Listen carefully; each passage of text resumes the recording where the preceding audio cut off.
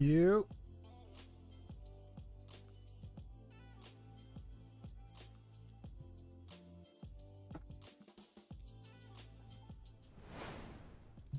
Oh, the music's not too loud.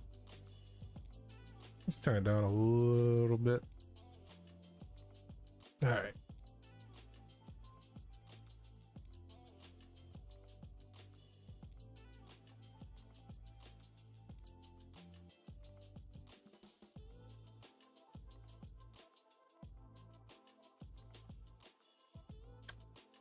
Ooh. I think we're good to go.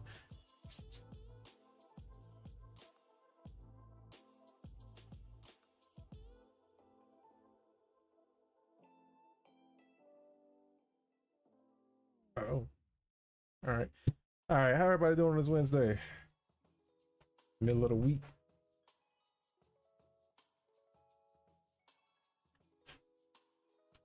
What up? What up? All right.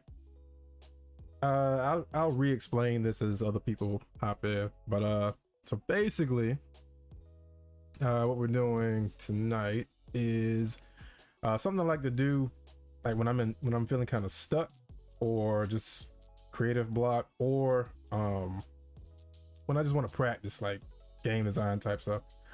So I take an old game and first I recreate it as is, and then I make some changes to it. So that's the plan for tonight. The game we're doing is Pong. It's easy enough to make anyway, and we're gonna see how far we can get as far as the tweaks. Let's say, what time is it now?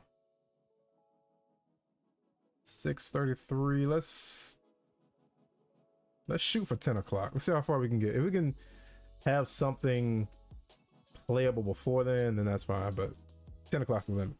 Now as far as the tweaks go for it, I'm gonna leave that as a surprise to after we get the Pong part done. Can let the music up a little. All right.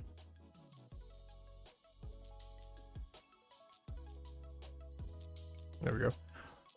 What up though, Trizzy?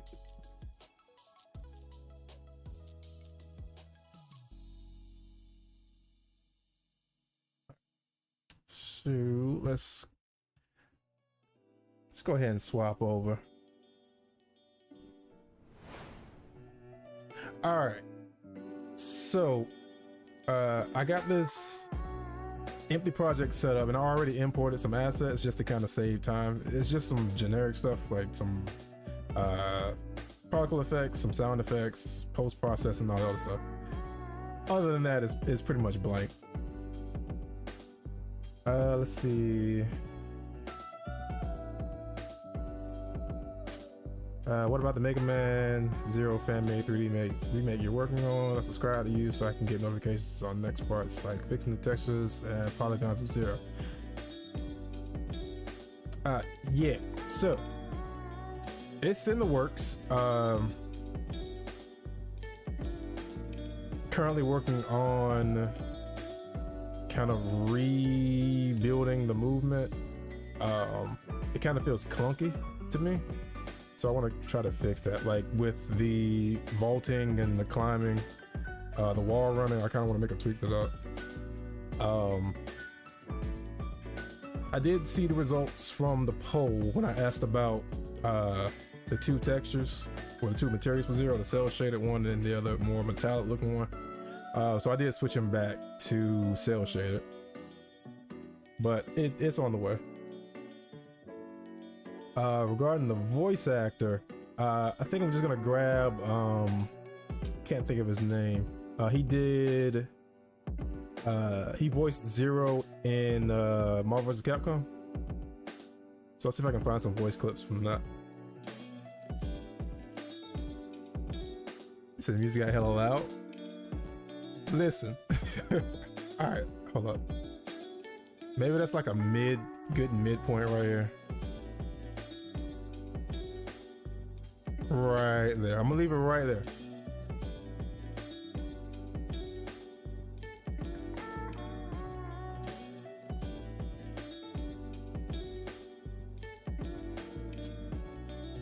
Silver Judge, how you doing? Hunter, what's going on?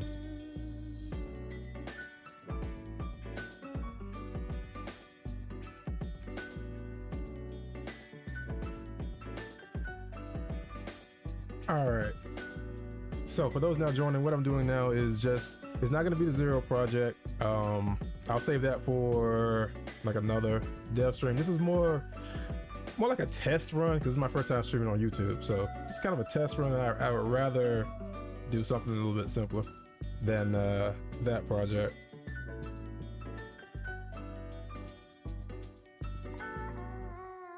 Let's see, what about a Mega Man, a 3D Mega Man Axel game taking place centuries after Mega Man Legends?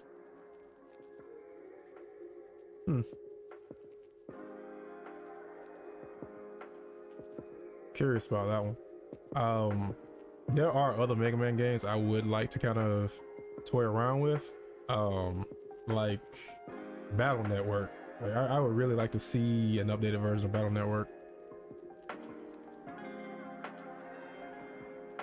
And I know that the Battle Network community is actually still alive and well. It's just, I want to see it updated.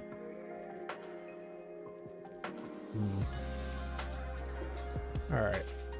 So for those just joining in, what I'm doing is I'm going to be doing a little exercise to kind of help when I'm feeling stuck or want to practice just game development in general.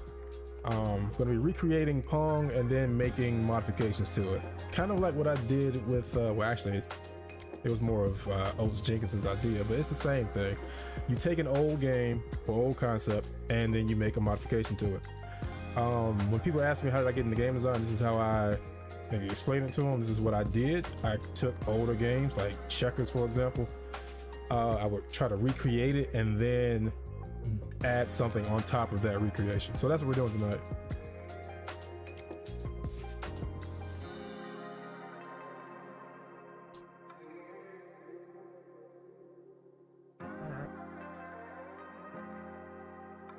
So, like I said, we got an empty project with just some assets I loaded ahead of time. Let's go ahead and kind of just get into it. It's Pong, so it's simple enough, right? Let's start with the background. Black background. Let's get the game. I guess the game board, play area, whatever you want to call it.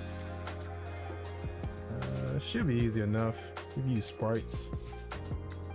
For those who are familiar with how Unity works, this is a 2D setup with Unity. We'll call it, let's just call it battle.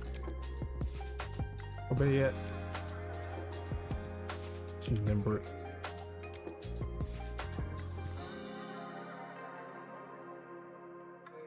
I would love a 3D Mega Man X game because I never really enjoyed the Metroidvania roaming in ZX. I want an open world Mega Man game would be crazy.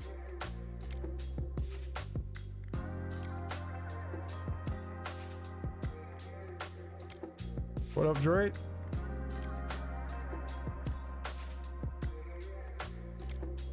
Alright, so we got the pedal. Let's move it over here somewhere. Let's try 8. That's fine.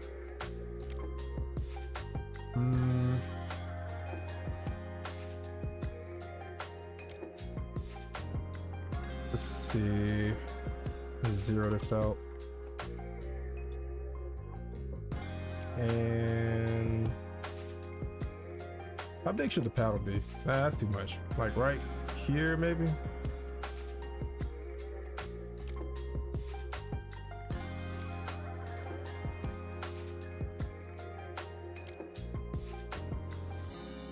Let's see. How you hanging? It's like, yo, just vibing. You made a great funny line. Said cut the camera. I try to keep the devlogs entertaining. I don't I try not to have it just me talking and explaining throughout the thing. Just try to throw in some visual gags in there.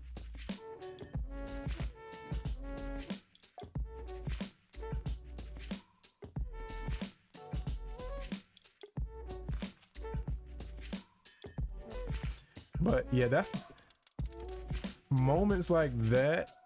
They happen a lot more during development than I show in the devlogs. When things just don't work like I expect them to.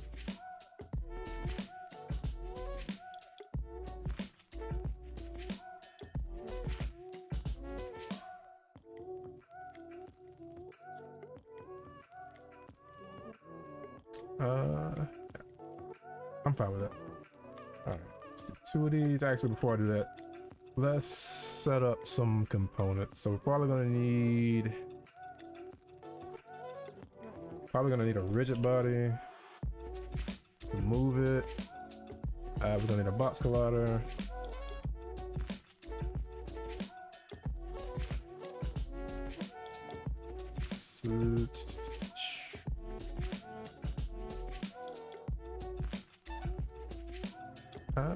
Oh wait, rigid body. We can freeze it. Well, we don't need it to rotate at all. And it's only gonna move on the y-axis, so it doesn't need X either.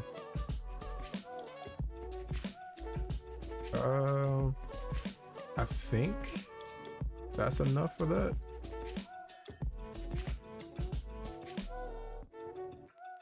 Well, but better yet, one thing at a time. So let's focus on this. So let's get this. Go ahead and get this moving. Well, yeah, let's go ahead and get this moving. Let's make a folder.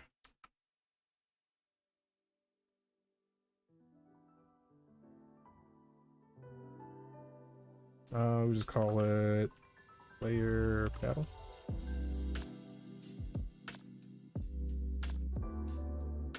What up, Fitz? How you doing?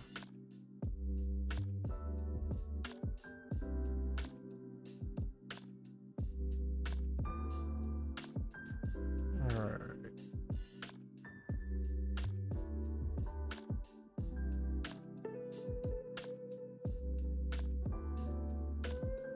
I would love to hear you use that line that way again.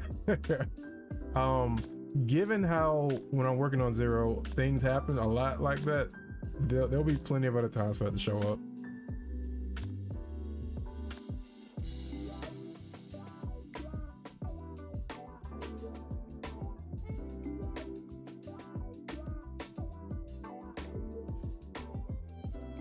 Main Jojo, what's going on? So yo, it's the Mega Man dude.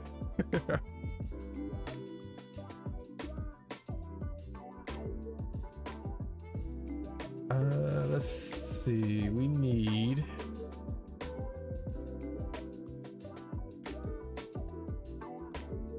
Oops, I can't type.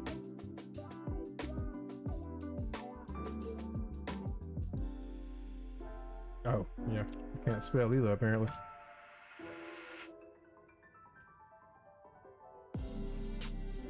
Need a move speed. Let's see. Doing good. I started drawing one of my characters in Persona 5 Tactical Cell. Oh, nice.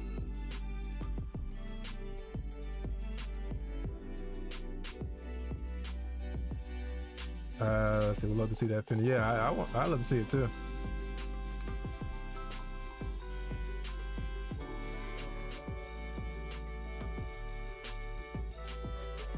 Speaking of Persona, how do you feel about that announcement during the Game Awards? The Persona announcement.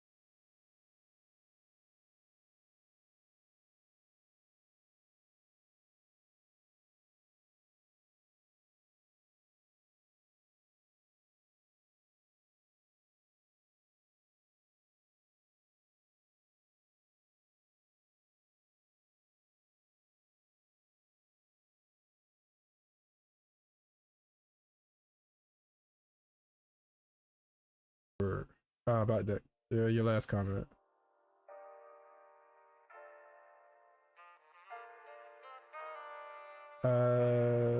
As you go, can you explain what some of the stuff does? Oh yeah, I got you.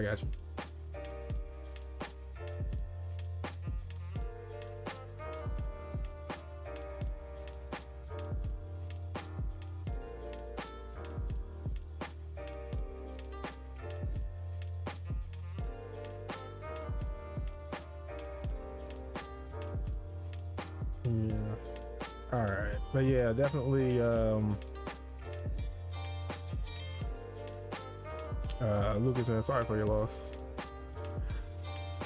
All right. Let's see where we at.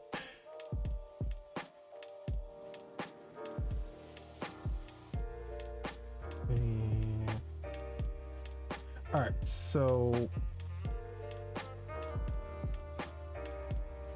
basically we're just making some variables. That one's the isn't a name really. It's the move speed. That one's to tell whether or not it's player control, and this one is the rigid body. So the rigid body is like the physics component. We're gonna be using that to make it move. Let's see. The coming up in the devlog. Are you gonna do other color schemes? Oh, yep. I've been toying around with that. After I switched them back to cell shader, I kind of played around with some color schemes. There's a black and purple. There's the Nightmare Zero, which is just like the two tones of purple.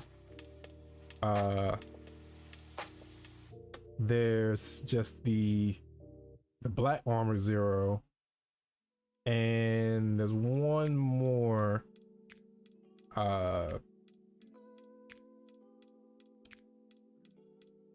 I don't want to spoil the surprise too much for this one, because this color scheme never showed up in any of the games, but it is an official. It showed up in an officially licensed version of Zero, but that version of Zero never showed up in a game.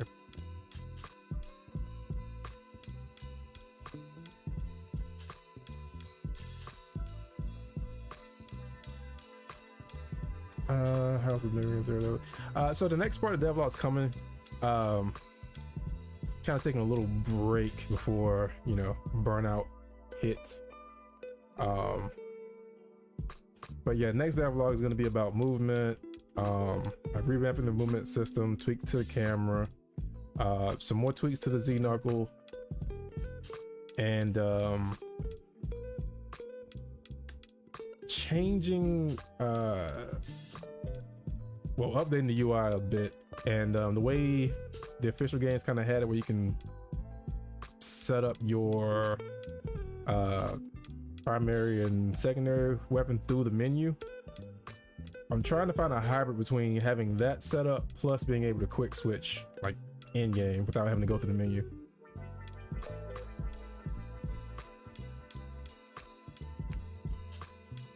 Let's see. My stuff there's a lot of pain about losing nothing. Yeah, definitely prayers to you, Lucas.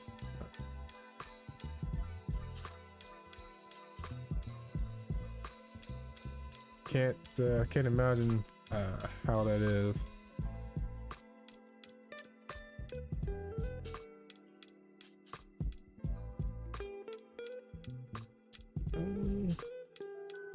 Let's see. Voice. What am I talking about? I typed it twice. What's going on? All right. Let's get into some functionality. So when it starts, we need to grab a reference to this. Oops. Game object, get component. Rigid body 2V.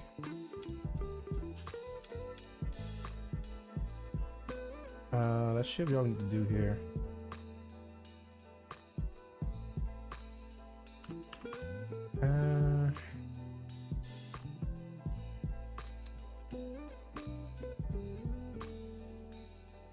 Let's do some skeleton code. So we know this script is going to be used for the player and the AI. So let's kind of set some things up.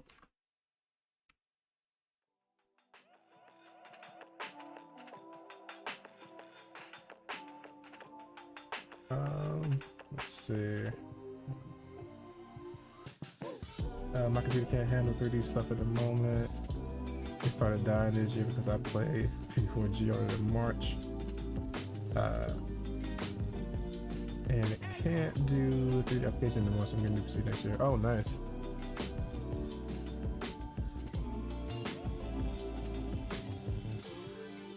Yeah, so I can play it then and maybe do my own game dev stuff.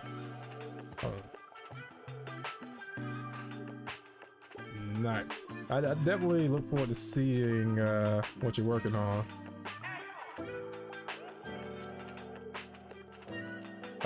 Oh, you use Dreams? I haven't tried it. I've seen some really good stuff come out of it though.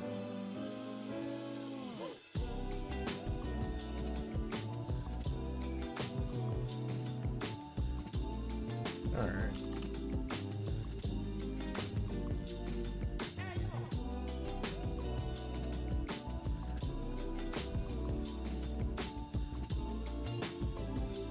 Alright, I'm gonna explain what I'm doing now in a second. Alright, so basically what I just did is called skeleton code. It's when you throw your functions in there, but you don't actually put anything in the functions. Just so you'll know what you need to use later on. And the reason is because up here in update, it's gonna check to see if this paddle is controlled by the player or if it's controlled by the AI and call the respective function. So if it is AI, we'll do AI controls, and we'll get to that later. Otherwise it calls player controls. I can't spell.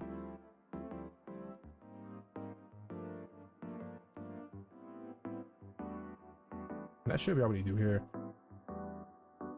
Let's see.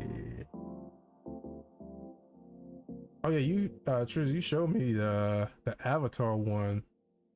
I haven't seen the Jurassic Park one. Was that the one that got shut down because of that new game? Let's see, maybe when you make a Mega Max, okay, and finish up with this Mega Man's recreation, you could give the fan game AI to clone the iconic voices. So yeah, I tried that, right? I tried the actor who does, I still can't think of his name. I think it's, I'm not even gonna try to guess his name, but he voiced Zero in Marvel vs. Capcom, and I tried to use AI to get some lines using his voice. They just sound weird.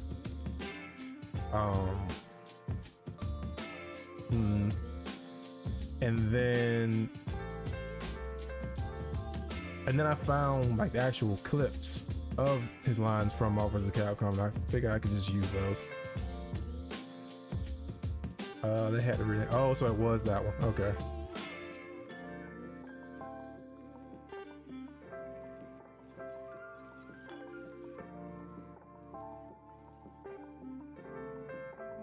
Let's see.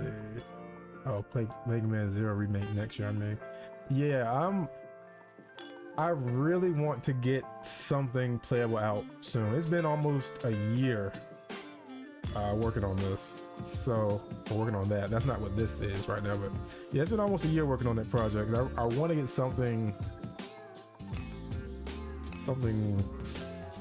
like a vertical slice, get that out soon. You could grab the voice monitor. I think that's where I found the Marvel vs. Capcom ones, was audio resource.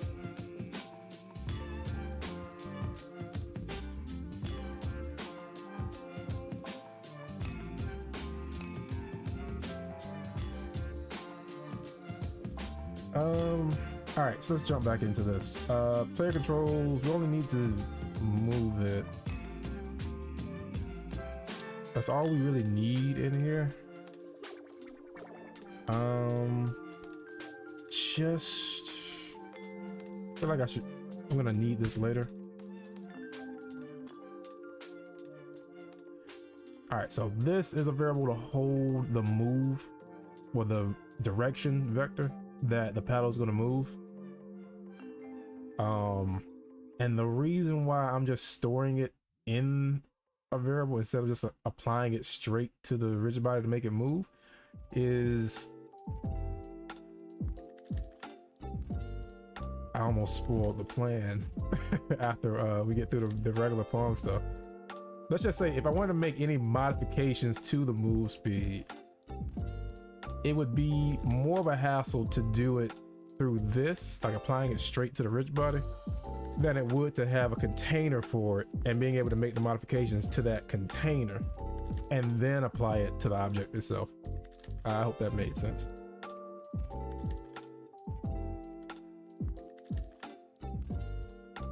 Let's see.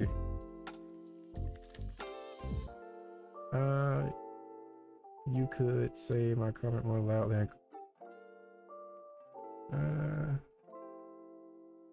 Mega Man Zero remake secret level.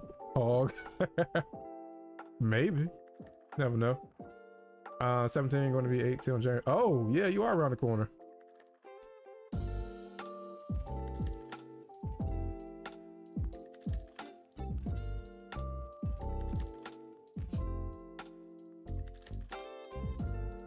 I'm going ahead and say happy early birthday to you. Let's see. Schlag, what up? This is finna be Super Pong, Super Pong Arcade Edition EX Plus Alpha. You forgot Turbo.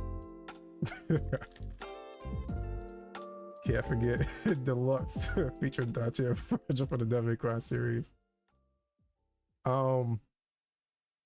You know what? That would be hilarious. I'm starting to see a lot of like I just call them hybrid games in the indie game scene, like the chess games, for example. Anyone seen? I can't think of the name of it right now.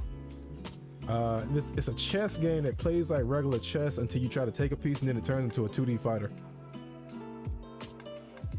Johnny Young Bosch, yes, that's his name.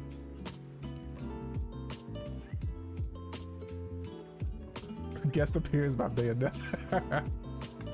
I'm not trying to have Nintendo come after me. All right, let's get this moving. Move direction is not going to go anywhere on the x-axis, but on the y-axis we need to make it move. Are we going to use the keys or the mouse? Would it be better to use the keys like WS to move the paddle, or use the mouse? I'm kind of leaning towards the mouse, and I can always set it up to be both, but for right now. So is this a highly engineered Pong or just Pong? I wouldn't say highly engineered, but it's gonna be more than regular Pong.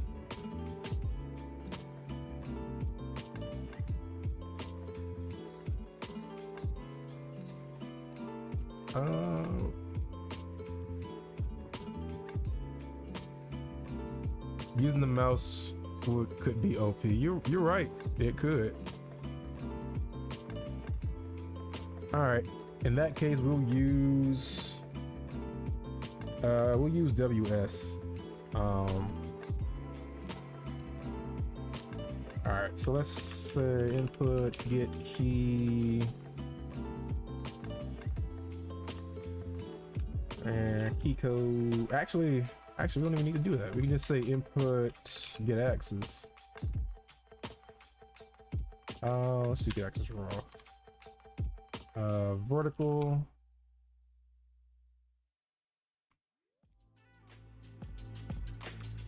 That should actually take care of that. I'm not gonna test this yet.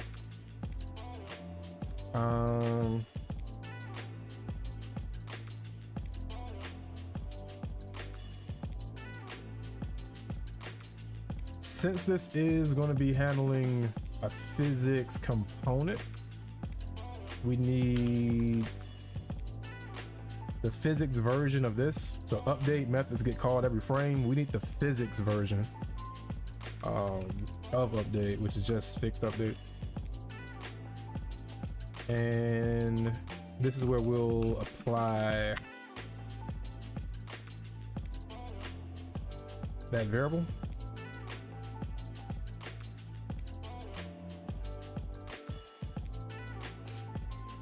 Let's see. Yeah, I know what chess you're on about. Yeah, Chess Showdown. Yeah, I actually like that game. I think it's really solid and fleshed out pretty well. I would love Capcom to come out the both of us. I'm a huge fan of their iconic games. Even have my own ideas. Keeley and Keeley Entertainment would like no issues with Capcom nor Capcom Incorporated, especially Akuba.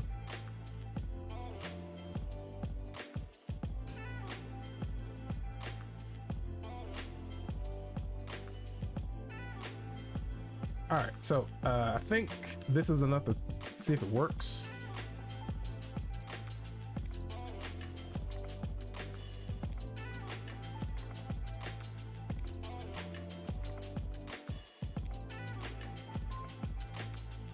Actually, I just thought of something, and I'm gonna go ahead and show you now. I forgot to add one thing, so let's set the move speed to 5. We'll just play focus.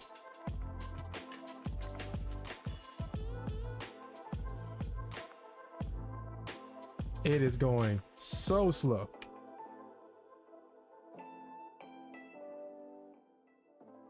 But yeah, the reason why I said I forgot something is this. I didn't actually apply the move speed. So it's basically just grabbing the raw input, which goes from -1 to +1.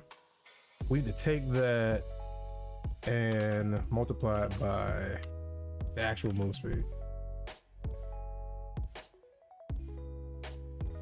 Basically, the way get access, like when Unity gets input, say from WSAD or from an analog stick, it can only give you a value between -1 and +1. You have to take that value and multiply it by something to like get an actual move speed. Why are you moving down? Oh, I think the rigid body is applying gravity. It is.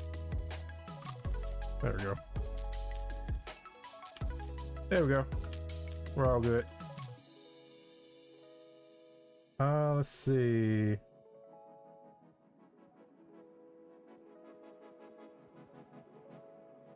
Mark Gather is X and Yuri Valenthal is Replicant X. You know, I never thought about how I'd expect Replicant X to sound. Huh. That's not a bad idea. Also, I'll go ahead and say it now. Replicant X is going to be in the remake project.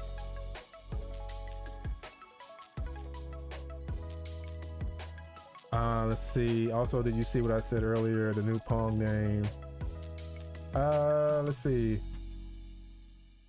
Was it?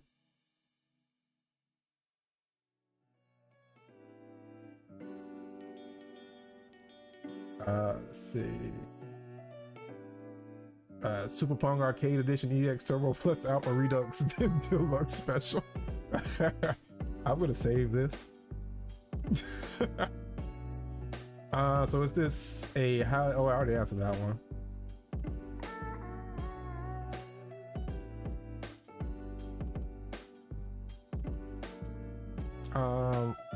So what is this Pong you're working on? So like I said, it's gonna start off regular, it's normal Pong, and then we're gonna throw a wrench in the system and add some weird stuff. There's a theme that I'm gonna do to help stay on track with the modifications we're gonna make, but I want to kind of save that until we get to that point, which is basically just get 2 paddles moving and get the ball bouncing around. And after that, we can start working on the fun stuff. let's see, I was making sprites of my avatar as a playable character, and I used heavy inspiration from Mega Man Zero sprites for arms and legs. More power to you, but sprite work is hard. I've tried it. It's really challenging when working on sprites.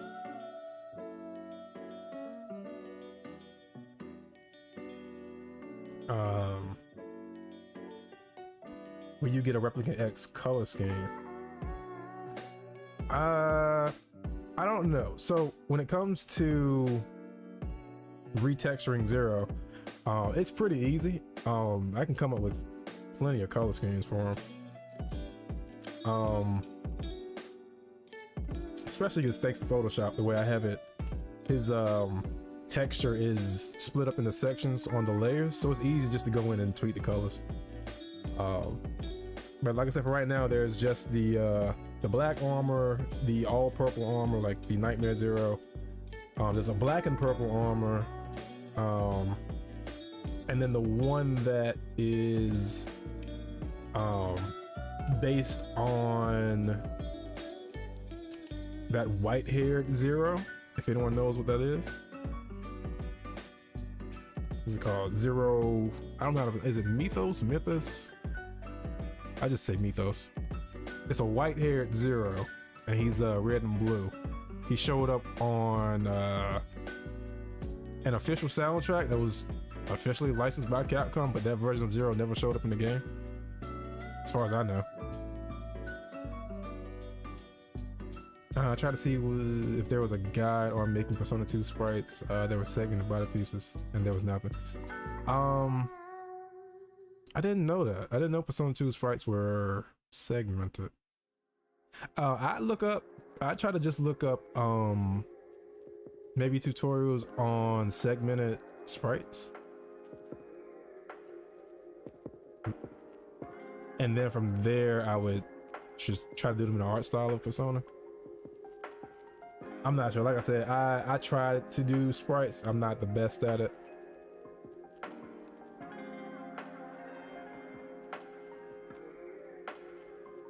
You could use the sprites armors. Yeah, I could. And that's another thing I'm trying to figure out if I want to change his EX moves, like Ryu Engine and all that.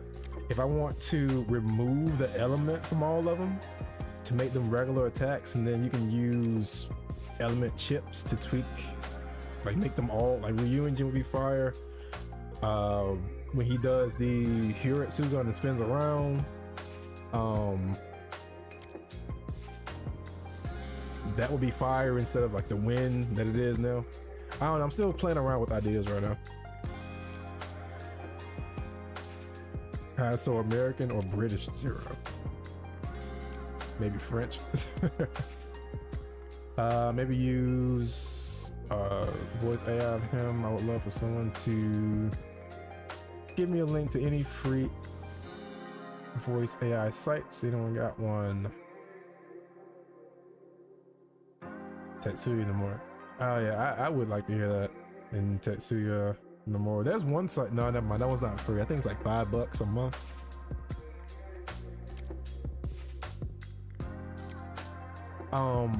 I think for Replicant X, I actually am gonna try to find a voice and then make an AI version of it. Specifically because in the game, you can see like in the text boxes or whatever, Replicant X messes up a lot when they speak. So in my head, the voice sounds off. That off-put sound that a lot of AI voices have. So I actually feel like that would fit for Replicant X. All right, so we got the player controls set up. Gravity is off, cool. Let's get some boundaries set up.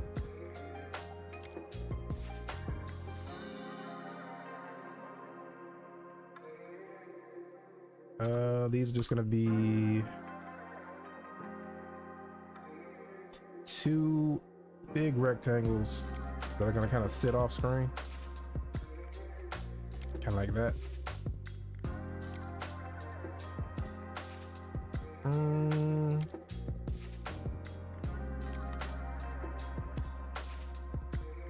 that's fine.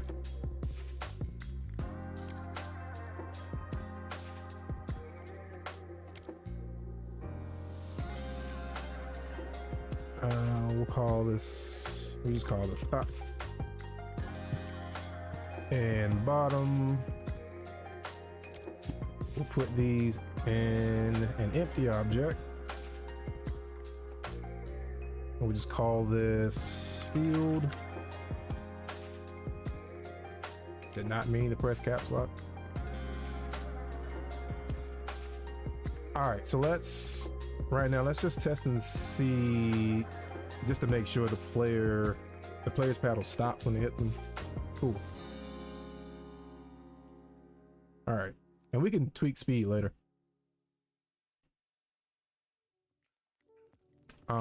So I'll go ahead and add another paddle.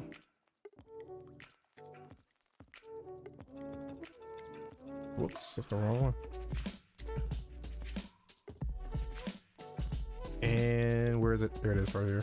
Is AI. We're gonna set this to true. So now if I hit play, I only control one of them.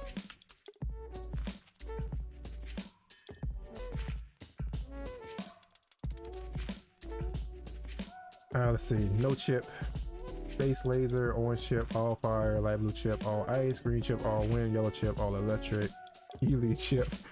How they are right now. Oh.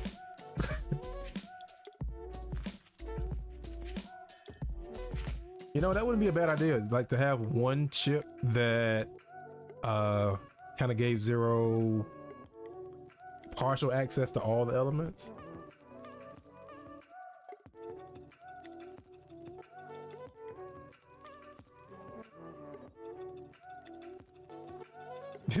Top and bottom.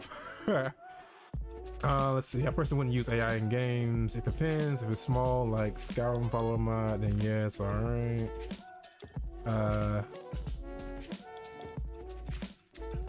For small fun things, AI is fine, but using it for most things, again, I wouldn't. I agree with that. Like I said, my reasoning behind it was in the original game, Copy X or Replicant X, you can tell that his speech is off. So I figure, you know, the AI sounds like AI voices, they sound off anyway. So,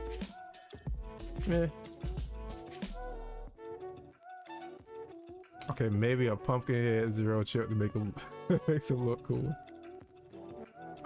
Let's see. I would love a shout out in the next video for your fan game on Mega Man Zero. The actual name of the fake X is known as Copy X. Yeah. But I like Replicant X better. Replicant X sounds more menacing, right? Than Copy X. But yeah, I got you. I'll give you a shout out.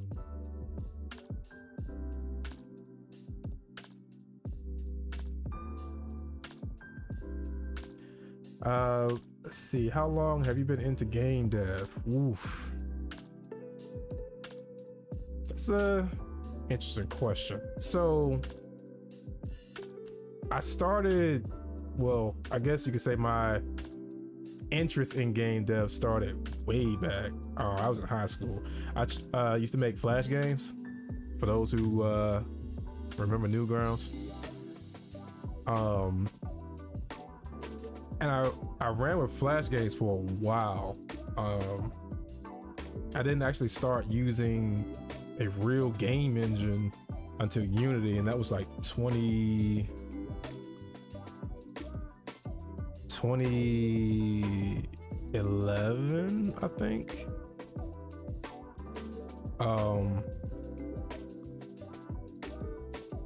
So if I had to say, if I had to give a definite year, I'd say 2011.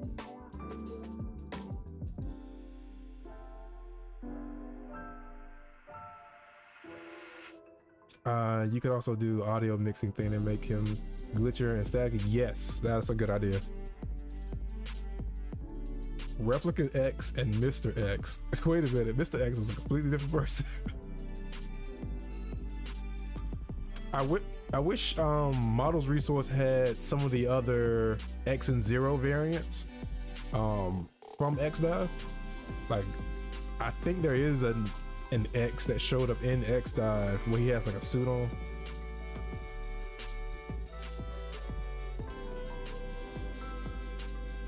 Maybe after beating the game, you unlock a customizer. You can either pick any color or pick each EX.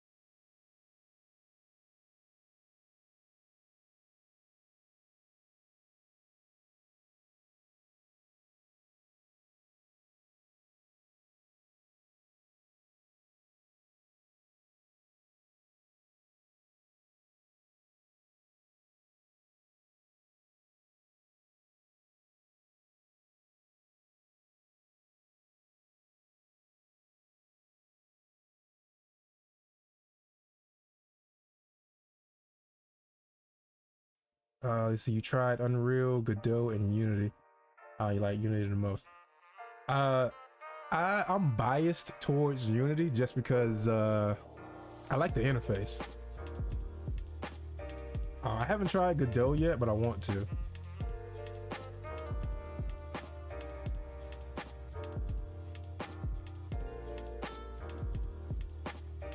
His dialogue is only messed up in Mega Man 03 because he was barely resurrected.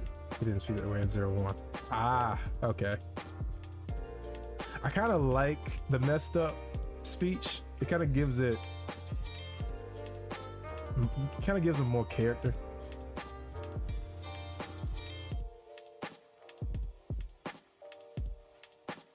But I mean, even if I don't do that, I could still just do like he can have like a normal speech pattern, maybe a stutter here or there, but have it sound glitchier or more mechanical.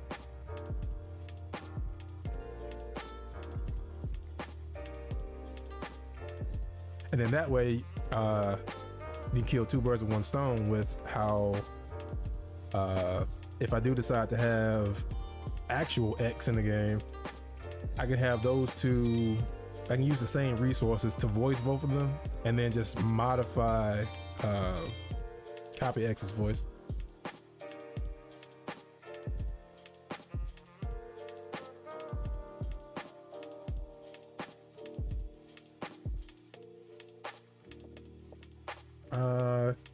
Been trying to get to use Unreal for years. I'm stubborn. Let's see. You try playing 03 on your phone with the emulator. Beat the first level. Oh, you only beat the first level. All the buttons were on the screen. Yeah, I can imagine.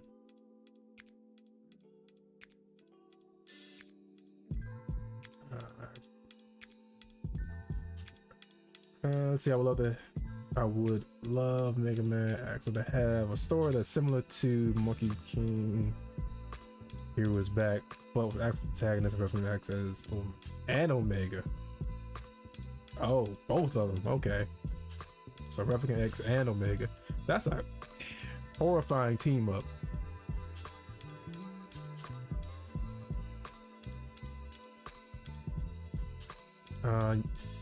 Wanted to use Cadeau since it's supposedly lightweight. Yeah, I've seen people talking about it. I still haven't made time to try it out.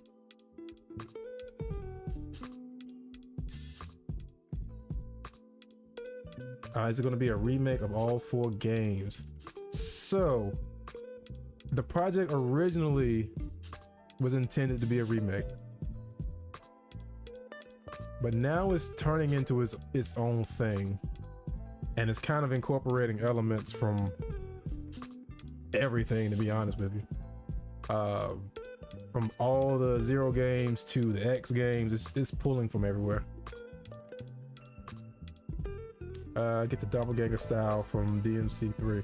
Maybe. DMC, what else? DMC, Metal Gear Rising, New Genesis, all of those play heavy on where I'm trying to go with the combat mechanic.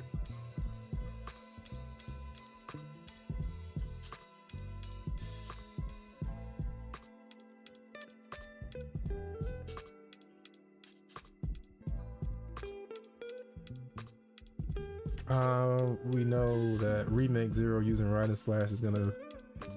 So yeah, about Blade Mode. Can't have them one shot in everybody. Kind of like Metal Gear Rising did. I'm probably gonna have to have enemies have specific weak points that get exposed after attacking them normally, and then you can use Blade Mode to hit the weak point. I don't know. Blade Mode needs. I want it to have more use than just rapid slashes all over the place.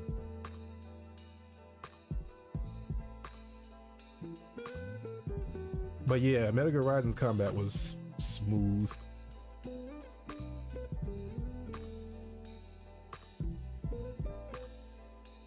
Okay, where are we at?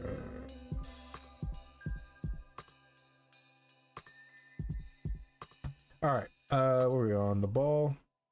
All right, so like before, let's go ahead and grab some references to components. For the rigid body, for the physics. We don't really need anything else. Well, we don't need a reference to anything else, but we do need to set up some other variables. Like, I actually want to call this base move speed. And you'll see why in a second. We need, this one isn't going to be serialized. Move direction, that's good. Do we need anything else? Rigid body for physics, float for the move speed, vector to hold the direction.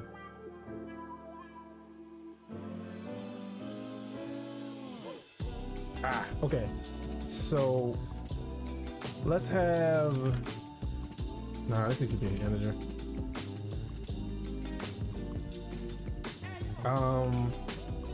Let's have a way to count how many times the ball has bounced off a paddle. And I'm gonna put this up here. We'll have another flow to hold how fast, well, how much the ball speeds up each time it bounces. Let's see.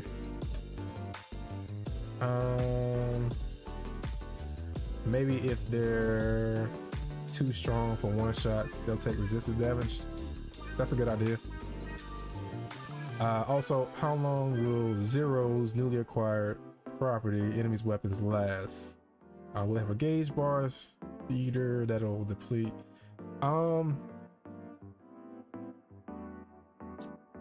The way I'm thinking about it now, any shootable weapon will have just a set amount of shots. Um, melee weapons, on the other hand, that works a little different, right? You could use like a durability meter for it. Or you can just let him use them indefinitely until he gets rid of it. I'm kind of weighing it right now. I would still prefer Fake X as Yuri for a more immature imposter, since True X. Yeah, that's a good point. Yeah, that's actually a really good point to distinguish between Copy X and like actual X. Copy X he comes off as, well, like you said, immature, naive.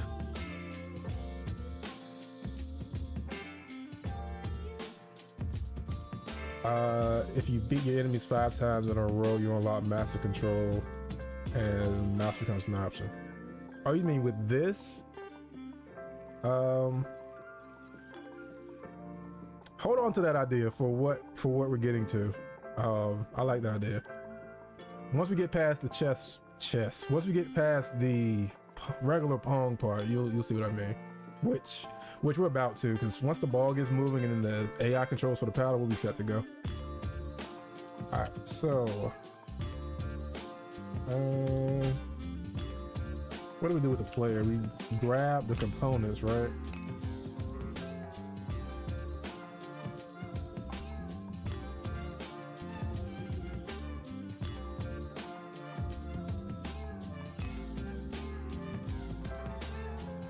Also, let's throw some arbitrary values in here. We'll see if they work, but I just want to have some values in place.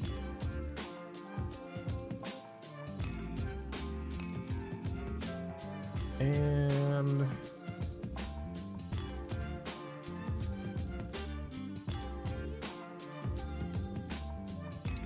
we know we're going to need fixed update for physics movement. We're gonna need a way to initialize it. So I guess start. We'll just call it start moving. That is not how you spell it.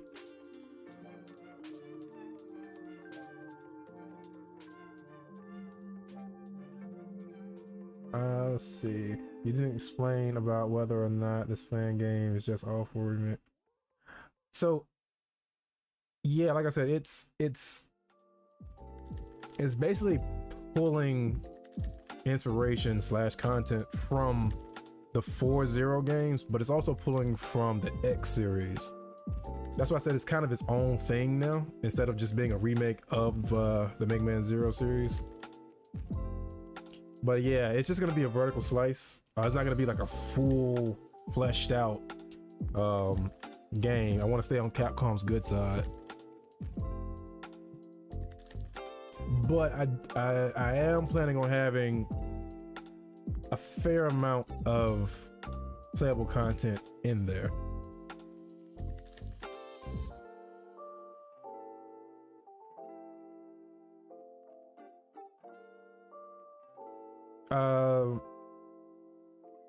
Yeah, it's kind of like a love letter to the Mega Man Zero games, and in hopes that Capcom will finally give us, you know, that type of Zero game, or just a new Mega Man game in general, other than that the mobile one X-Dive.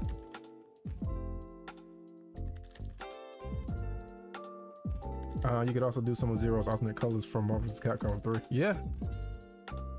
Like I said, since I set up the texture in Photoshop with the layers the way I did, adding new colors takes 5 minutes max to just tweak the colors and have a new palette. So yeah, there'll be plenty of different colorations.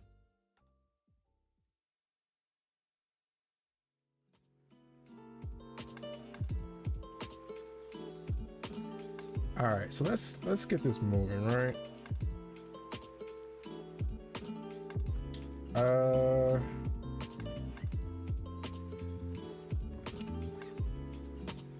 All we should have to do is go straight to the rigid body and tell it to move.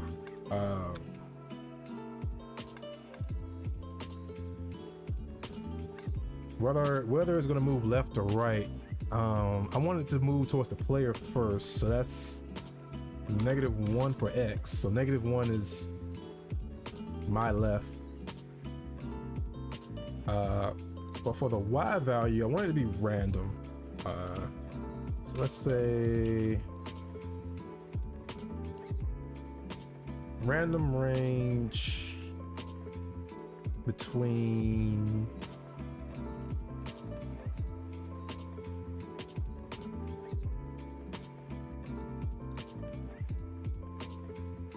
actually, we might not even have to do that. Let's just say that first, right? And then we take this, since we have some variables up here, let's go ahead and put these in use. We multiply it by base move speed, and we multiply base move speed times number of times it's been hit times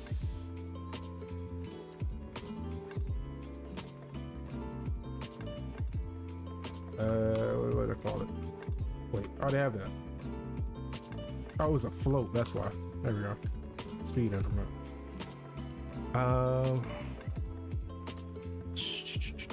This is not 0. That's gonna be 0, which is gonna make this whole thing 0. That's, I think this switches to 1.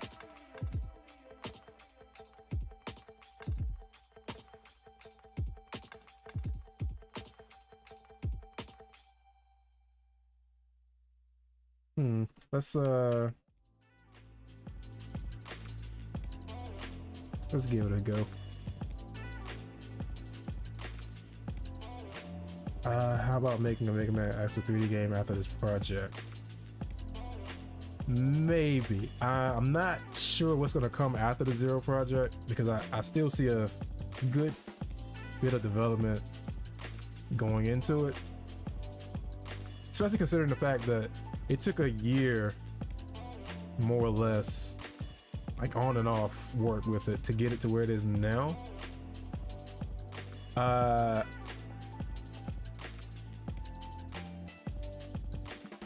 If I did do another Mega Man project after this, I'm not sure. I had to look into it, because there are some other games that I feel like need to have some love shown to them. All right.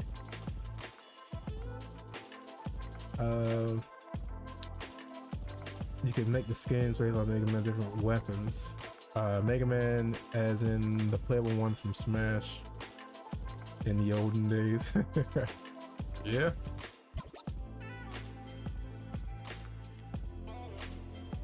Let's see. Legend of Dragoon, right? If I can get the models. For this thing you're working on right now, how about strong vibration and electric burst of energy depending on yeah, so I have a lot of ideas in my mind for this, like bells and whistles for it. Things like screen shake and all that would definitely add to like the overall experience. And what time is it now? 7:36. I said we're gonna go to 10, right? We should have enough time to throw in stuff like that, like visual effects, like the screen shake and all that. So yeah, that's a good idea. Like the black and gold would be white and red, would be the different colors. Yeah, I got you. Oh wait, it didn't move. Oh, it didn't move because I made the function, but I didn't actually tell it to move. Start moving. I want you to call this after, let's say 3 seconds.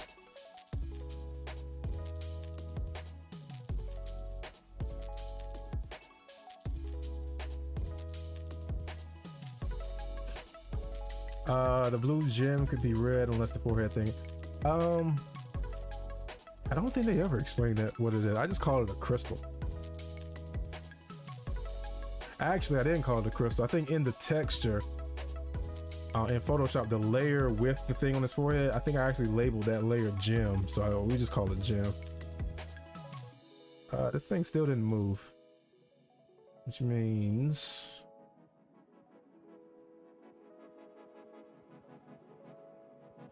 I'm gonna set this to 1.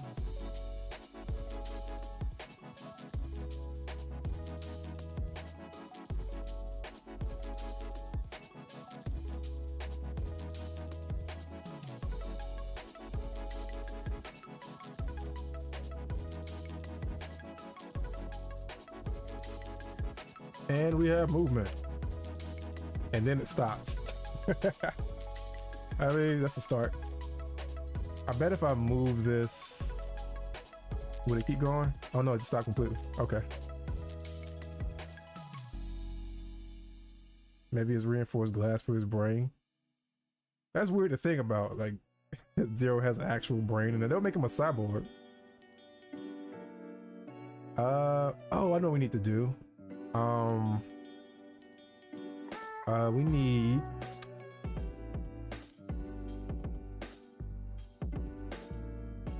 We need a physics material. There it is.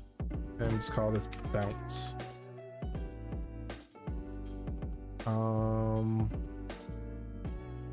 We're gonna need more than this though. We're gonna have to do some stuff in code, but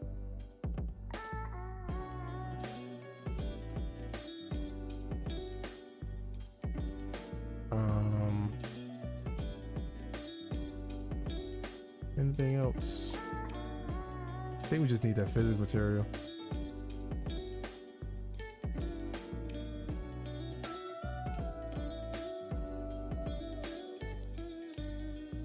Yeah, it should be all right. I'm gonna hold off from adding it just to show you what I mean. But we have to go back and code.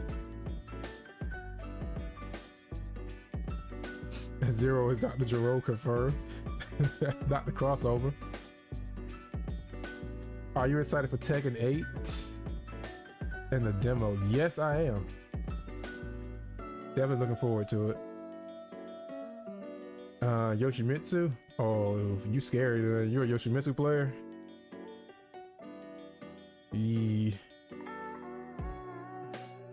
Scared of that.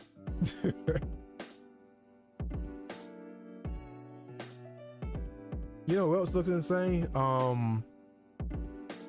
What's his name? He's clearly Noctis inspired. It's the guy, it's the French character. He has a sword and a gun. Leader of the Ravens. I can't think of his name, but he looks heavily inspired by how Noctis played in 7.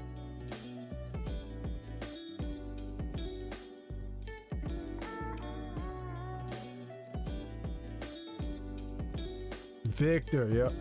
He looks crazy.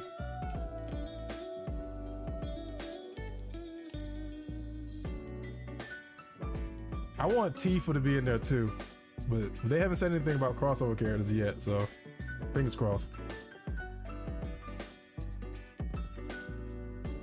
A link to a voice AI site. I can't think of it off the top of my head. There's one that's like, the one that I tried out was like $5.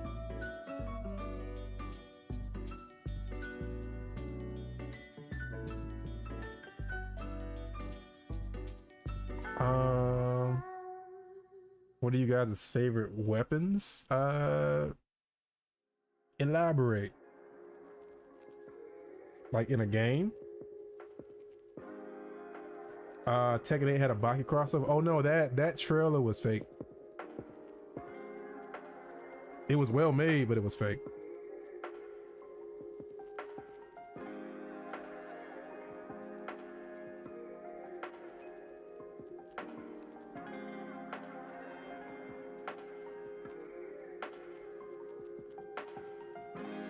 All right. We need Baki or Oma. Yeah, Getting Baki in it would be crazy. Given that majority of the crossover characters from Tekken 7 were villains, I feel like we might get Yujiro if they were to do that.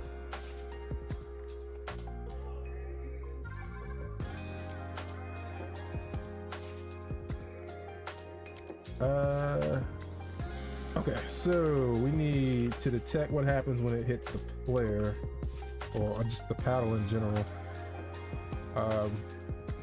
We just call it bounce.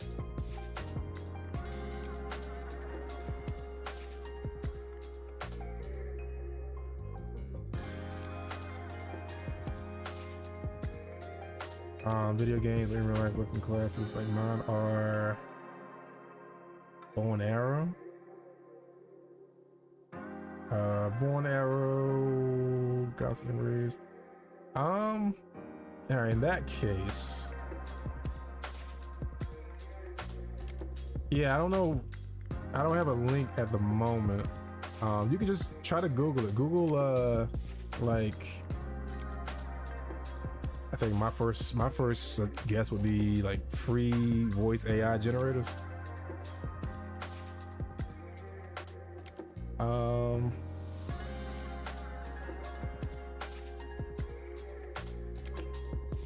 Well, in fits in weapon wise, I guess my favorite at the moment would be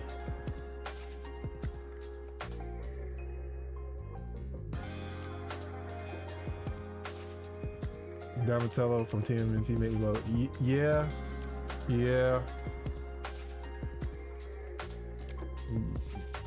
Staff is crazy. I think I'm gonna have to agree with you on that one. I think that might be my favorite right now.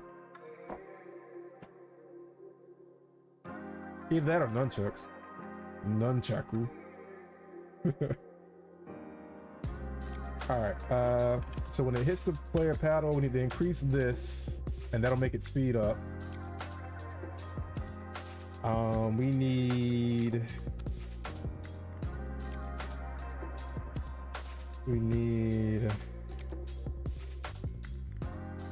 We're gonna have to do some math here.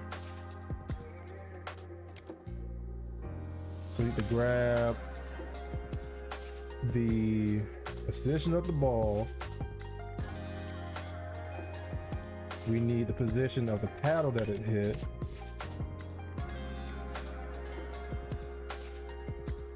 Which,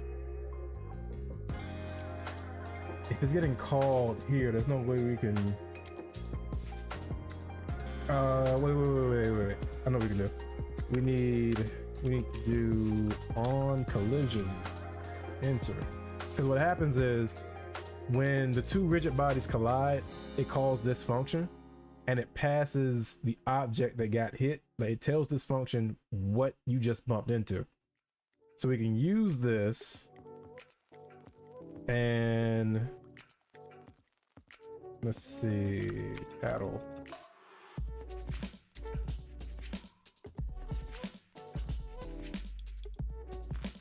We can grab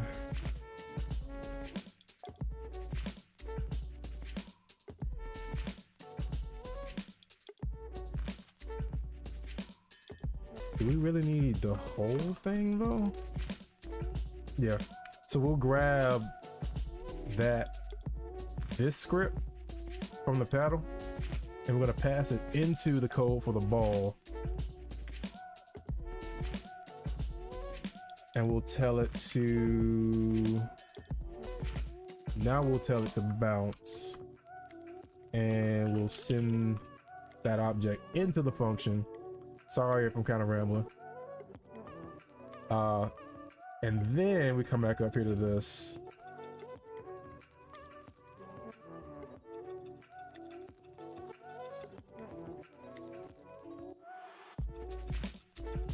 There we go.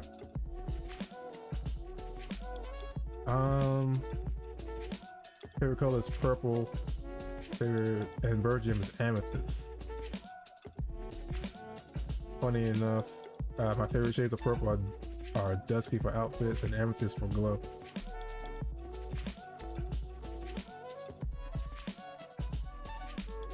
say I like purple as well. I used to have like a geode that was split in half and there was amethyst inside. I have no idea where it is, but I used to have one.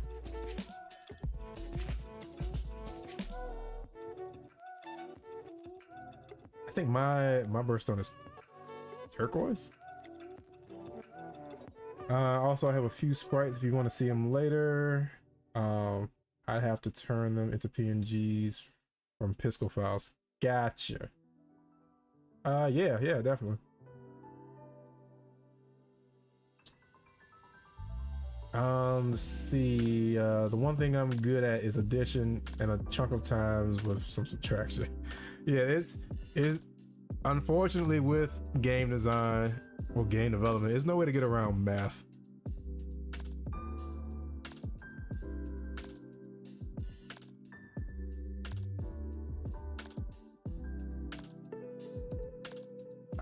Seizure webcam background. Never would have guessed that. What do you mean?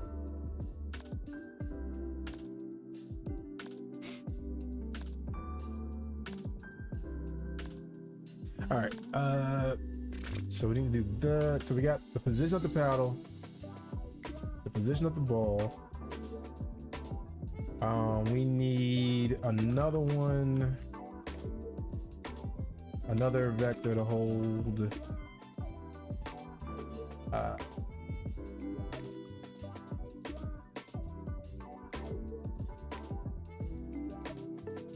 Oh, the purple light.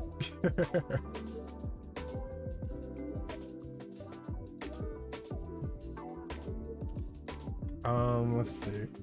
This is going to determine the direction the ball is going to bounce. But right now, I think I just need this to be empty. So just 0 for X, 0 for Y. And that's just a shortcut to do it. All right.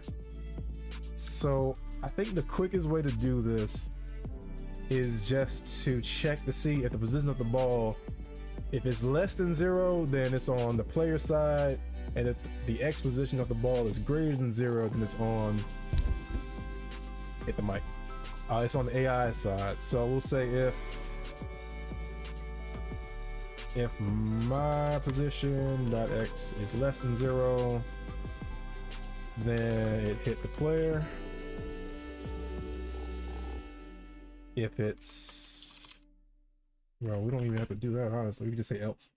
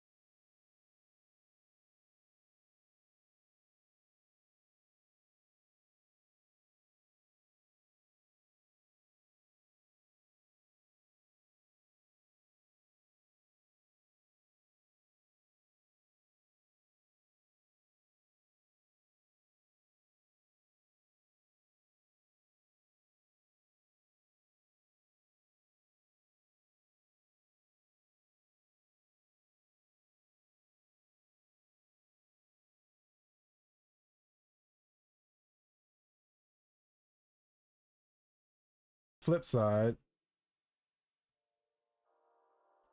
if it's If it hits the AI, meaning it's on the right side, meaning it was heading right, we make it negative, and now it should move back left. So that should take care of that, no problem.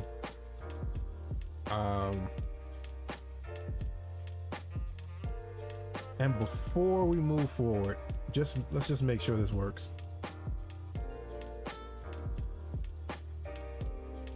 A pumpkin head at 0 would be hilarious. I saw Nightmare Before Christmas as a child and it chased me forever. It did not work. Cool, let's figure out why.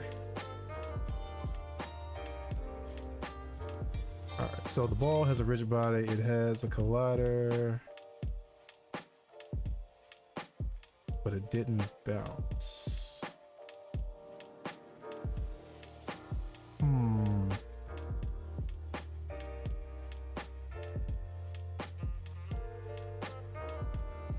Well, maybe it did collide and I just didn't get pumpkins, the DNA of my soul. Let's see. That's fine. Oh, because I didn't apply the change. I just changed the variable that holds the speed, but I didn't apply the speed to the actual physics component.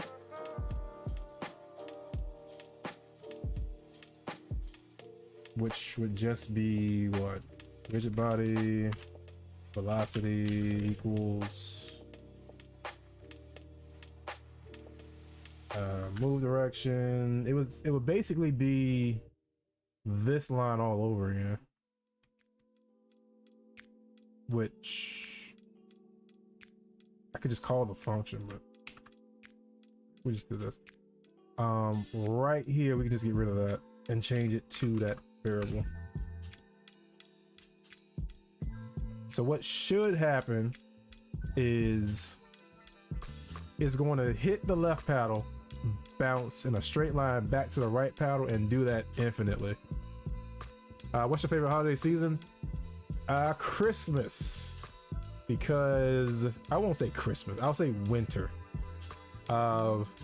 because I too am a Capricorn.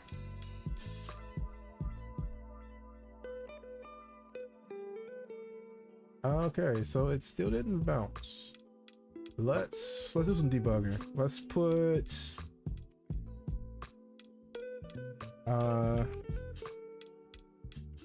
let's say, we'll just say that.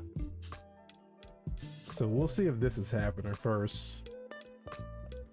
Basically what I'm doing, or what I'm testing for, is if that collision function gets called, we'll see the word bounce pop up down here.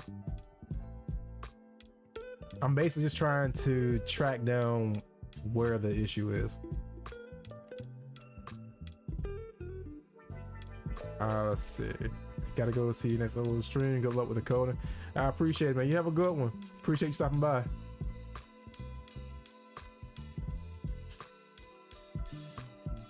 All right, so it didn't call it. We didn't get the message. So it means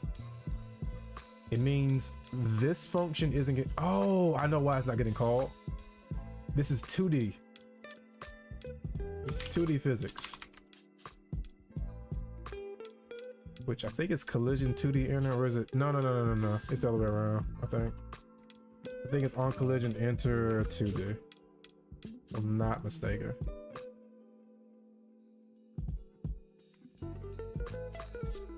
There's a way we can figure that out if I just start typing it. Yeah, there it is. Now we should be good. I had the wrong function.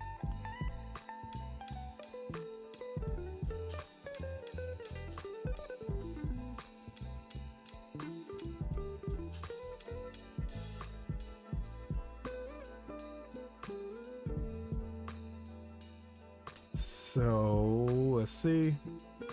It got fast. Got really fast. I'm just gonna let it go and see what happens.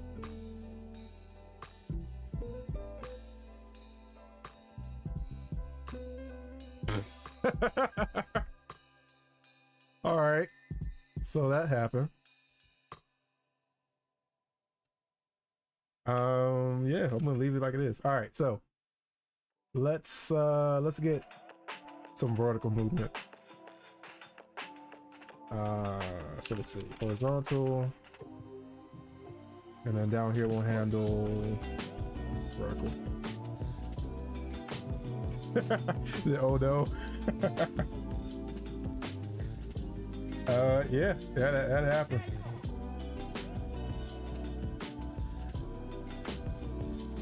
All right, so vertical. We're gonna do. This is gonna be math. More math.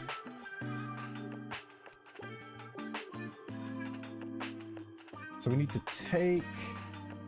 We're gonna be using these.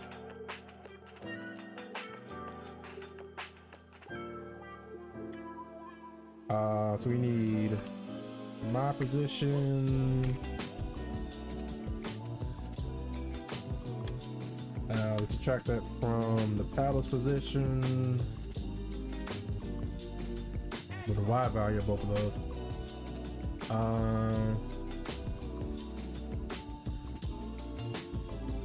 And then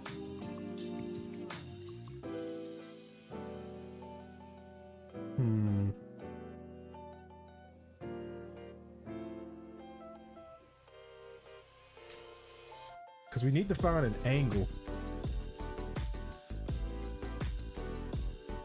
The angle where it, so it can determine how far. Matter of fact, let me switch back to basically if it hits center. I'm actually gonna change it where it can't bounce straight. We're gonna get rid of that problem now.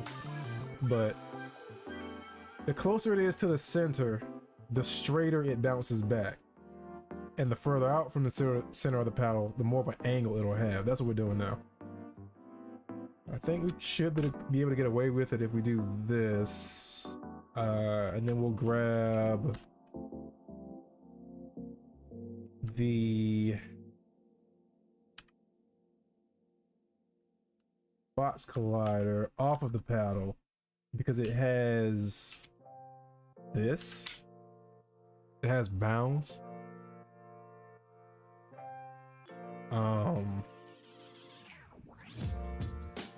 Which I think it's a vector.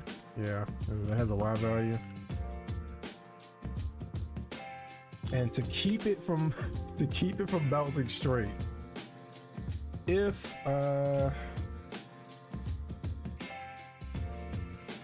move direction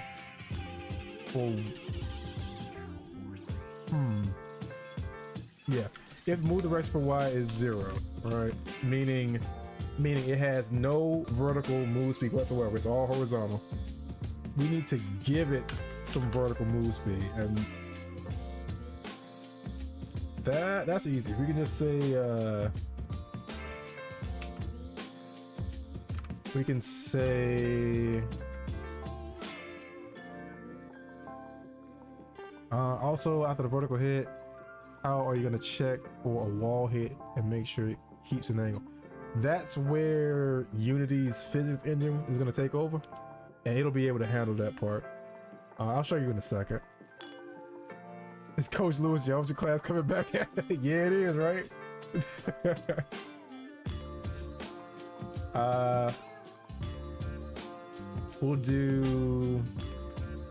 We'll just make it random, right? If it hits straight on. So we'll say, we'll make it 50-50. So we'll say 0 to 100. And if this value is less than 50, I type 40. If that value is less than 50, then it'll make this, we'll make it a small value, right? Let's say 0.25. And if it's greater than 50, we'll make it negative 0.25. Um, this line is something I'm new to, kind of new to. Called a lambda statement. I basically took this, like an if, else.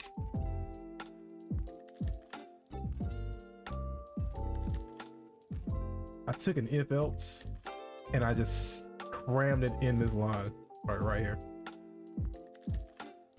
So it checks first, and if one option is true, we do this, and another option is true, we get this. It just saves space, basically. Let's see if it works. So yeah, when it bounces from the top or bottom, it should keep its angle. Like Unity's physics system should keep that angle. But we're about to see. I might speed it up too. So yeah, it hit straight on, but it kind of went up at an angle. Okay, never mind. Unity's physics system failed me. All right, so let's go ahead and throw on the physics material that I made. Which I don't think this is the right one. Cause this is, if I recall correctly, 2D physics materials don't have all these options, so I need another one. But I don't remember how to make. I don't remember how to make a 2D physics material.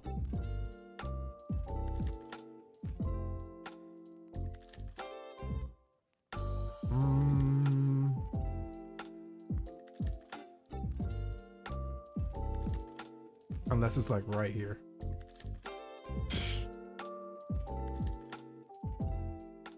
Why would they have one in the subcategory and not the other? Oh well. We call that bounce 2D.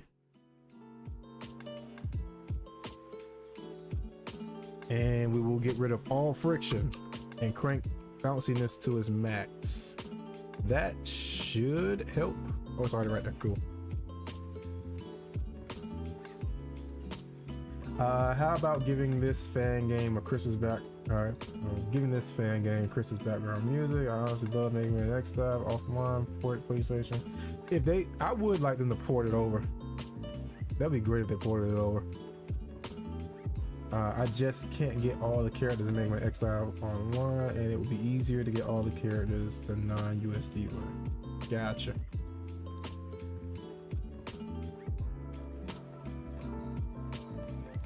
All right, so we are good with the bouncing, I think. Yeah, it went up at an angle. It's gonna bounce here. Cool. Let's try to move the paddle around.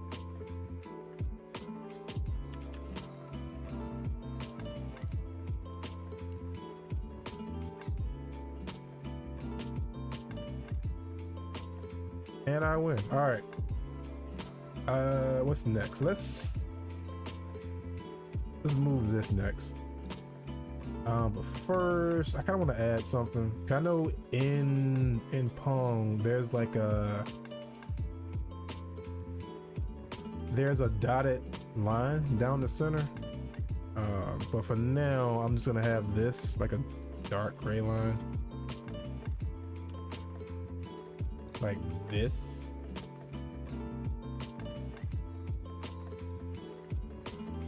And order in layer, let's just pull it back. Just to have it behind the borders. Something is not centered the way I need it to be. And I think it's this. It is. All right. Cool. All right, let's get the AI going, which it's way simpler than you think, because we just need it to track what the ball is, right? So let's see, I even drew my own hard idea for Mega Man Axel and 2 spin-offs, something called Mega Man Fusion and Mega Man Rise. Those are some cool names.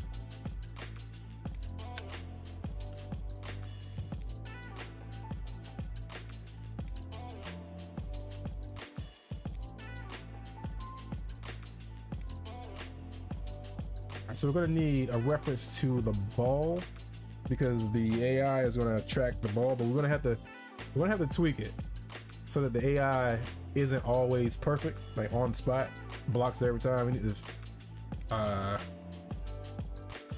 probably do like either a movement delay or have the AI's paddle move slower.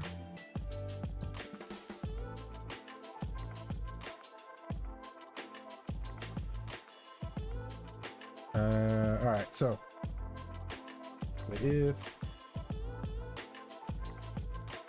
the Y position of the ball is, wait, gotta be transform position, that Y. If it's greater than, I shouldn't have to type this. I think I can just do transform.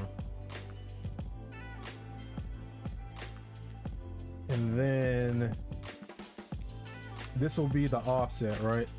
So it won't move immediately. This will let the ball get ahead of it a little bit, and then it'll try to move.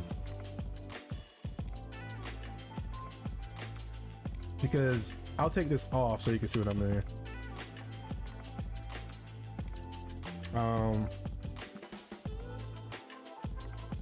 New direction dot Y.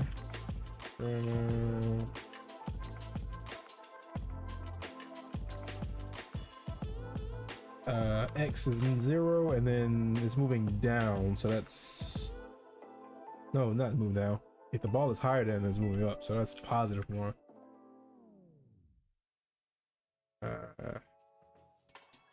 Which that should be good. Save myself some time.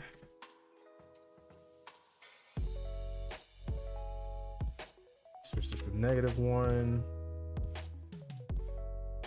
And if the ball is in line with the paddle, then we can just make it 0, right? No move whatsoever. And then this gets called regardless if it's player controlled or AI controlled. So it should be good to go now. But you'll see what I mean now. Like, it's gonna perfectly block this every time.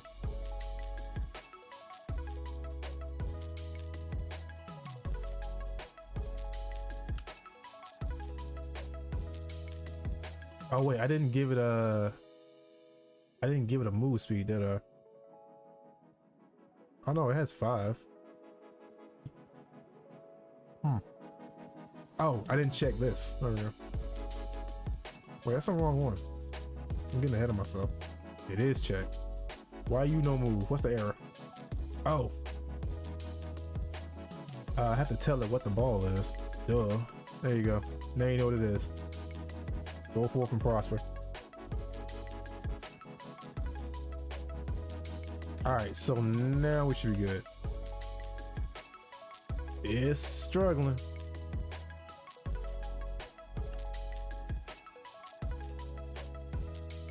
But it's pretty much gonna block it every time.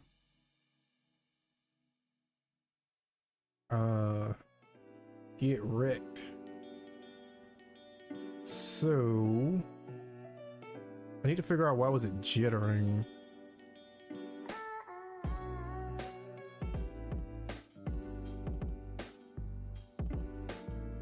Why was it jittering? That was weird. But we'll figure that out later. Right now, let's go ahead and throw these in here.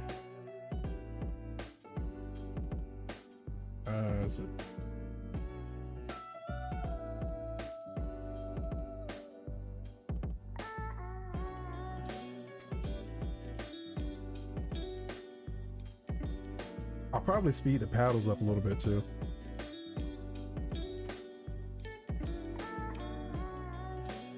All right.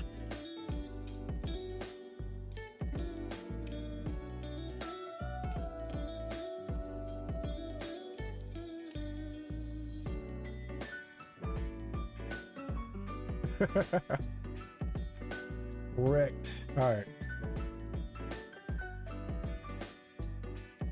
I'm fine with that, all right?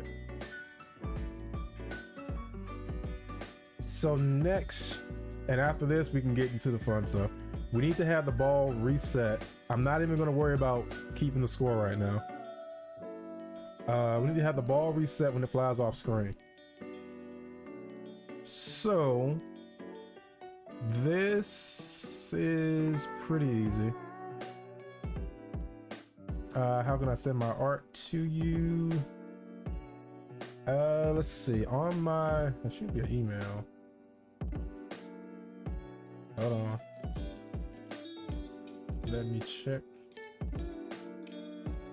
Oops. Make sure it's up there.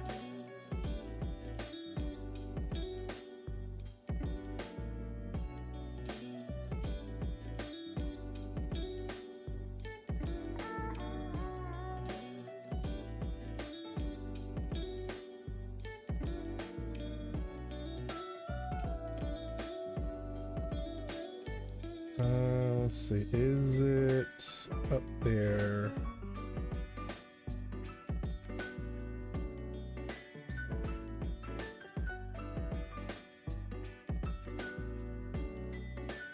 It is not.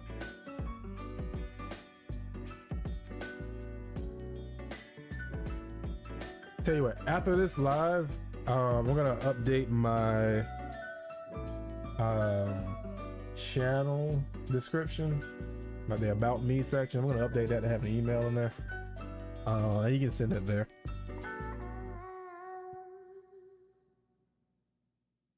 Okay, so the collisions back there, it's pretty easy. We'll just use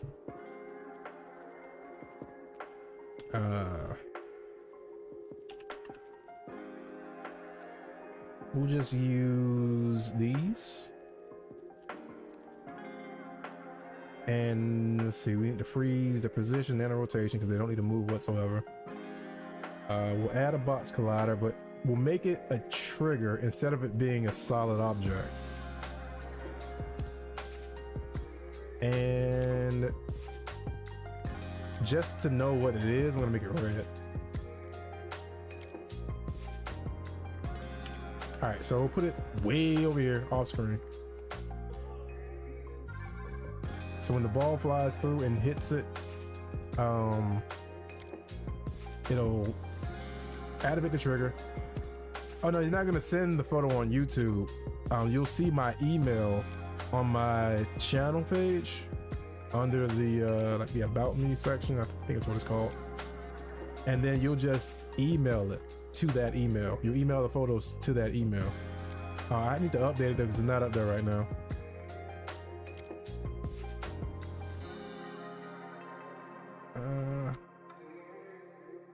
All right, we'll call this goal 1,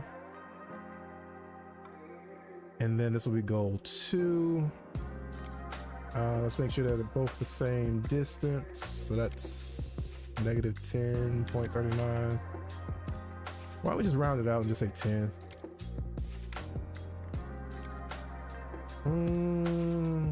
Let's go 11.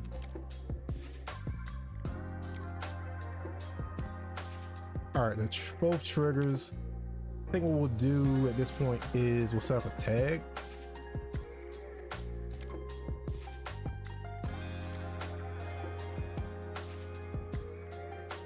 Keep hitting the caps lock when I'm trying to hit shift. All right, and then in the ball script,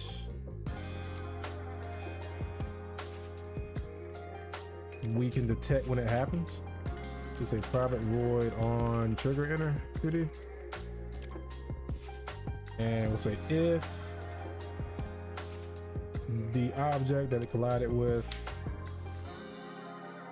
if the tag of it is gold,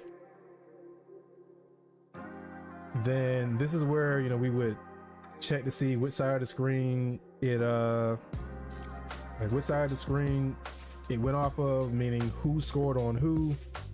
We can increase the score and all that stuff, but I'm not gonna worry about that now. Right now I just want to get the ball to fly off the screen and then reset in the center. So if this happens, I'll just make a note and say check who scored and then reset. So let's make another function called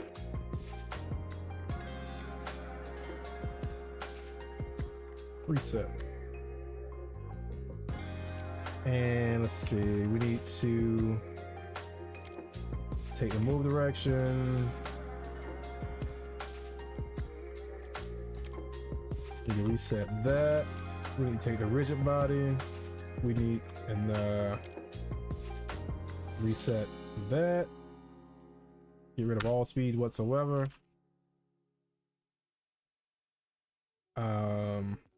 We need to set the position to its original position, which is vector 3.0, center of the screen.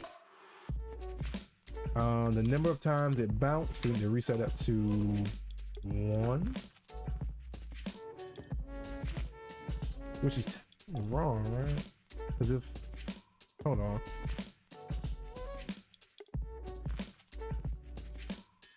Yeah. Reset it to 1. And then we can call start moving.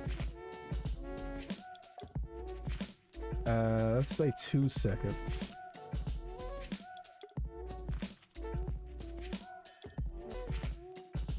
Boom. So I think we're good. And now we can get to the part I've been waiting to do.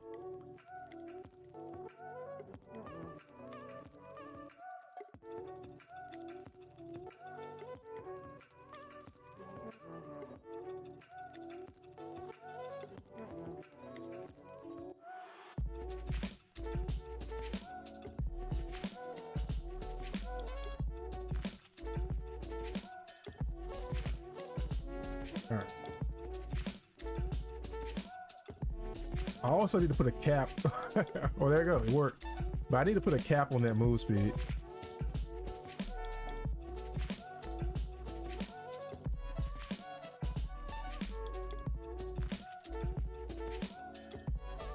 Let's say if times hit is less than, for right now, let's say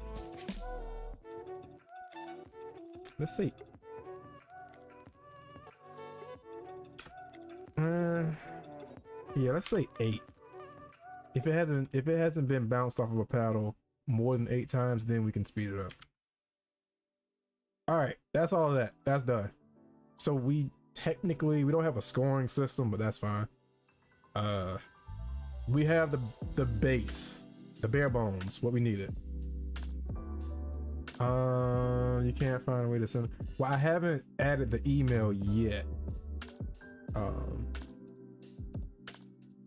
Make the side the ball goes on first random. Okay. Yeah, we can do that. I just needed to go to the player side first to get it set up. Where does it start moving? It's this part right here. To avoid having a crazy long one, I'll say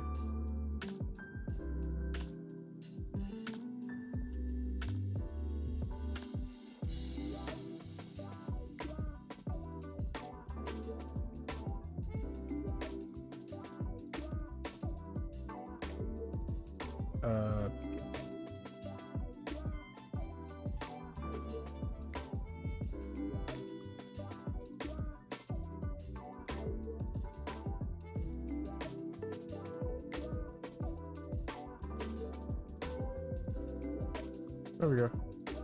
So it takes a variable, gets a random number between 1 and 100. If it's less than 50, X speed will be +1. If it's more than 50, X speed is -1. Whoa. And that should, whoa. That should get us going. Let's see if it ever goes to the right.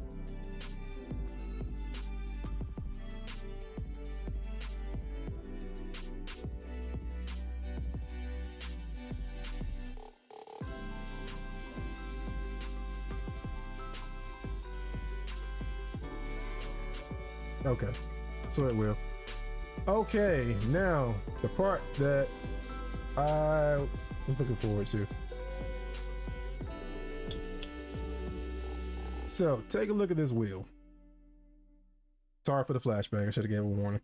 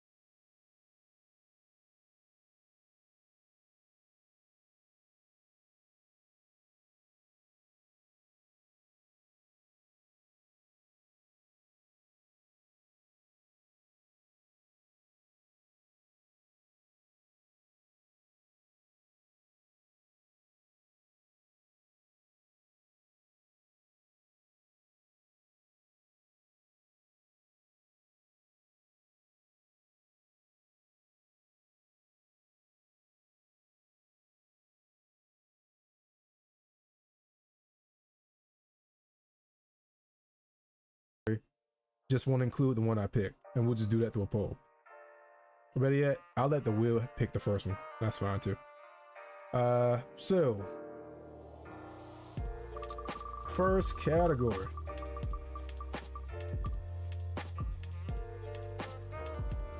is assault. All right. Now, assault legends. We have Bangalore Fuse, Ash, Maggie, and Brinkman. Or I cannot think of his actual name. I'm so used to calling him by his actual name, Brinkman. Ballistic. There it is. All right. There are 5 of these, and I can only put 4 in the poll. So the 4 I'm going to put in the poll: Bangalore, Ash, Maggie, I guess Fuse. I really don't know how I'm going to pull off a Fuse, but all right. So let me get a poll going.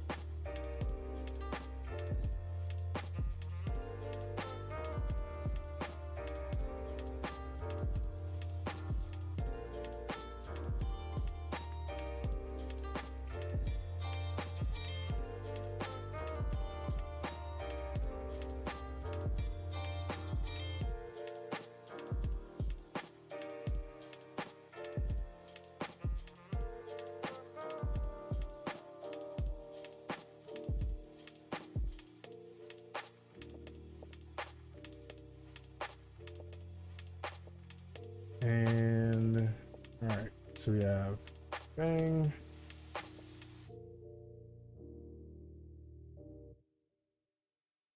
Fuse, Ash, Maggie.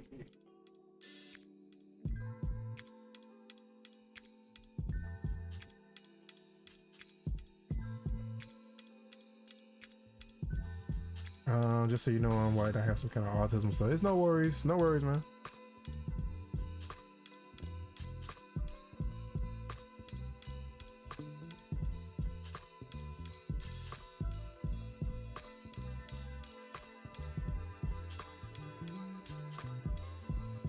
All right, poll is up.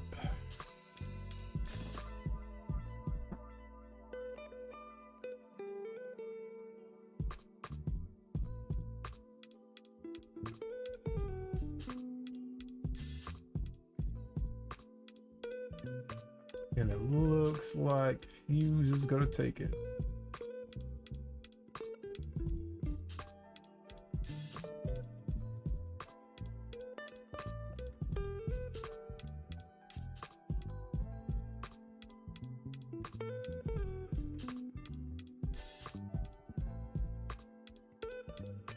Fuse is gonna be a tough one.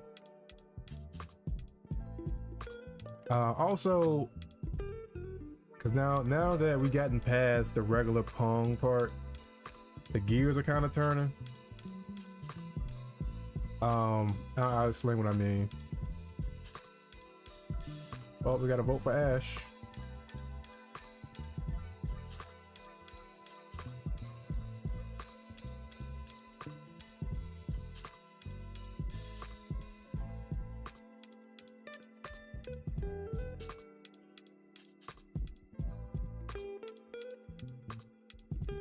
Make it go boom. Then burr.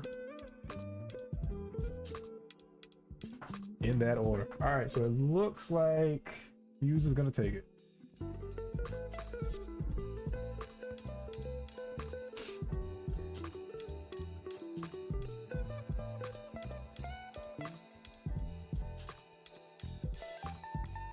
All right, Fuse it is.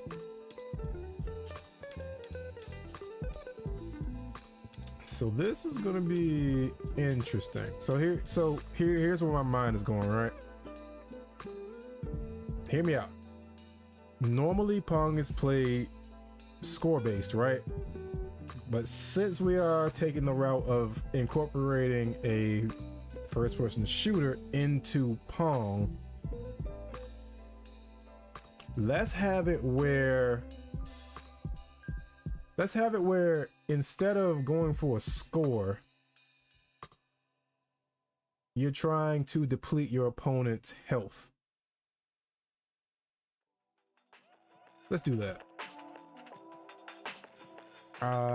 So let's get these set up, right? We need to have some health bars and all that nonsense.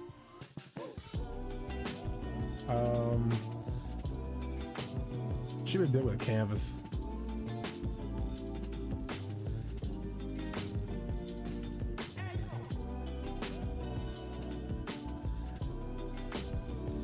All right, so let's get some health set up. UI, I need a panel.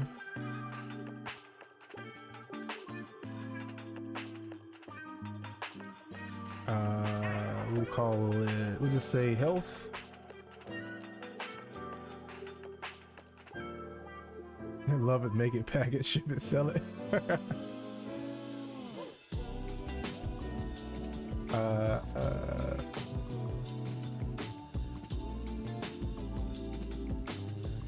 So we need this to be split into oops, where are you?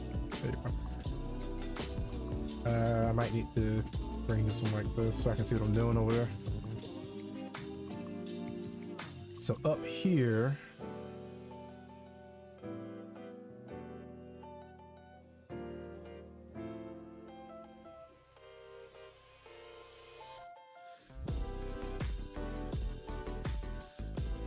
that'll be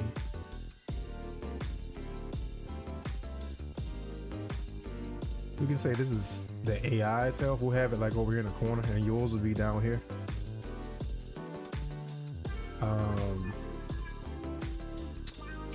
UI. This is gonna be a little tedious.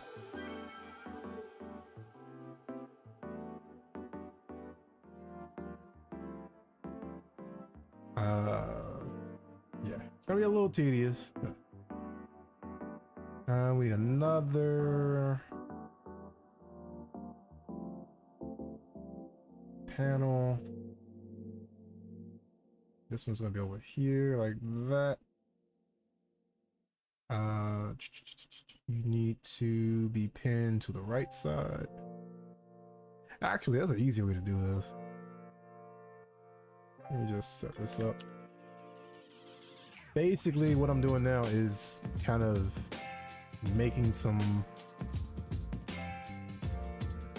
I guess you could say precautions. I am setting this up so that regardless of what like ratio the screen is, these UI elements are always going to be where I need them to be. Like you see, if you look right here, you see how it's like at the top of it is stretching and all of that. I am setting it up to prevent that from happening.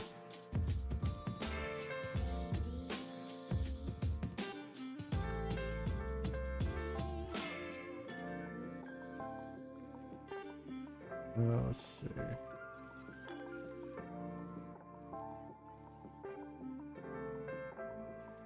We'll make this. We'll just make this a container. Just call it container. Because we're gonna have another one. Let's do two of them. So one is gonna be HP.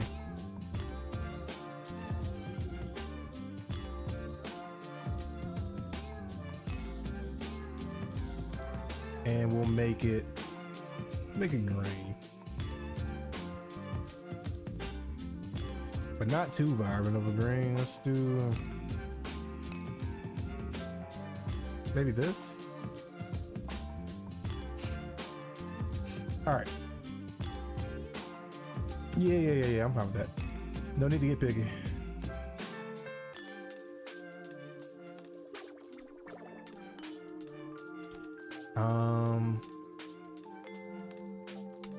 Let's go ahead and set that up. And just like in Apex,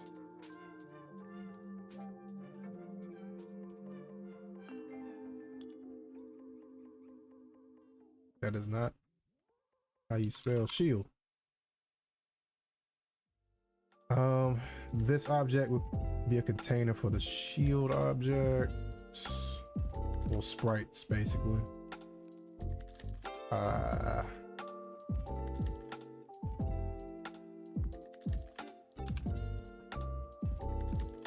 And we'll make them, let's do a blue. Like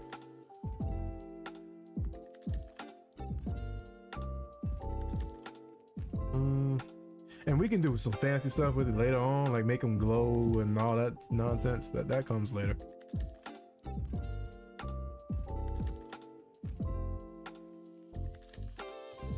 We can leave it like that for now. All right. So, let's see. Duplicate you. Put you in here. Clear this. Need to make you a layout element.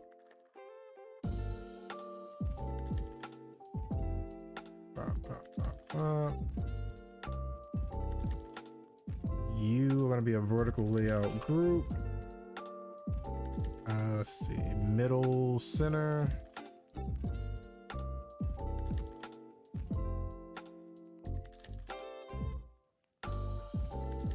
Preferred heights, bring you down. Actually, you probably grab this.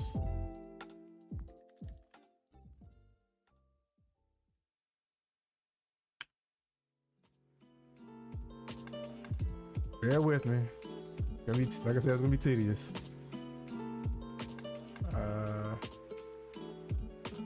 And then that's already set up, which makes this a horizontal layout group. Middle, center.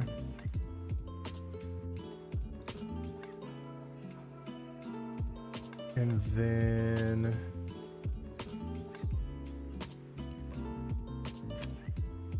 get some space between these two. That is way too much.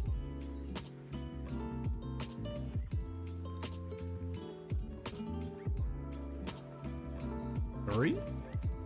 Yeah, that's fine. All right, padding. Let's get this up off of the bottom.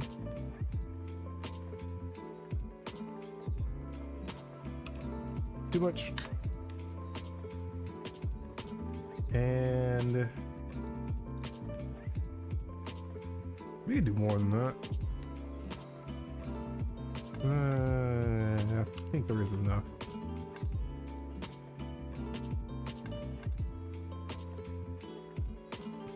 And then we grab the shield and we make this smaller. That's the wrong one.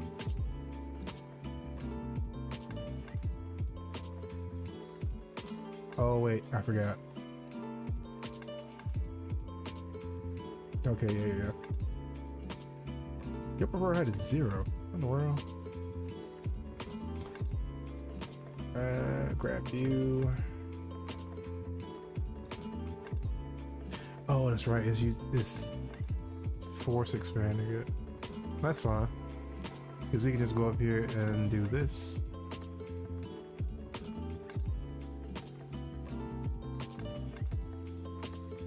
Let's also pull it off of that wall.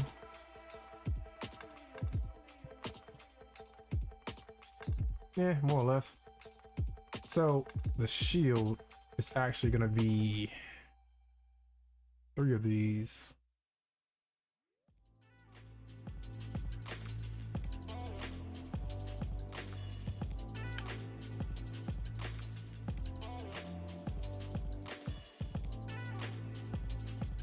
So 1, 2, 3 horizontal layout group.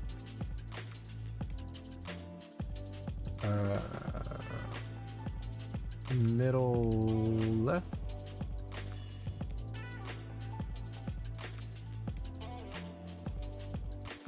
Spacing, yes, 3 again. 3 is the magic number.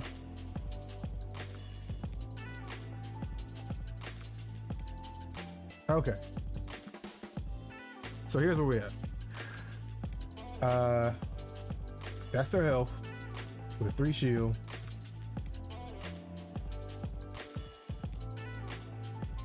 And if I stretch the screen around, oh, it still does. Oh, because I haven't fixed the other thing yet. Okay. Yep, because I forgot to do one thing, and that is, let's see, AI health. Boom. And this is going to be player health.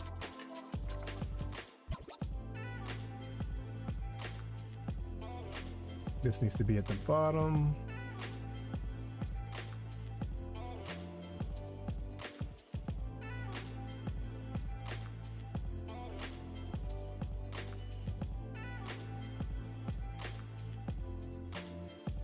And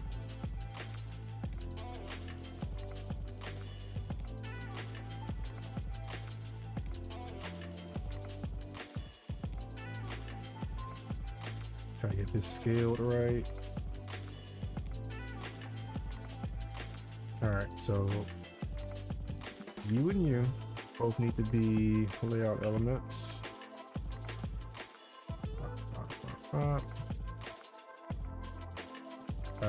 Actually, you are also a layout element.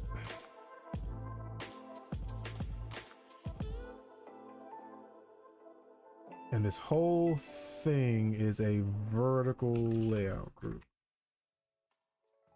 I didn't break it. There we go. Now this, the bottom one, I actually need to flip everything. And the health is corner panel, right? Yeah, it's that one. I just thought about something. I need to add a should be able to just duplicate it, right? All right, so this is gonna be the meter. We'll just make it like a dark gray. Why are you like this?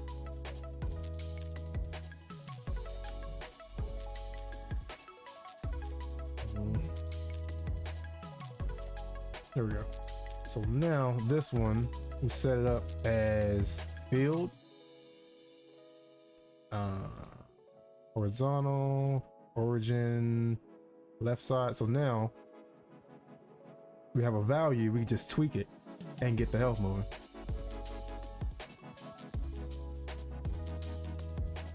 For the shields, I'm just gonna have them like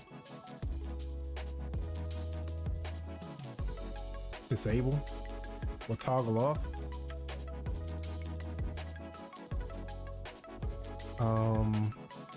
Which just go gray again.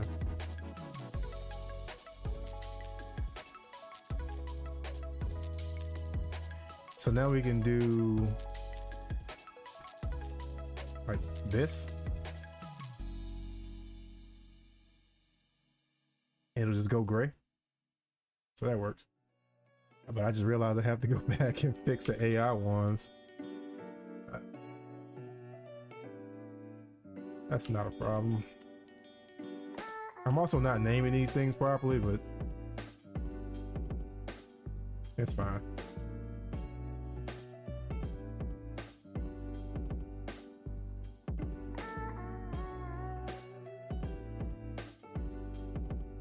So that's one. Make sure we're all good.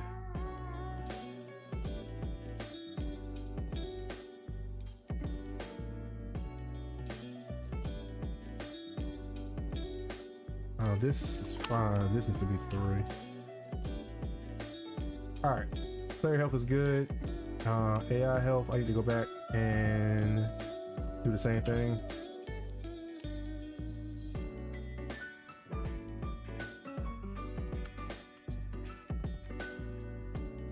Make it gray.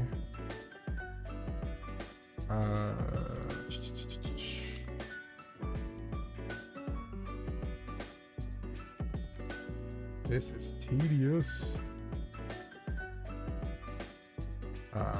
Build left horizontal. Actually, I think I'm gonna flip it, make it right side. Yeah, that's cooler.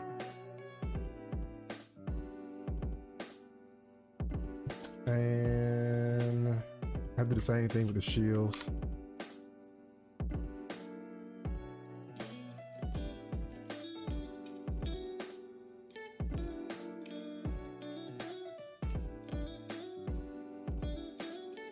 Oh, that's the wrong one. Wrong one? There we go. That one. All right. Yeah.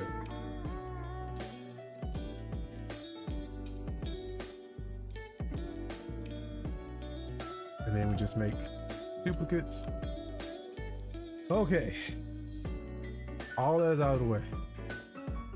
And now you see when I scale the screen, I mean, I don't like them being big like that, but we can fix it. Point is, we got that set up.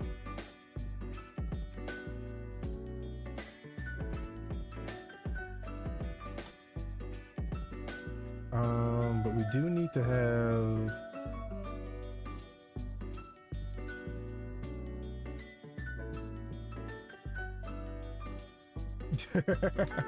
yeah, they got health and shields. There we go. Get these lines back in here.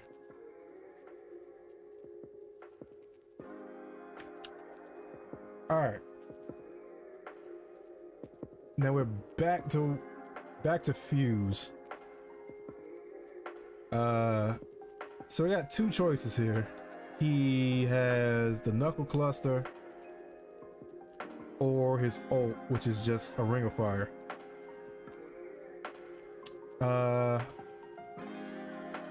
I'm not sure how to, I definitely want to go with the ult, but I'm not sure how I want to handle it.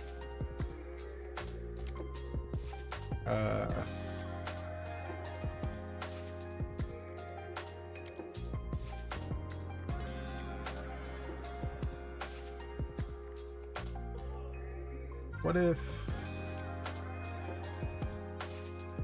All right, so this is the other ideas in my head. All of these legend abilities are going to be power-ups that show up in the center.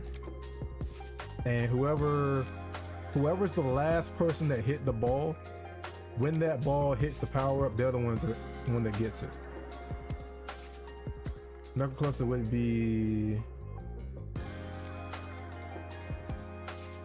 hold up, can't see it. You said knuckle cluster would be easy design wise, but the ring of fire could be interesting. I'm not sure how to handle the ring of fire part.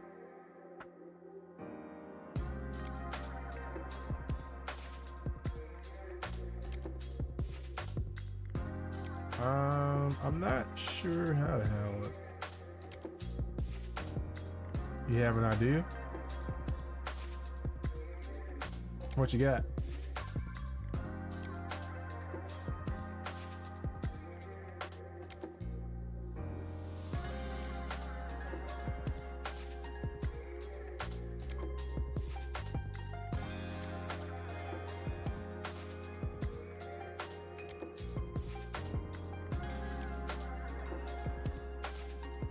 Oh, the ring of fire can be used to circle the paddles? True.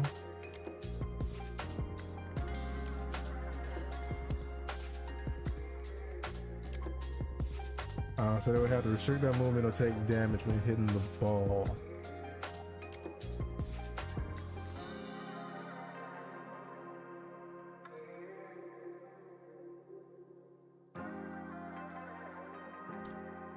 It's doable. That's doable.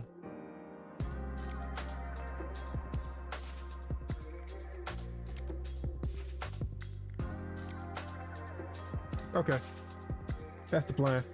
I'll have it where Ring of Fire appears wherever the opponents, whoever didn't get the power up, wherever their paddle is. And I guess they'll just take like tick damage if they're in there.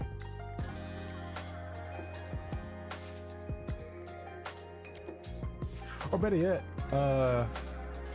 yeah, it could pop up center and do like a ring. Let's play around with some ideas. Time for particles. Alright, so we'll say this one is visual effects, ring of fire. Better yet, this is a power up. Let's see, let's zero you out. And then we're gonna need 2 of these. This one is if the player is the one in the fire, so I'll put it over here. Now we get to play with particles, which I think, let's use these. Fire.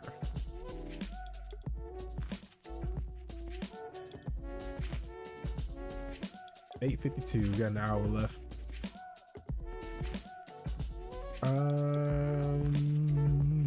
I need line view, like list view, so I can see what I'm reading.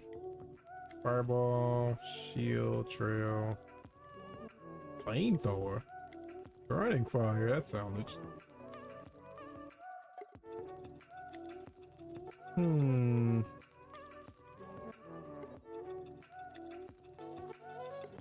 Nah. Unless, let's rotate it first. And then let's play around. Let's see. Ember, small. Let's try Ember. Oh no, those are the Embers, which means you're the small. If I change this from a cone to a donut and then increase the radius. Oh, so never mind. You really are just smoke. Okay. Or you wait. You.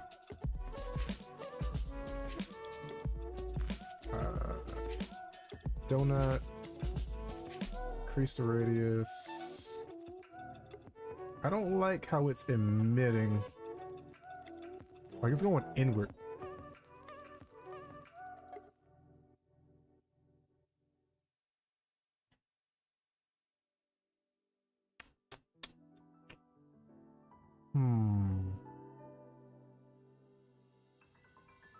try flamethrower without the smoke.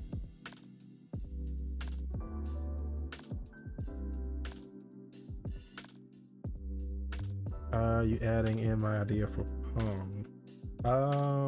Right now we're adding the legend that I had put in the poll. So it was Fuse, and his ultimate ability is a Ring of Fire. So the challenge now is to figure out how to incorporate his Ring of Fire into the game.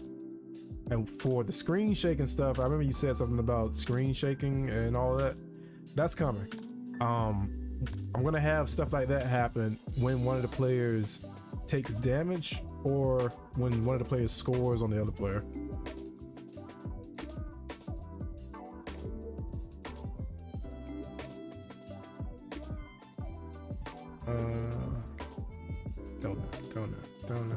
Donut.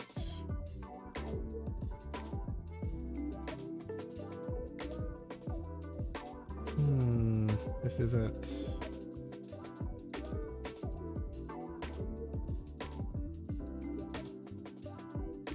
Wait, I got it. Got it.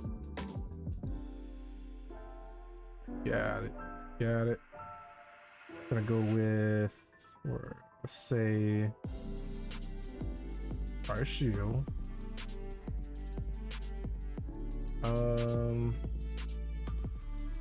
Okay, it is pink because there's a texture that doesn't know what to do with his life. Had an error.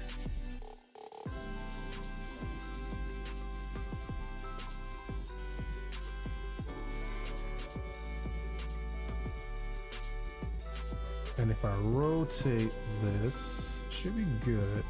When we be launching the next video as part of the Mega Man Zero remake, I'm hoping to have one up by Christmas.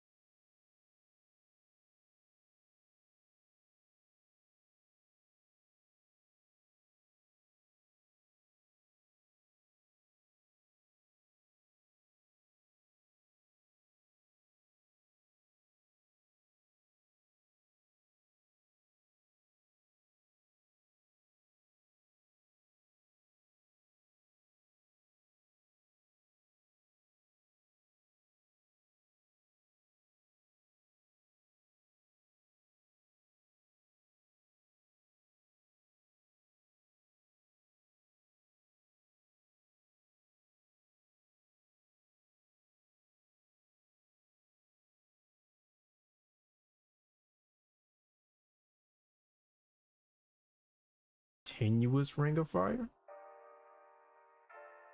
It's made up of different segments. So what if we just use this one? Let's get rid of the smoke though. And the smoke actually kind of helps sell it.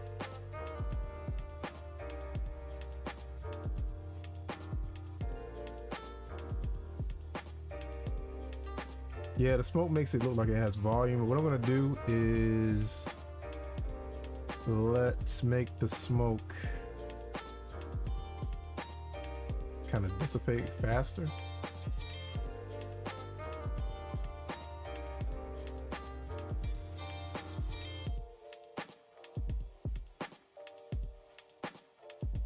I might make it smaller too.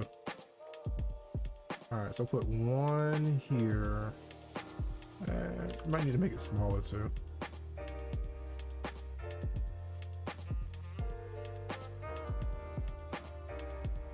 All right, one here. And let's get rid of the point light. I'm gonna disable it. I might bring it back later. One here.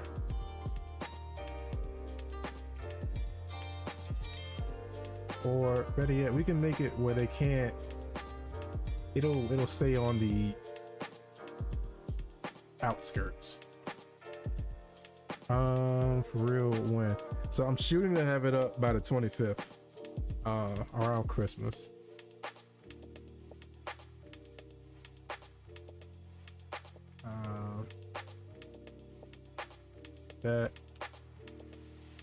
This.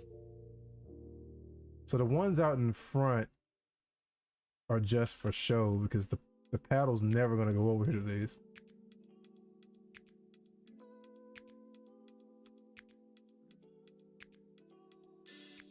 But if it ever has to go up here to block the shot, it'll get hit. Let's see, fire. Grab all of these, just drop them in here.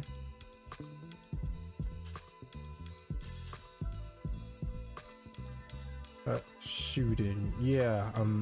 Hopefully I'll have the next devlog ready by the 25th. I need them to, because right now they loop. I need them to stop looping.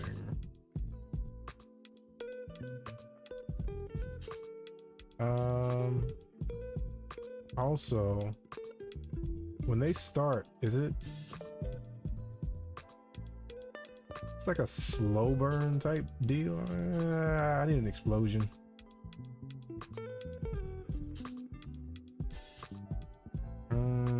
Just a regular explosion. What does this look like?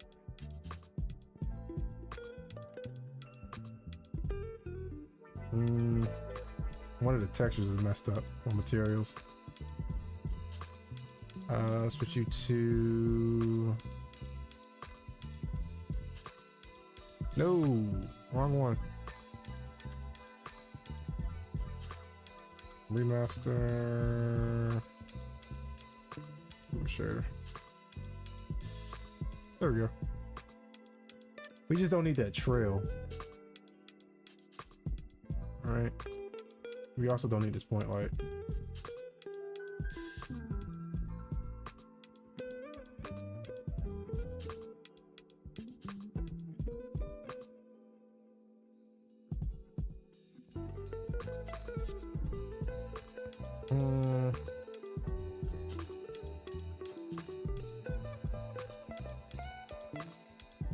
All right, so let's see.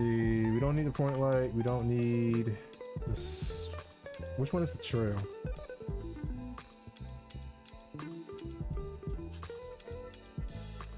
Not you. Might be you. Spark smoke. Yeah, it is you. Delete that one. There we go. We just need this.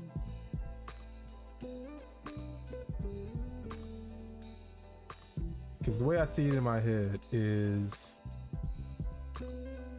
we get the initial boom, like the initial explosion, and then the fire starts to loop. Like that. That's what I want. All right.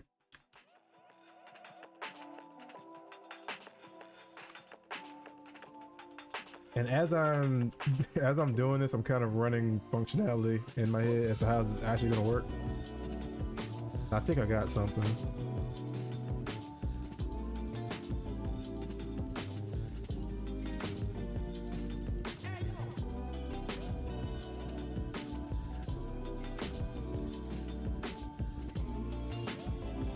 Alright, so now if I stop all of these and play them all at the same time, we should get a pretty cool looking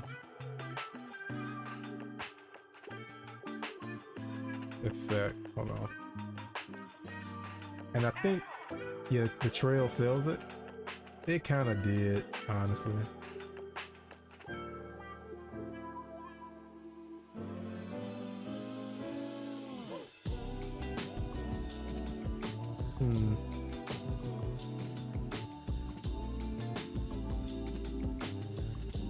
I think what I'll do is have them ignite in a path.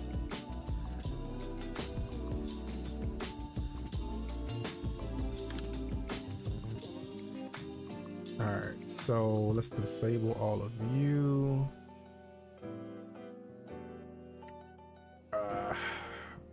Alright. We need code.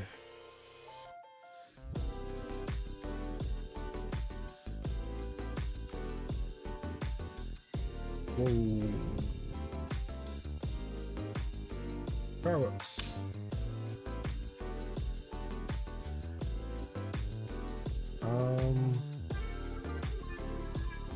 PW. Ring of fire.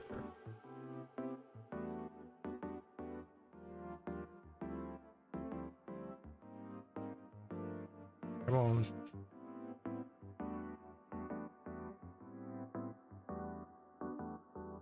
Take that, slap that on this.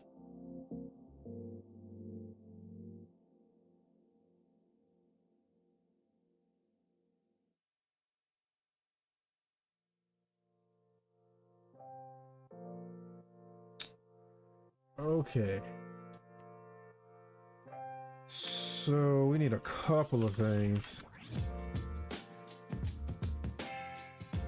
We need a reference to the ring on the left side of the screen, the ring on the right side of the screen. Which, before I even do this, let's go ahead and make a ring on the right side of the screen by copying that one, flipping this, and I'm gonna have to rotate it on the Z axis, 180 degrees.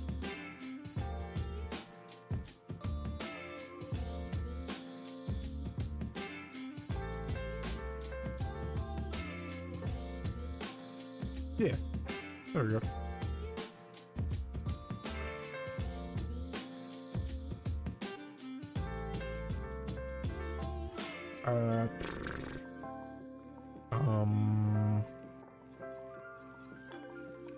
Let's call it player fire.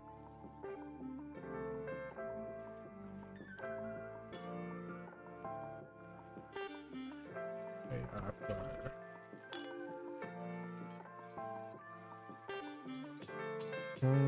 Trigger. Nope. How long do I want it to last? That's another thing.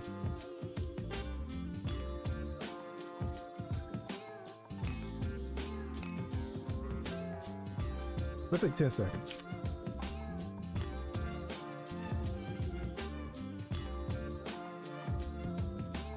And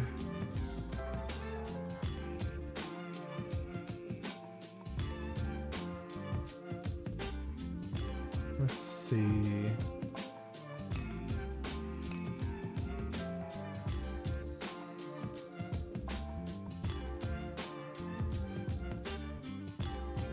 Tablet.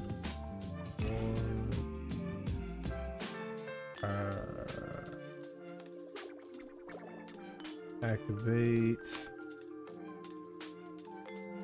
All right. Tell you what. Give me a second. I'll take a quick break and be right back.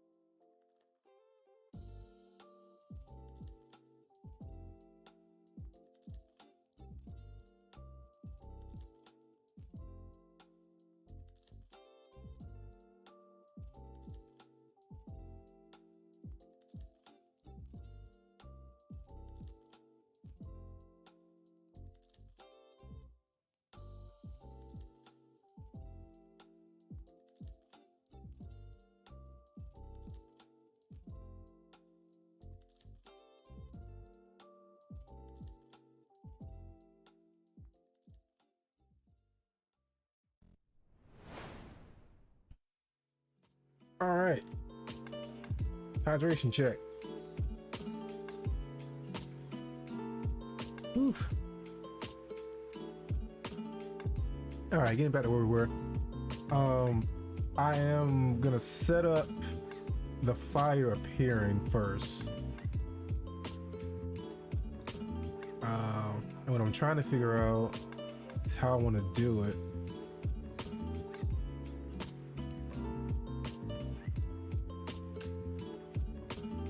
Because we don't, well, we do need these.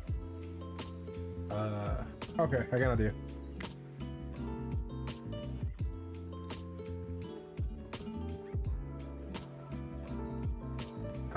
Not array, particle system, there we go.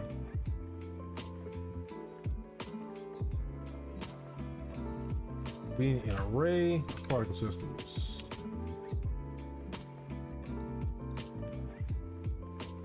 We need 2 of them actually.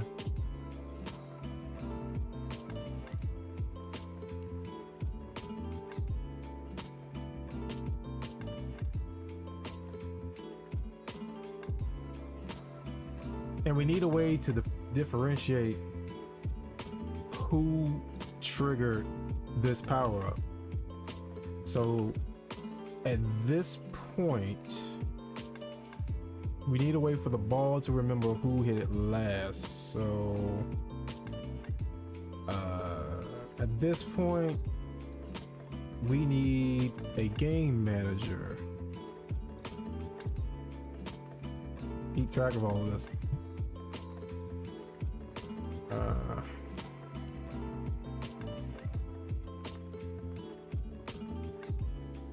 Where's Ja? Need somebody to make sense of all of this.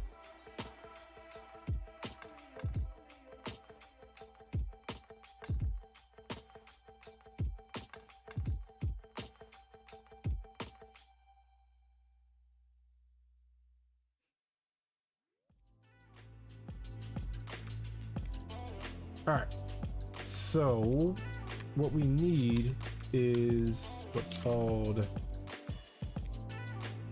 you can make it public, an enumerator or enum, and we'll just say player. We could just use an integer to keep track of it, but yeah, this is easier. You're either going to be player 1 or you're player 2. And we can go to the paddle script and we can tell it well,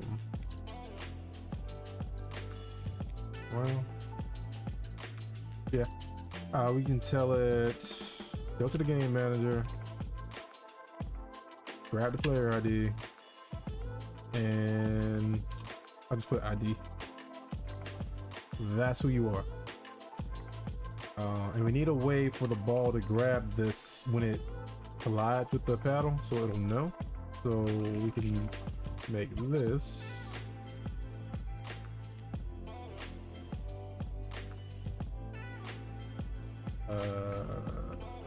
get return. So basically what this is we're on the paddle script. It creates a new variable called player ID that is a enum from over here, meaning it can only be like this variable can only be one of these values.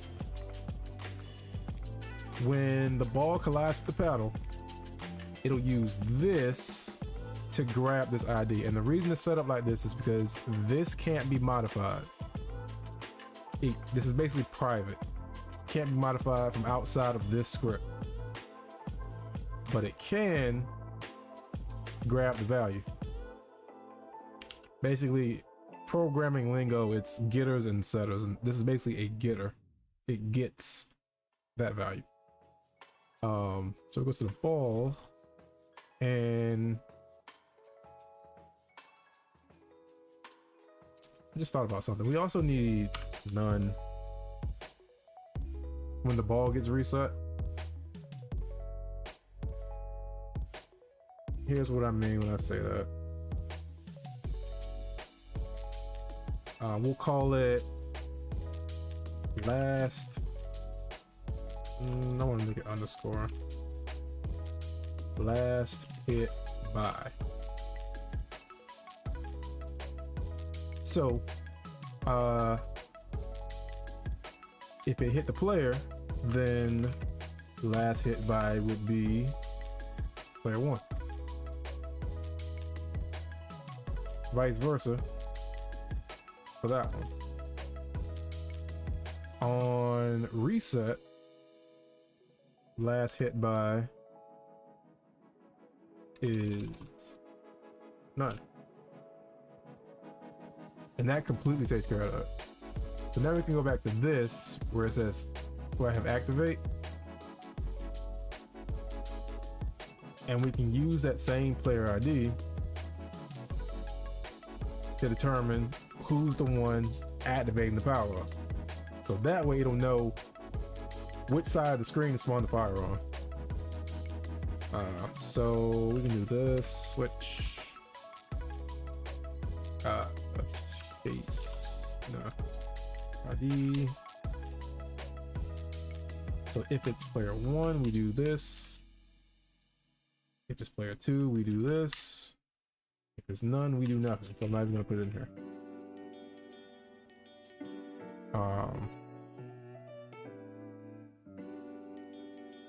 Cool. So we need to do a couple things. We need to activate the fire, the particles for the fire, and I want to do that in a sequence instead of all of them activating at the same time. We also need to activate some triggers that'll detect when the paddle is in the fire, and that'll make it take damage, which means we also need to get the actual health set up. And my dog is just walking around. But this, even though this is a really simple, what in the world is this? Is a really simple project, but it kind of puts into perspective, like with bigger projects, when you initially set up a system, it takes a longer time than actually adding other things to that system. Like right now, we are getting the initial stuff set up for the power-up system, like detecting who's the one that triggered it. We got to get health set up.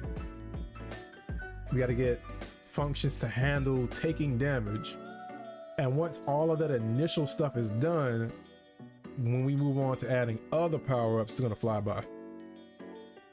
But we got to get past the tedious part, which, speaking of, what time is it? 9:18. So we got 40 minutes, which means we're either going to just get this one done, or we're going to get two of these done. I'm not sure. Either way, probably do another one of these. This has been fun. Nelly, what are you doing? My dog is pacing around for some reason. All right. So let's work on the fire showing up in a sequence. Let's handle that part first. So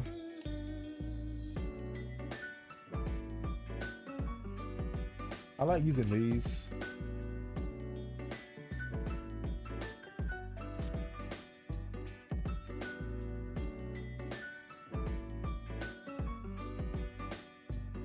Let me type this out, then I'll explain it.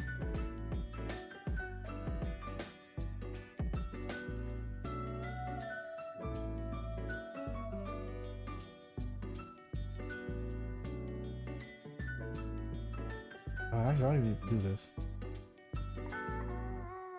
All right. Basically, what this is a coroutine. So normally with code, everything is linear.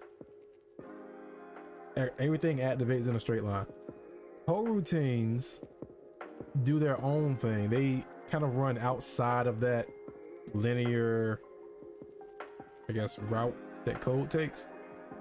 So that's not the reason that I'm going to use it here. The reason I'm going to use it is because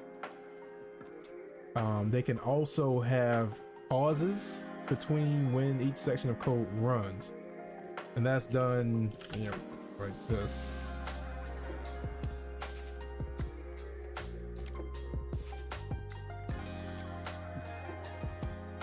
Like that.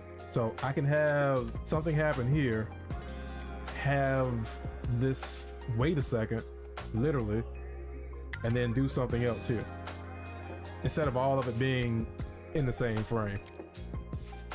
You'll see what I mean in a second when we get the fire going. Let me do this first. Game object, active, fire, and then particle system.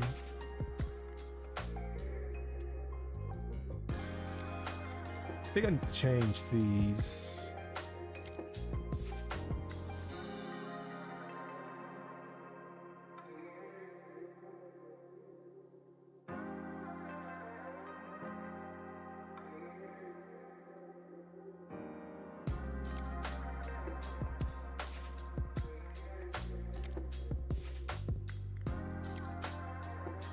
I just need to change the name. It was kind of throwing me off. All right, so these two variables are going to hold which of these are currently being used to make it easier to turn them off later. So if the player is the one that triggered it, then active hitboxes are the AI's hitboxes, because the fire is going to spawn over there. And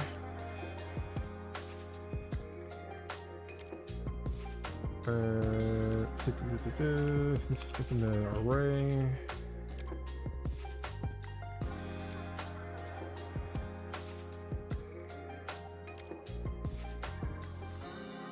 And then we take this and we just flip it.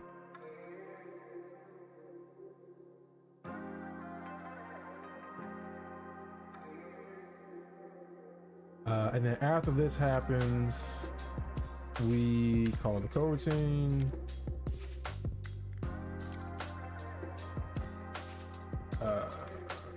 Process trigger fire. And now we can make the fire actually appear. So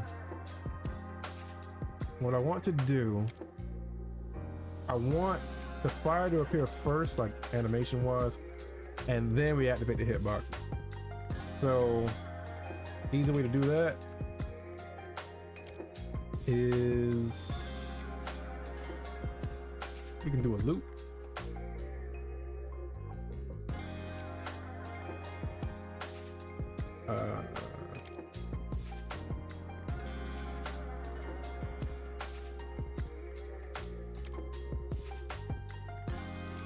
And we'll say this object, since it's a particle system, we want it to actually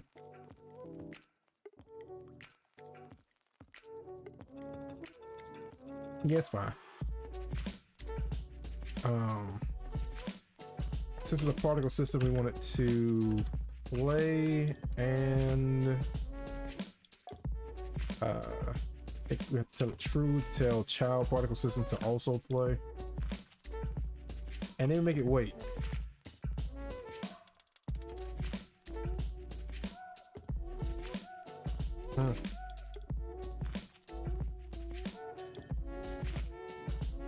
We make it wait. It's gonna be short, like really quick. So I'm thinking a 1/10 of a second. Or better yet, let's go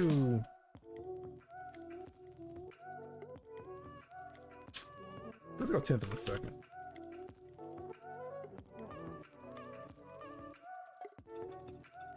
I think that's a 1/10 of a second. Because wait, that's a 1/4 of a second. That's an eighth of a second. So is that a tenth then? Yeah, it is. I'm overthinking. All right, so we'll do this.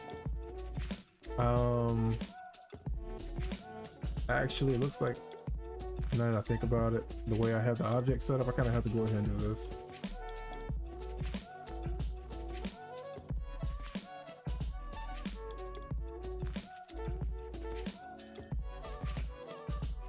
And then here,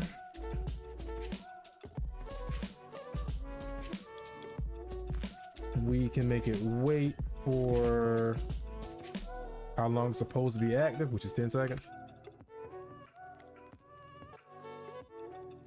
And then we will go back, tell all of these particle systems to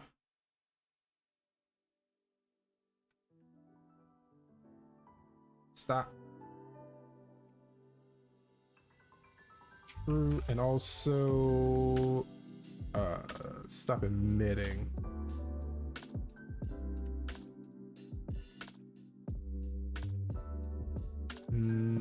And then we have to tell this. We can go ahead and turn off the hitboxes. That was a lot. But I think more or less it's not gonna do any damage, but right now we're just trying to get it to appear.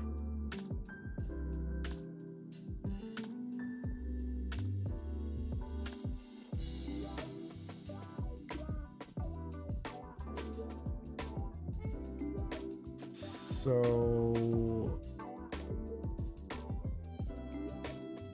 let's go ahead and put this here. Hitboxes are gonna go in their own box, I guess, their own object.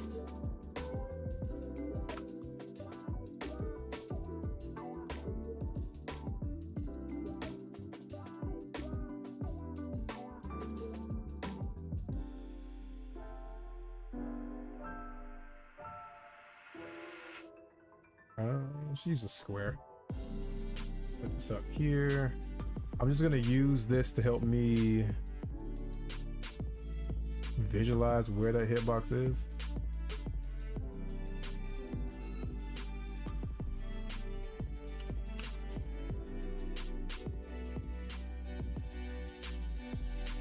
That seems big enough.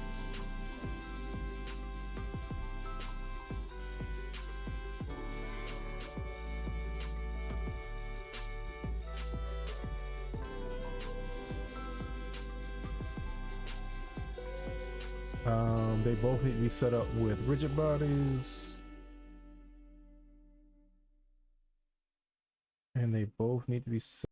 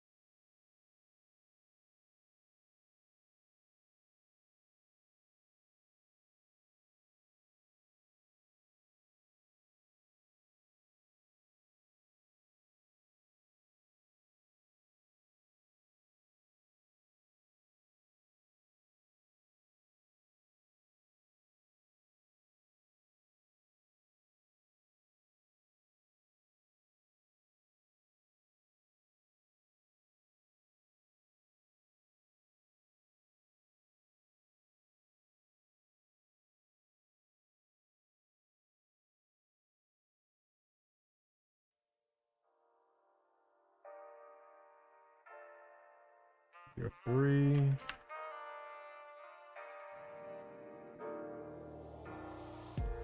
You're 4.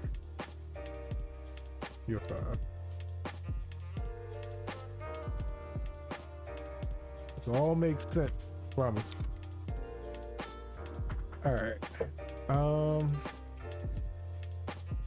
But yeah, I need to go into all of these and turn off play on awake.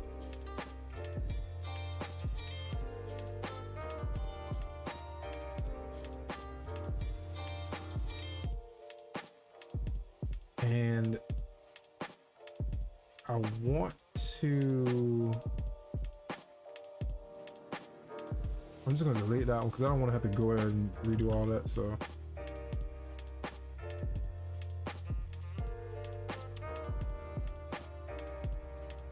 all I'm gonna do is take this and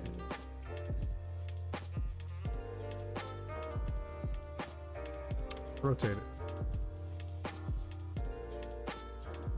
All right, hitboxes, they are good, so I'll just duplicate that, put them over here, drag,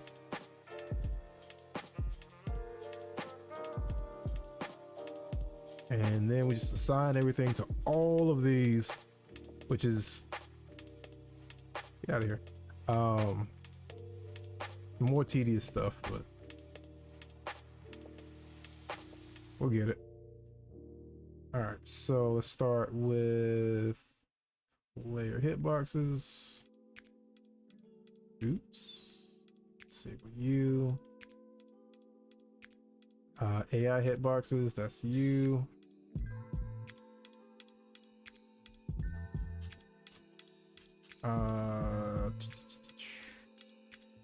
Now the arrays, which there are 5 objects. Just drag them in there. Another way I could have done this was to manually go into the particle system component and add a delay, but that's fine.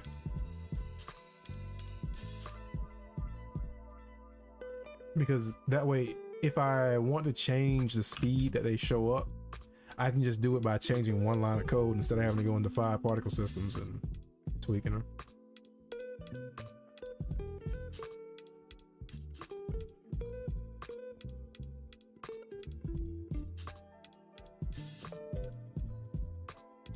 Okay, now to test this,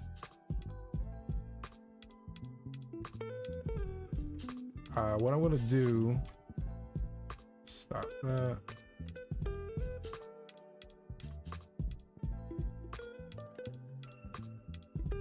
What I'm gonna do to test this is just throw a line in here. Just to test both sides. So let's say void start.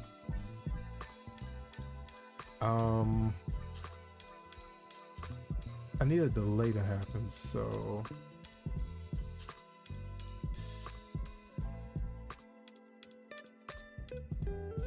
set up like this.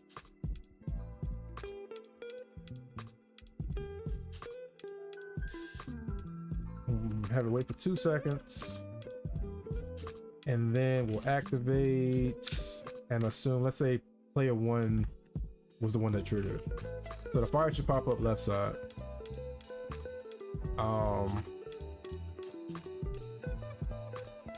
And then we'll repeat this with the other one. Empath, what's going on?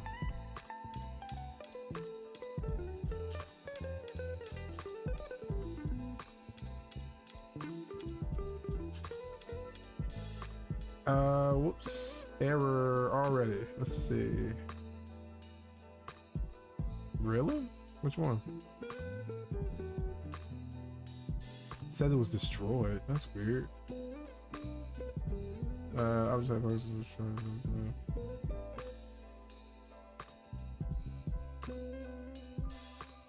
mine 23, 43.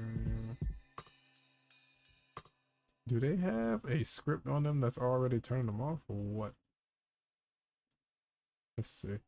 Those 5 are there. It's saying that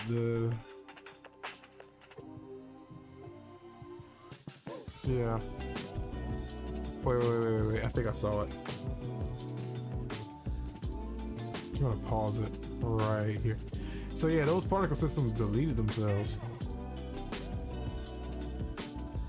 Which means they have a script on them that's automatically destroying it. I think I know what it is. Let me highlight. Actually, I need to get that one too, don't I? Yeah. Alright.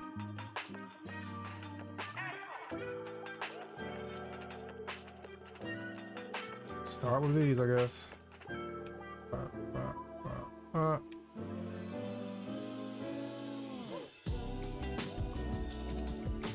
I hope this kind of puts into perspective why the zero stuff takes so long, because this is just Pong.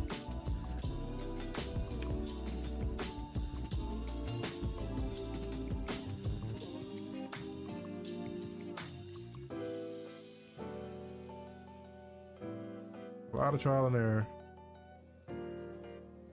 I need to get rid of those, and we also need to get rid of this.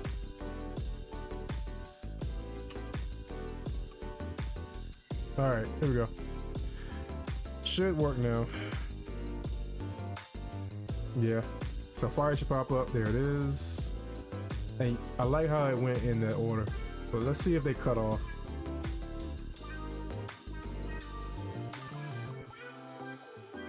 And then they go away after 10 seconds. That's exactly what I wanted it to do. Now we get to move on to the health part. So that thing started moving way too fast. All right. So let's get the health set up. We could put all of this on this object in here, but at this point it started.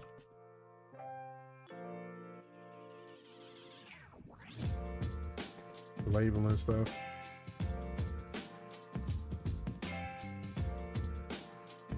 I'm not gonna worry about the shields just yet. I'm gonna just worry about modifying the health right now. So we need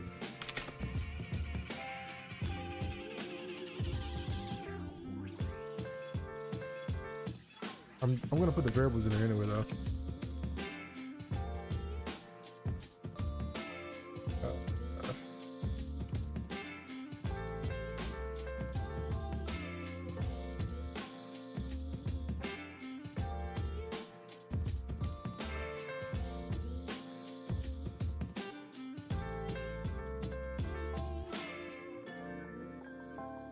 We have that.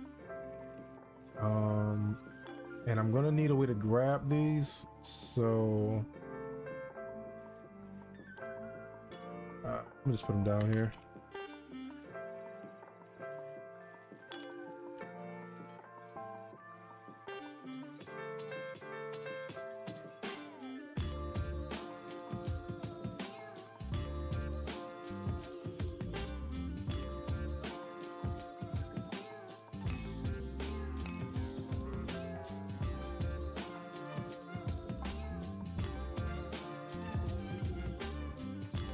Oh, it's a float.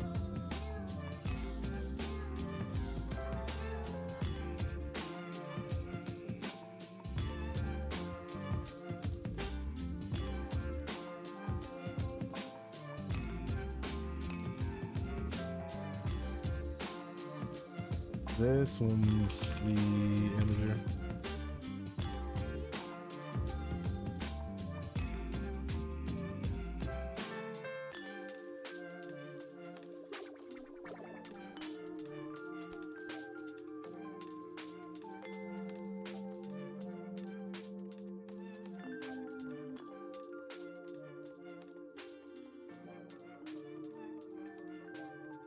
20 minutes left. Let's get this working. So that's good to go.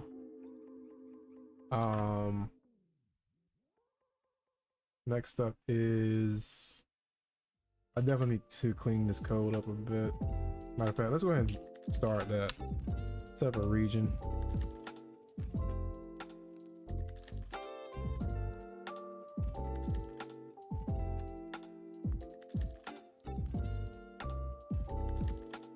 All right, so what a region does, it's basically a way for me to organize this code a bit. Also, I just realized I put all this in the wrong script. This needs to be in a game manager.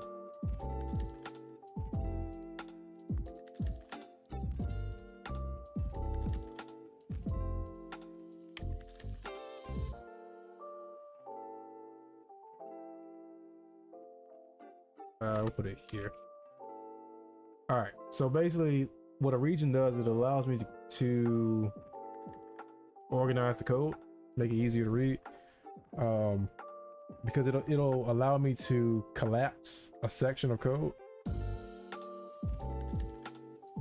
So let's see, public void take damage.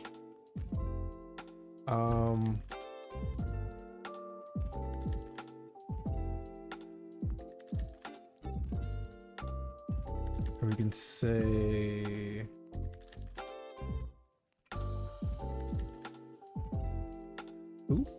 who's the one taking the damage, and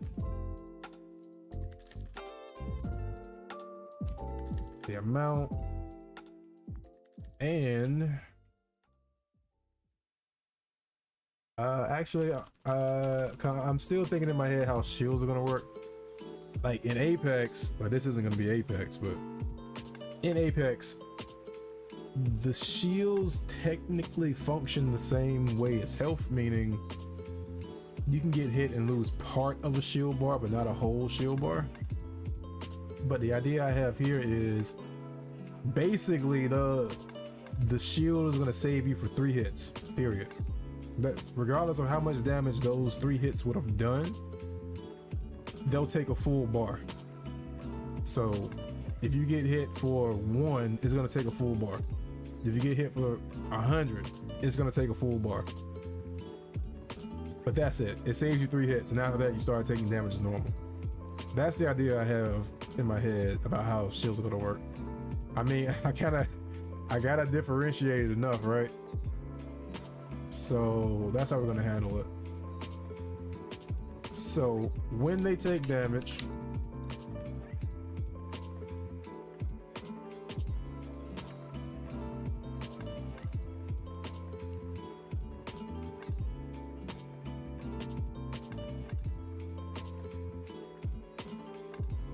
we check first. So if A1 shields is greater than 0, which, since we're inside of this script, I can probably just use this. If shield is greater than 0, then we do that. We subtract 1 from it.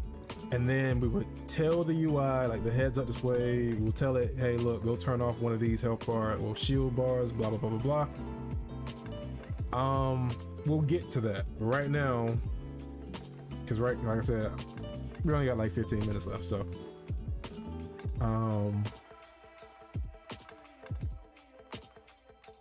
and again, why not just go ahead and knock it out? All right, otherwise, if they don't have any shield, then we take did I put an I for those? I did. Okay, hold on, these are floats. No, these are ants. These are floats.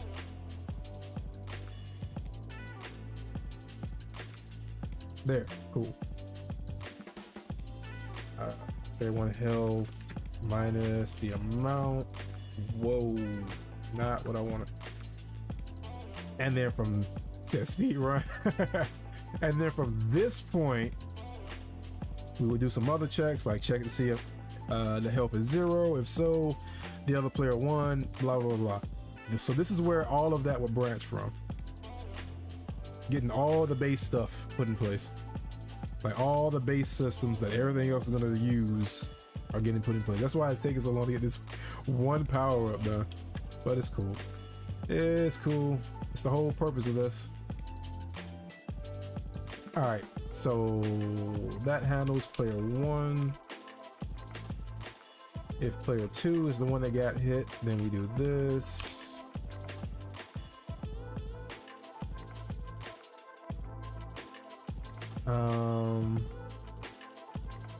Then there's the UI, which I'll do that now. So let's go ahead and make another script. So now I'm gonna go ahead and grab these, the health bar, the shield bar, and get those set up.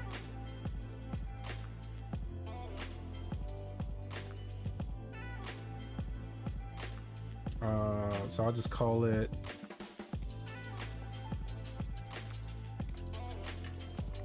I have an idea of an easier way to do this, so I'm gonna call it, I'll just call it player, actually I'm gonna put this up here, player, nope.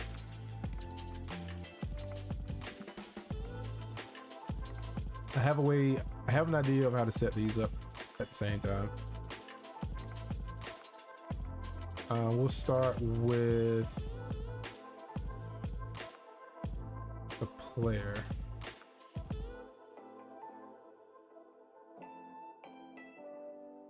Minimize all of this junk. Boom. Edit script. All right. Need a couple things. We need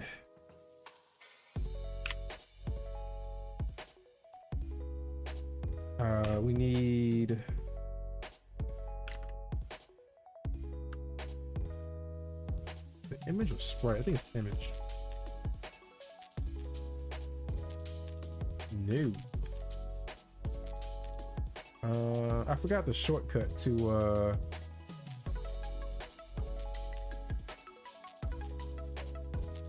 there's a shortcut to basically do this, pull this in. I forgot the shortcut to do this. And add this line right here. All right. So array of images. These are the shields. And then this one is the health. And all we have to do is during update, we'll check the shields first. And this is all just visual stuff.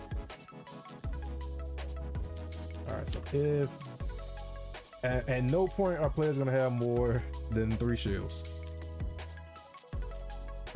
Unless one of the legends that gets voted on is conduit, then that's gonna, I'm deciding it now. That's gonna be the conduit power up. If we land on conduit, you'll get 1 extra bar shield. But that's it.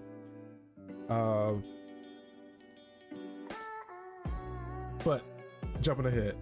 All right, so if shields is, oh, game manager. Oh wait. Oh, I did set up a way for it to do it, right? P2. I didn't. Hold on. Did I? I did make them public. So, oh, forgot this. I need to wait for other scripts to access this one. That's an easy fix. Game manager. No. Public static game manager instance.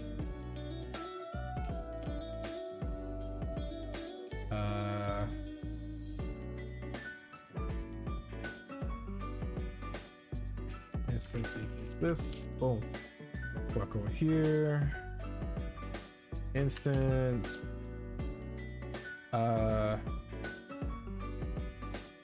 Need this too.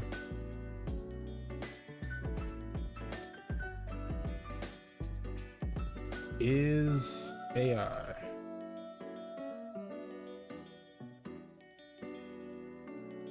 If this is not the AI,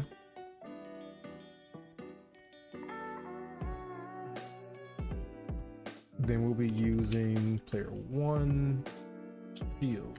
That's a 2. If it is greater than, or we could just use, we can make this extremely easy. We can say if it equals 3.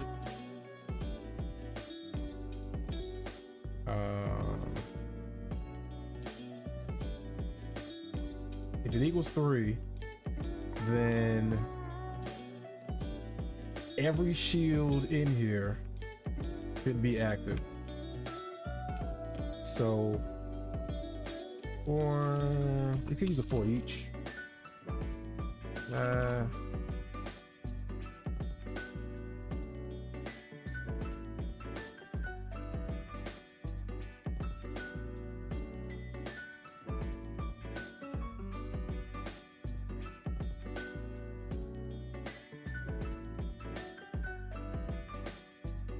And then we say array shields I enabled.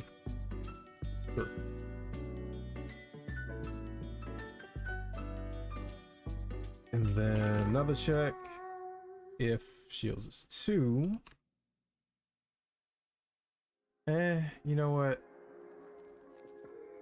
Since there's only 3 of them, I'm not even going to use a loop. I'm just going to use 3 of these.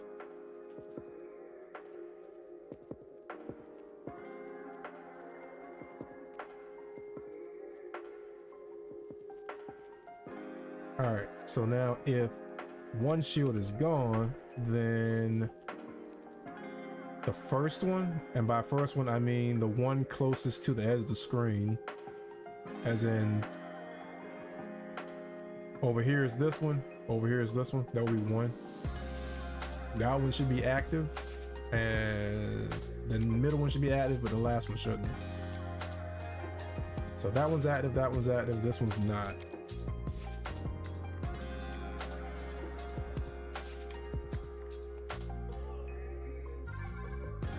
If shield is 1,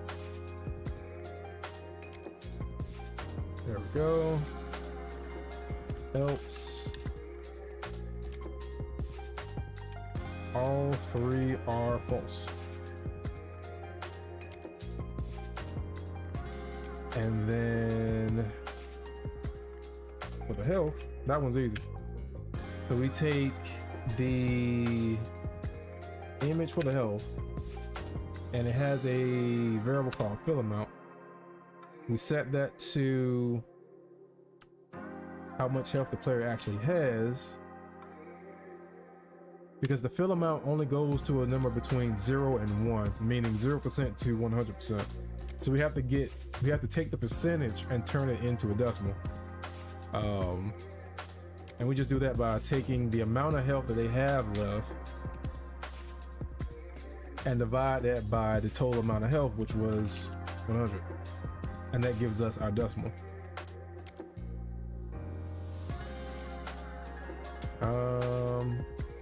And that should do it for the player side.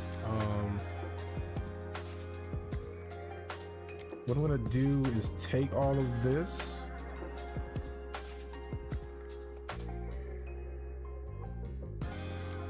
and I should just have to switch where it says P2 or P1 and just switch it to P2.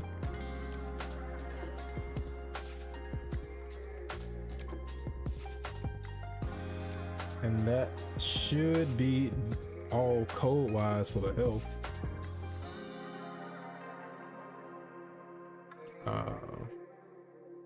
So now we need to go to these guys.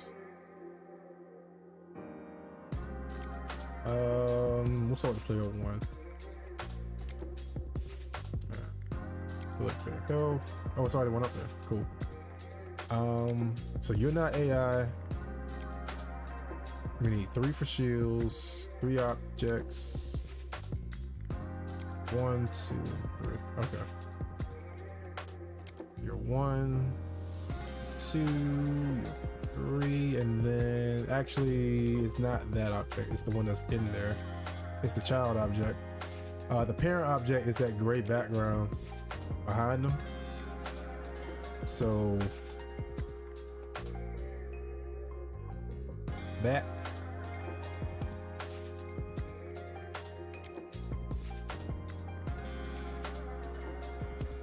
And I could probably rename these better, but time is of the essence. All right, so that takes care of that one. Let's get the AI. Get your health. Make sure that's checked. Do these. I think these are reverse. Yeah, they are. So that's yours.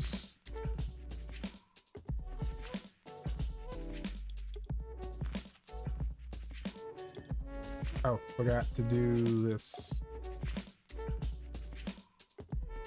That should do it. And to also be able to test this, let's go ahead and have this check who scored.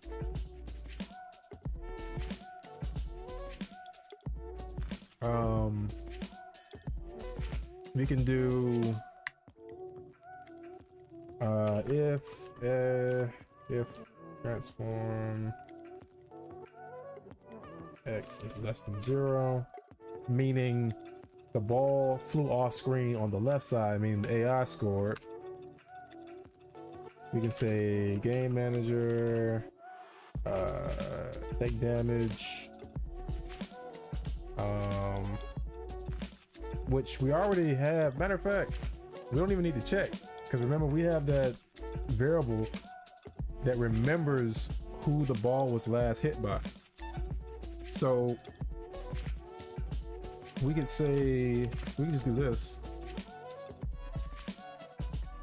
If last hit by is player 1, then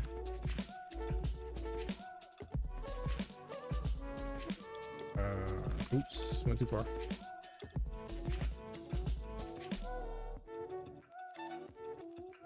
Then player 2 is the one that takes the damage. And what's a good amount? Let's say 20.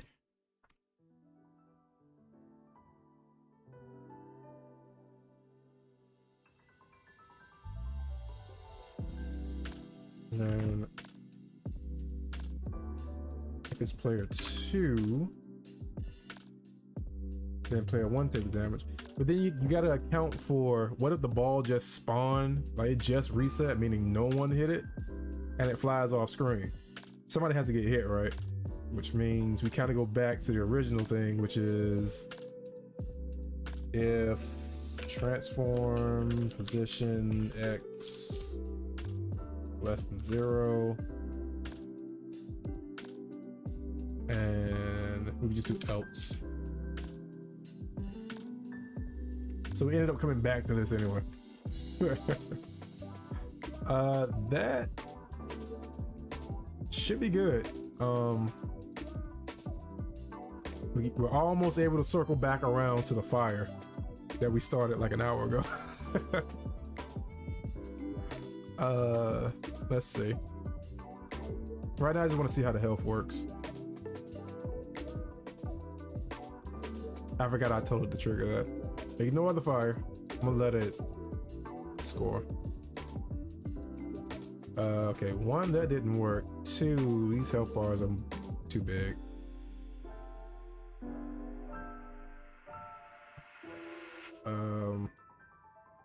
Let's go for the easy one. Let's fix the health bar first.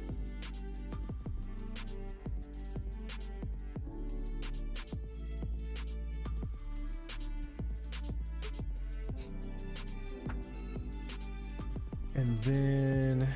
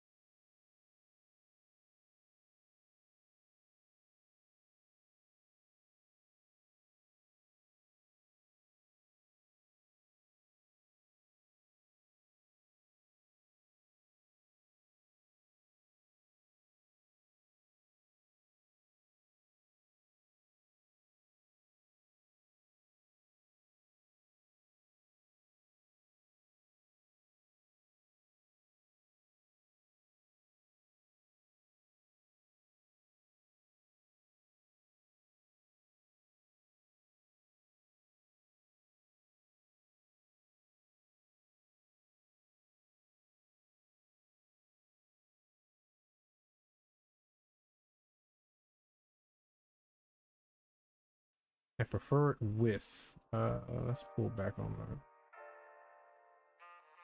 Or not. Wrong one.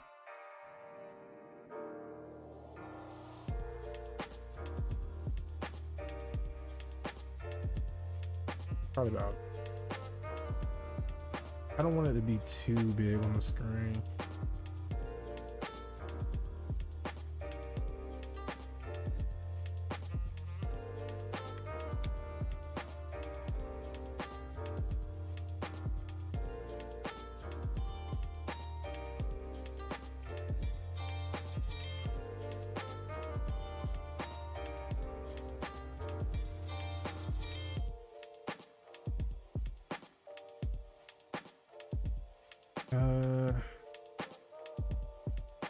Oh wait, yeah, this is gonna change depending on the thing.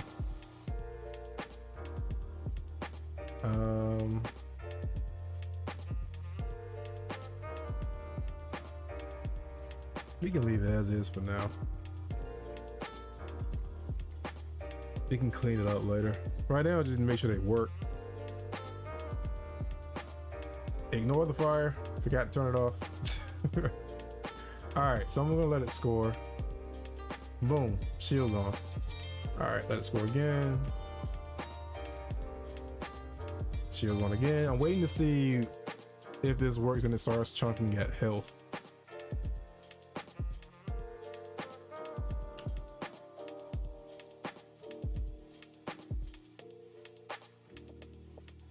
Alright. And I think it's safe to assume it's gonna work for the AI too.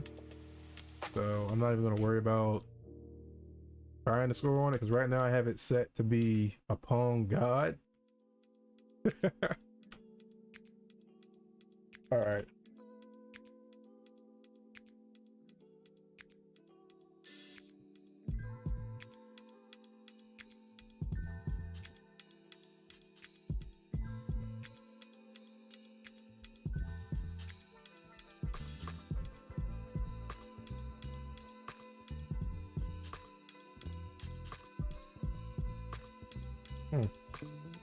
Curious.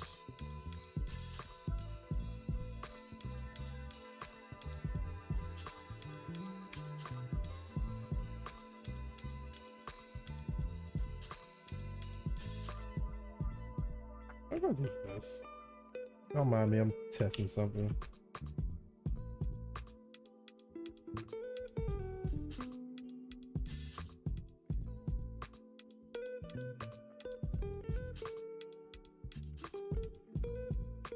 Get 2 of these. And it's set the middle center. Yeah, I'm fine with that.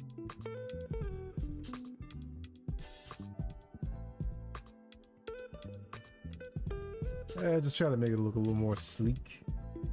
Alright. Back to the fire.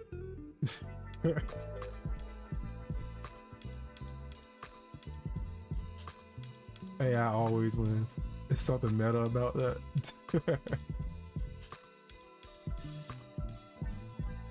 All right, back to where we started. Fire.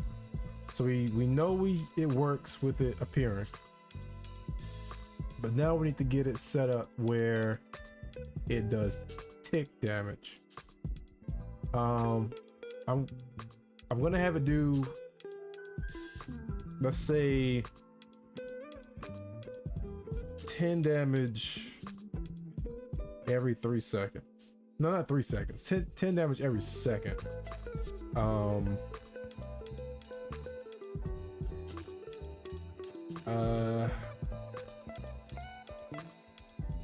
And the way I'm gonna have to do this,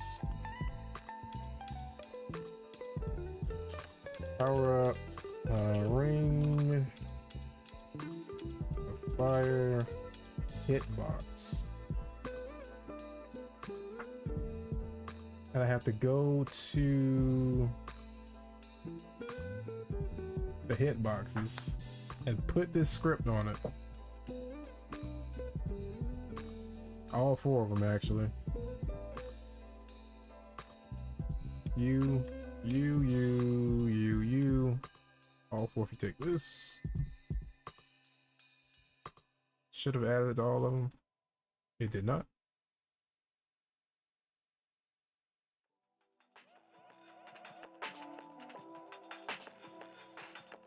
All right. This should be simple. All right. So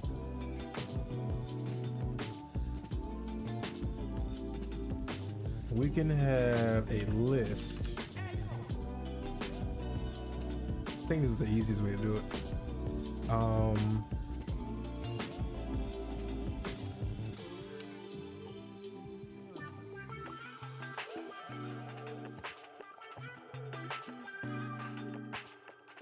To keep track of any paddle that's in the fire,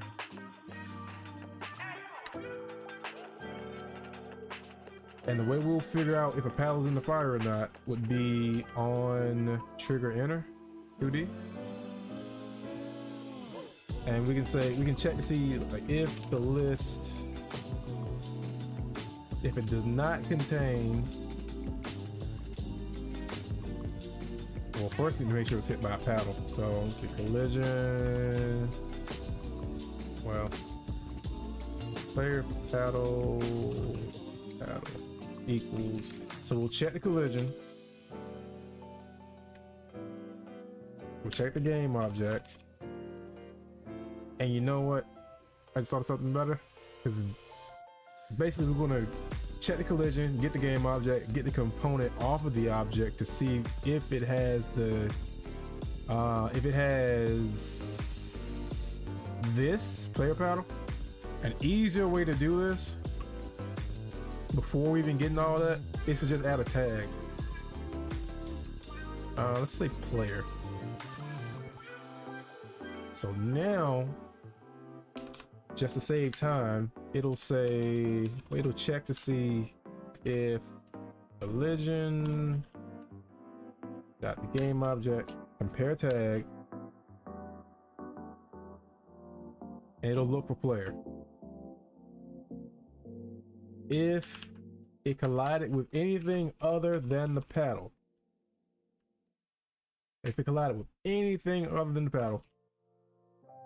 it just leaves. It stops this function. There's nothing else for it to do. Otherwise, since we know it collided with the paddle, now we can do the whole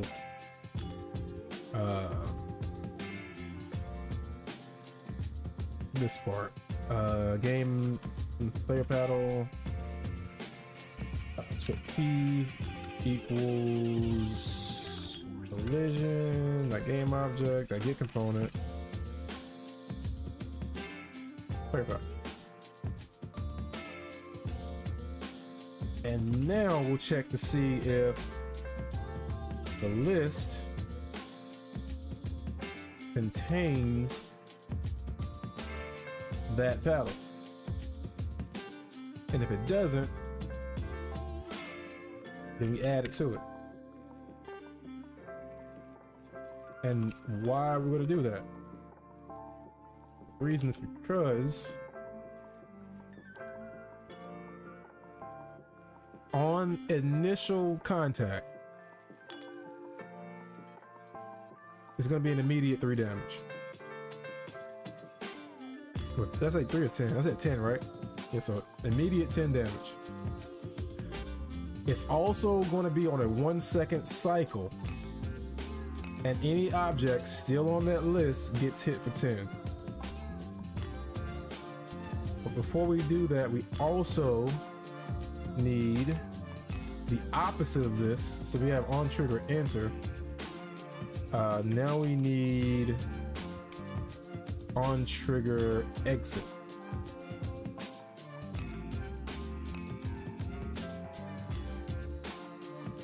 If the tag isn't player, we don't care. If it is player and that list contains it, then we remove it.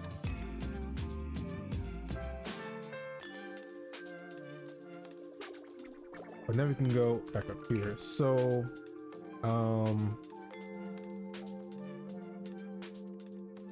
said I was gonna do 10 damage, right? So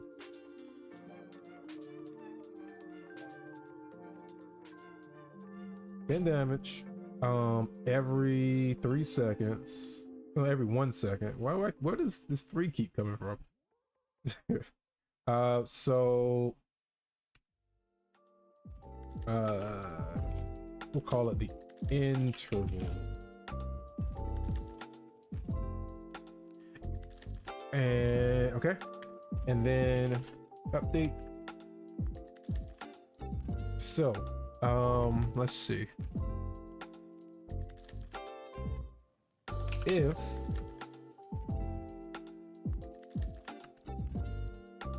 this object is active, meaning if this hitbox is active, like if the actual game object is on, basically.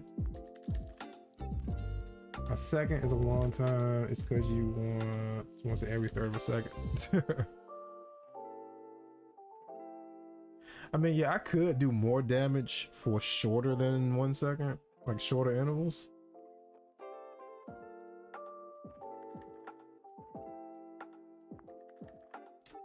Let's do 2.5 damage for every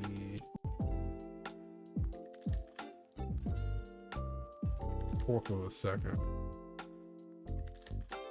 That way it'll still equal out to 10 damage per second.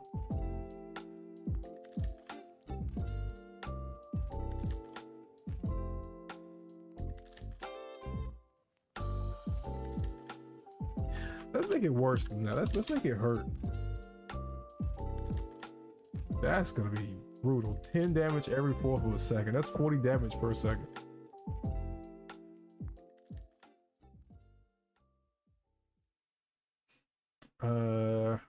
Let's see. I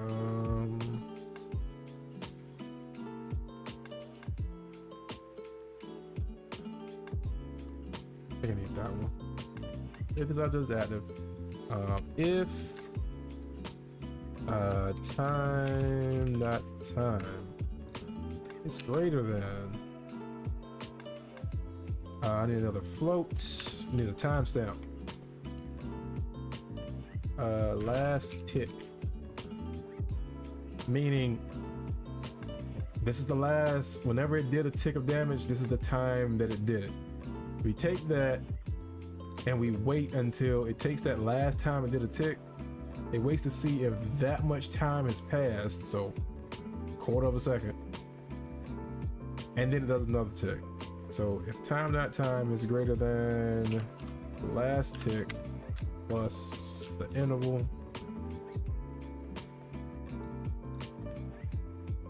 then we go into let's see, if this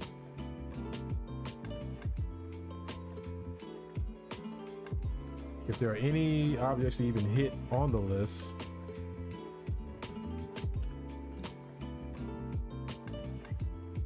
I need a for loop.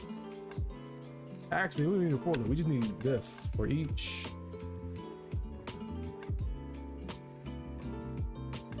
In list paddles.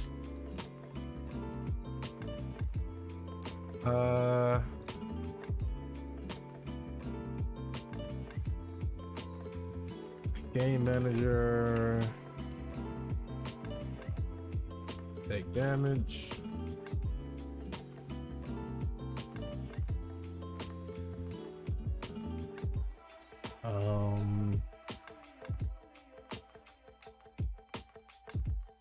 We need to grab the player ID off of the paddle this time, right?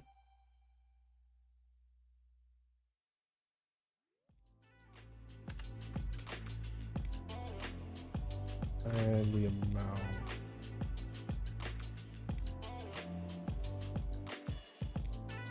Also, when this object gets disabled, we take the list and we clear it, just to clean things up. That should do it. I'm going to set it on, I want to tell the fire to start up on my side.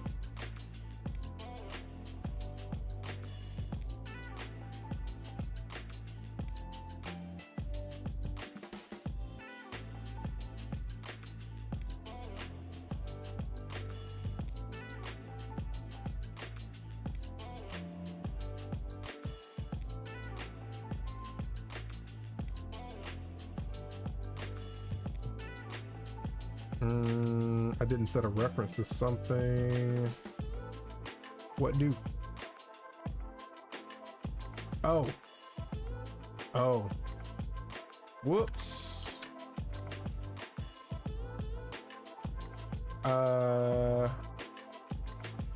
Basically, when you use a list, you have to initialize it. So list pals equals new list pal. I didn't do that. They need to, I think there has to be a cleaner way I can do this. That should be alright.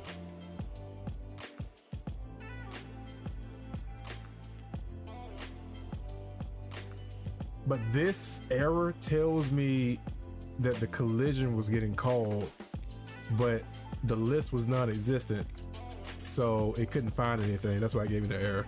But the collision was getting called, so that's a good sign. And it's still getting caught. Also, I don't like how the paddle's in front of the fire. We gotta fix that.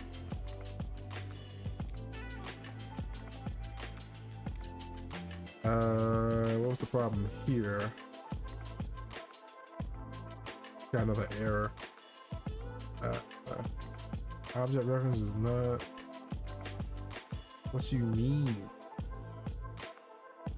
Line 29.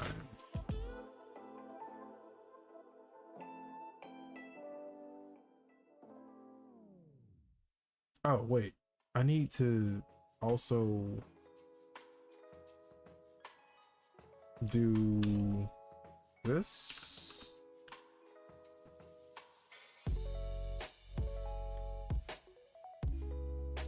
All right.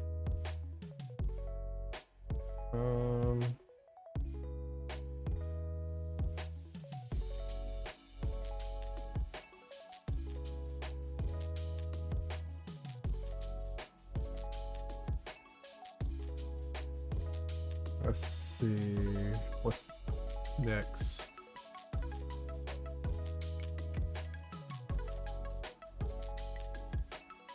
Same error. So it thinks something is null. It thinks either the game manager is null or the list. It can't be the list because it checks to see if count is greater than 0. So there has to be something on the list in order for it to get down here into this section. And the error is getting called from this. And the game manager, we know that's not null because that was working a second ago. So it has to be this?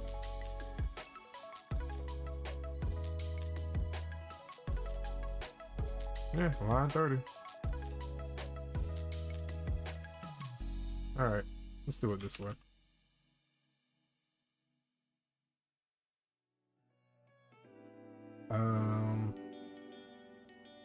If list battles no, then you make a new one. I don't think that's the problem, but I feel like it's related.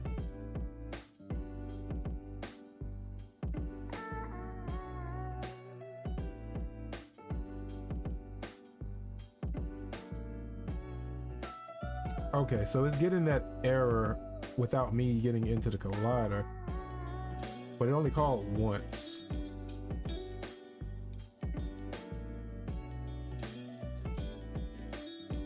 Why did it call?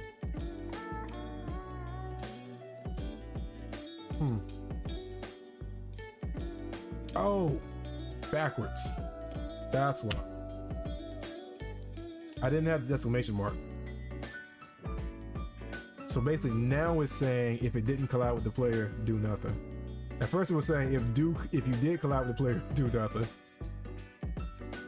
All right. I didn't know. Oh no. So that means it was colliding with the boundary up here and freaking out because the boundary up top doesn't have the player paddle script on it, and it was looking for it. So we shouldn't get the error now. Cool. If I go up here, not taking damage. Oh wait, took a tick. Oh, that's because the ball. Okay. Why you no collide? You have the rigid body, you have the box collider.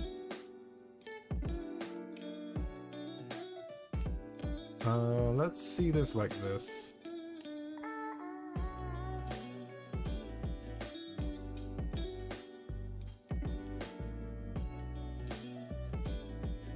All right, let's move this up here, let it sit there.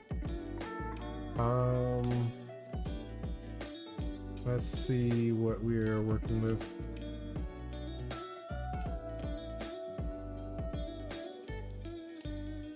They're both on the Z-axis, so it's definitely colliding with it.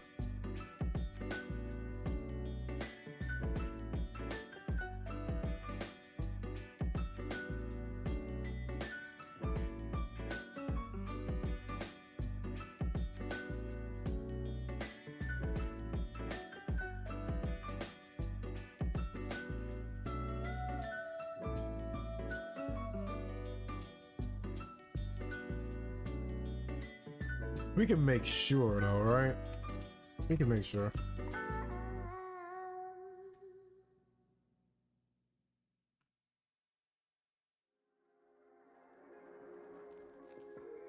We'll do both of these. So if we see hit, that means it hit the paddle, and if we see left, that means the paddle got out of the fire. Well, it detected when the paddle got out of the fire, basically.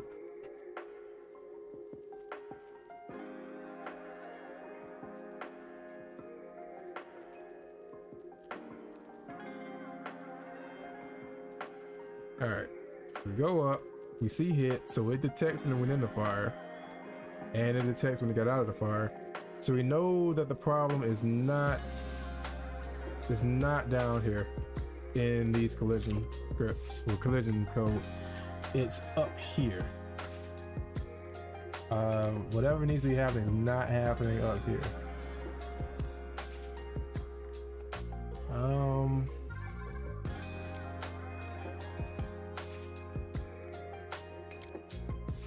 You know what it is? I never went to the paddles and told them which players they were.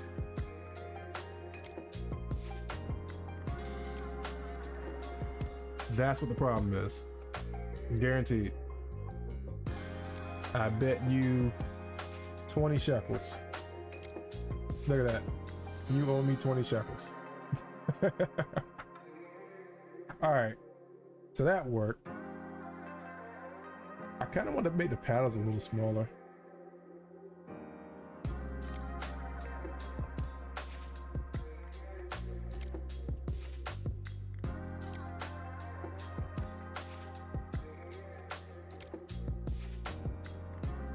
Okay, so that worked, and it burned you up pretty fast, which is hilarious. What I'm gonna do, I have an idea.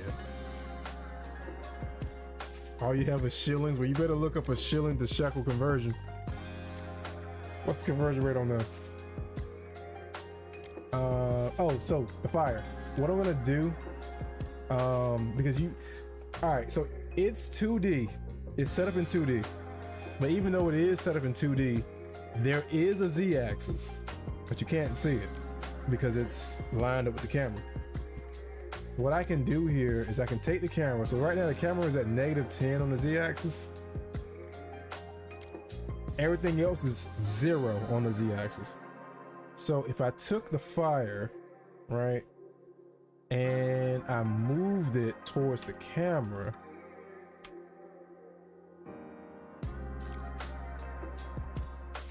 so let's say I put it, let's say -5. on the Z-axis. So now, and I don't even have to play the game to test this. I can just grab the paddle and move it. And the paddle moves up.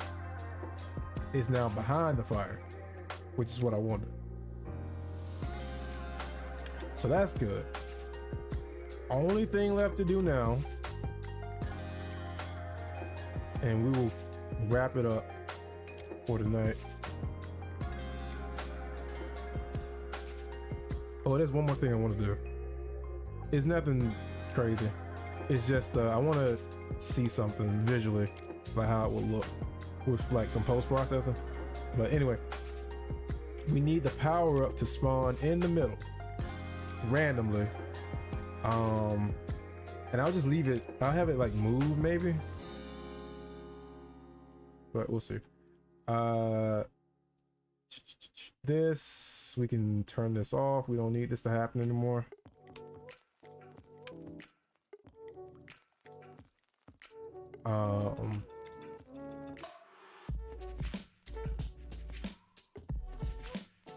Let's see. So stop that.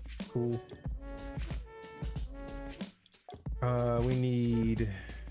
We need a way for it to show up. That's not tough though, like, 'cause let's say that's the power up, right?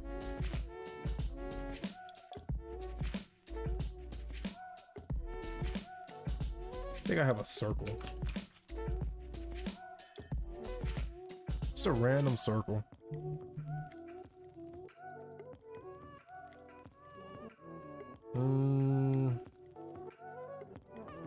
We can always change it.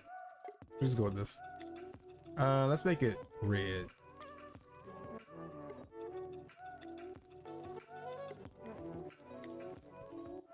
And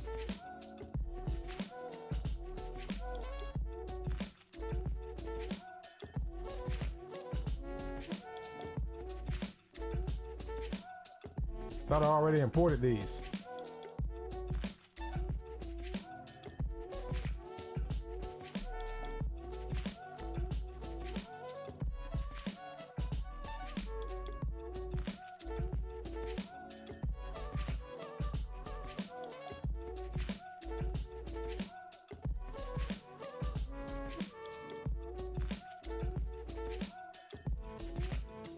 Yeah, just put fire. Fire. Boom. Center align, yada yada yada. Auto size.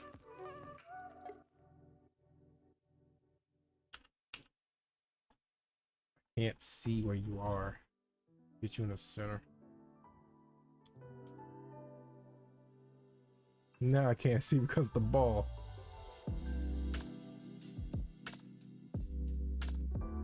It's fine. Boom. Alright. But we can change that at a later time, doesn't matter. Let's make it that big. Alright.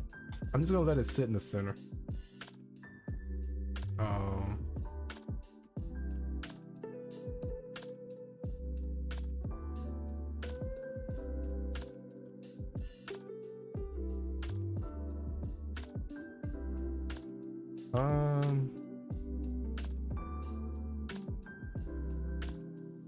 It needs all those components. So it needs rigid body to detect collisions. I'll just leave it like that.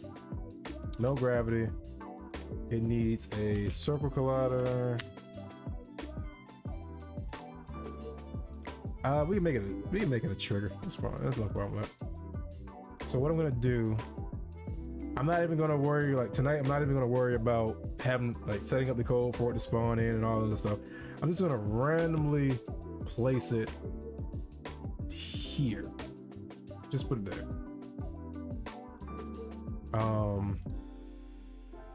And next stream, I'll explain more on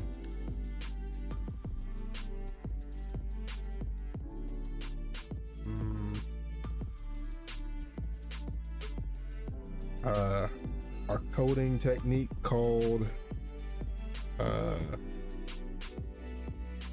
inheritance, because there's a really easy way to set this up, but it's, when I say easy to set it up, I mean it saves a lot of time down the line, but initially it takes a bit of a little bit of work. So for now,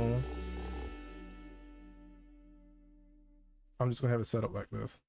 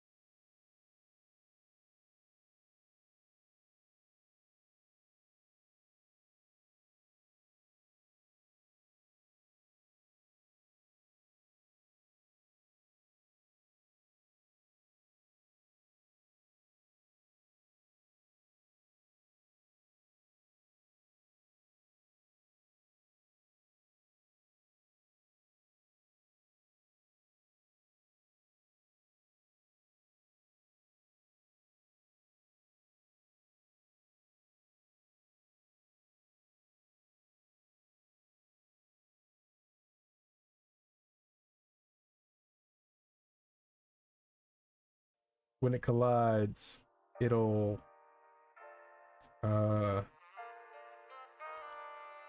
compare the tag again.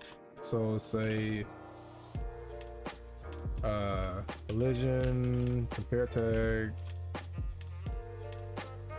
and if the tag says power up,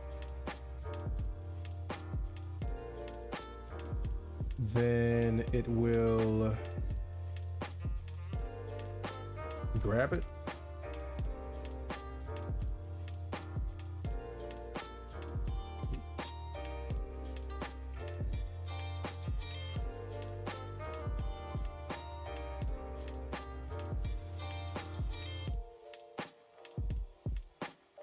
Grab the ID.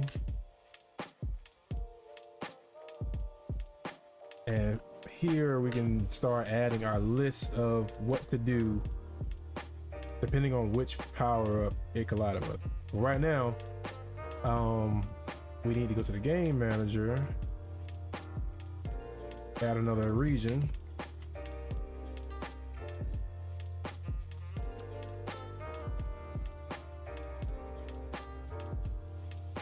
Or do we? Yeah, it'll be easier just to have us one centralized location to handle all of this.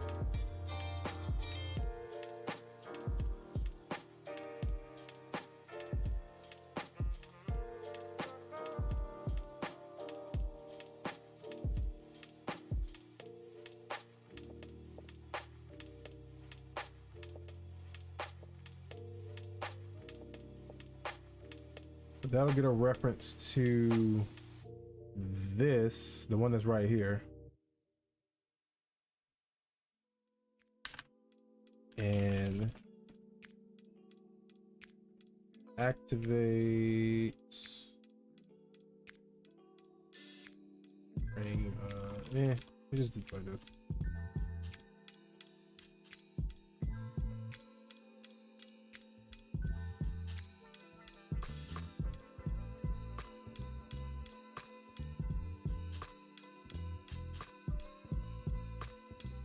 And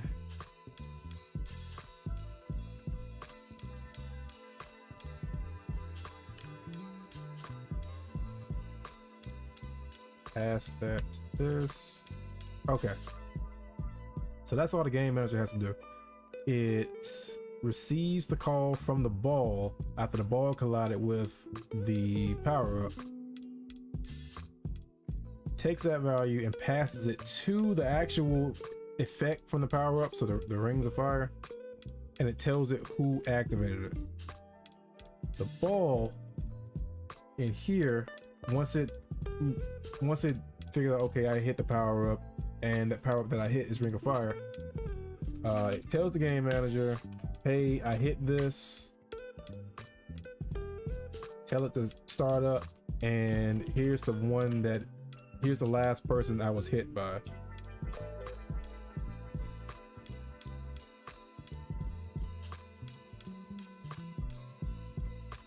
Now, in the event that no player, I'm actually going to set it up like that. If no player, like let's say the power up is floating around, the ball just got reset in the center, meaning no one is the last player to hit it, and the ball hits the power up. Let's say the ball spawns right on the power up. I could do a grace period where it won't detect a collision with the power up, but I think it'd be funny if it can, if it can collide with it, and both players get hit with the effect. I think that'd be funny. I'm gonna make a note of that and deal with it later. But for now, we should be good. I think this is it. Let's find out. Oh, did I mess up the region? I think I did. Hold on. I did. There we go.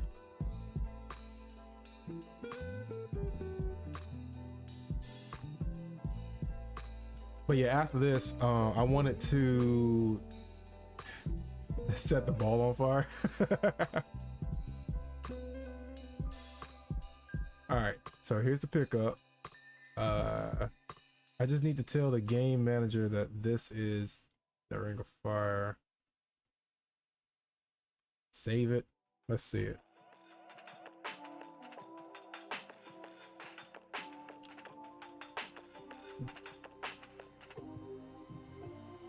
Did I get it? Miss. Oh wait, I didn't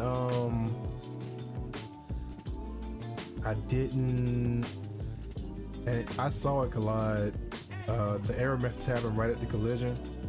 I just didn't set this up. So you, not you, here's your tag. There you go. All right. Oh, I also have to tell it to destroy itself when it gets hit.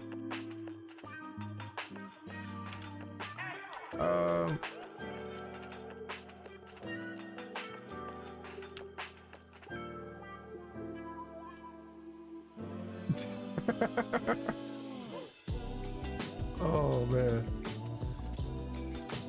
All right. Well, that happened.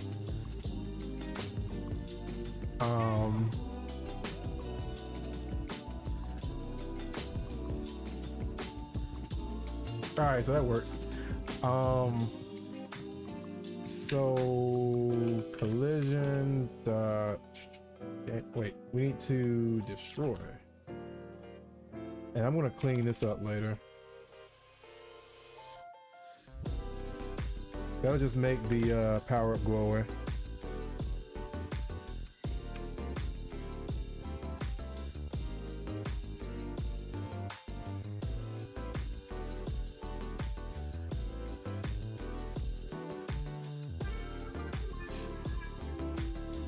Okay, so that takes care of that.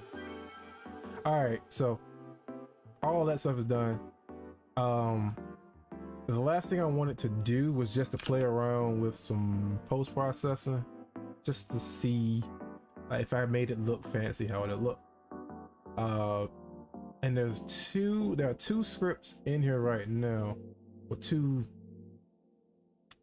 assets, and I want to see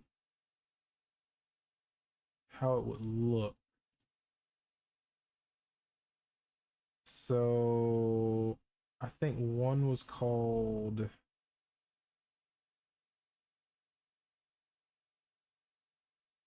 I don't see preset manager. Yeah, you,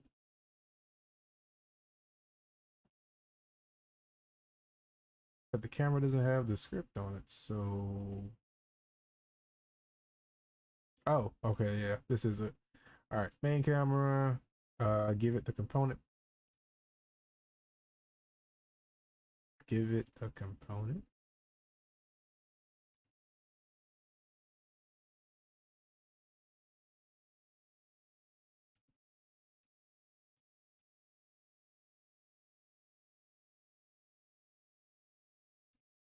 Why you don't work?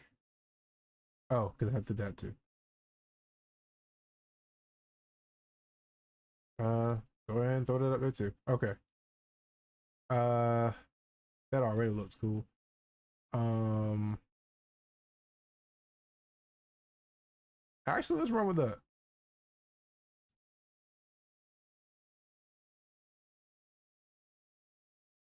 But first, for no reason whatsoever, let's throw more bloom. That's too much bloom. Looks cool though. Oh, there's lens dirt too. Maybe that, that, that, right there. I just want to see how it looks with post processing. And my music is gone.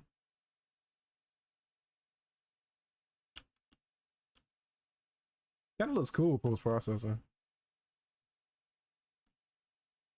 I would probably turn down the lens dirt though, or just the bloom in general. The blue one looks sleek. I'm gonna have to try the blue one out. Also, it makes the fire weirdly orange. Like it's green, not orange. Uh, let's see. Set a blue one.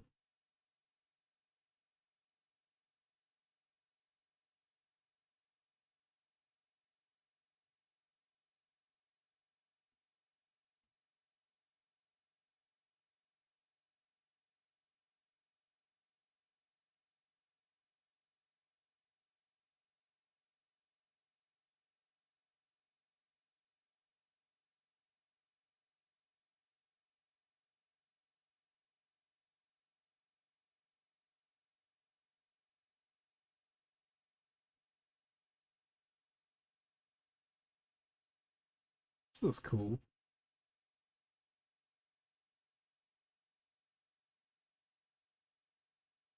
Oh, above the one I have. So right now I was on swamp. You mean this one?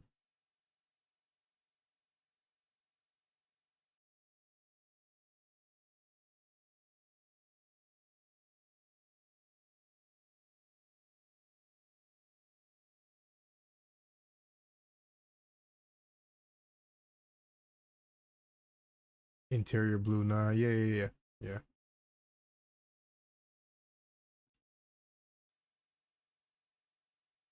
That does look cool.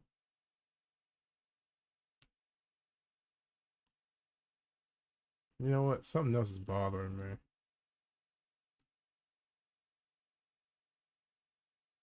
That actually does look pretty sleek.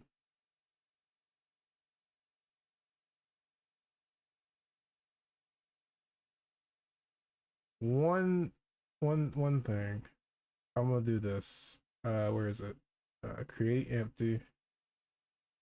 Uh and then a trail renderer. And I'm just guesstimate. Make the small, and then time is like 0.5 point. 2.5 maybe. Uh,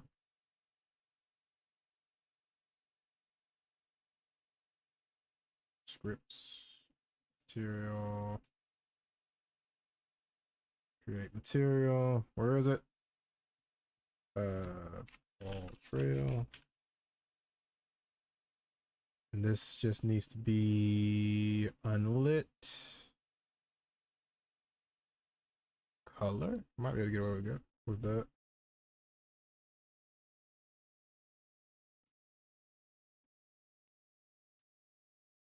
Let's see. Yeah.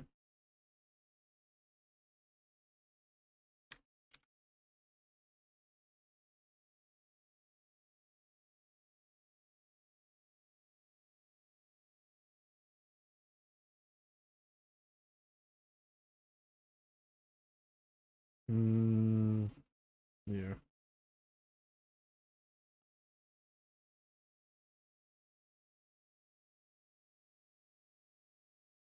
Let's do 0.1. All right, that's it. I wish I could have it, or I can maybe have it fade. We'll see if it works. All right.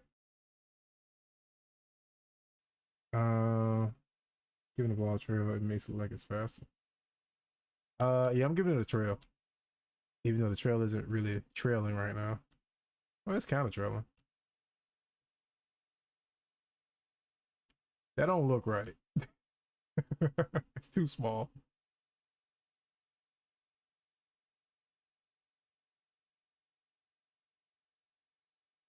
Didn't look right.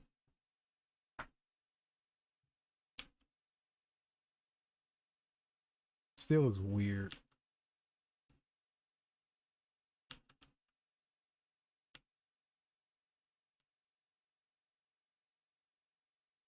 That looks cool, but it did a weird thing when it reset.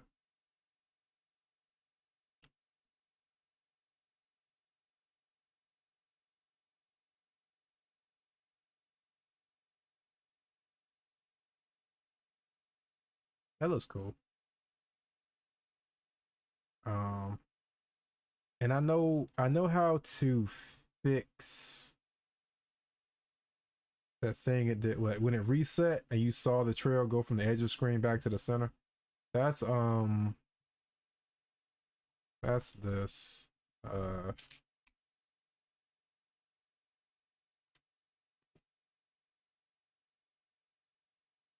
Basically I just have to tell it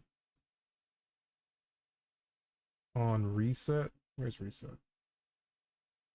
I just have to tell it trail dot clear,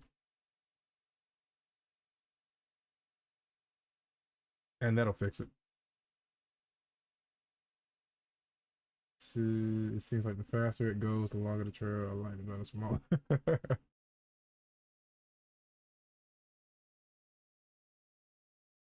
Boom.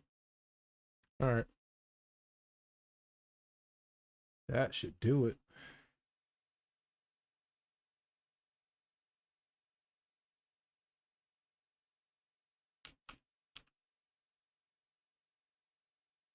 I'm still gonna cap this speed though.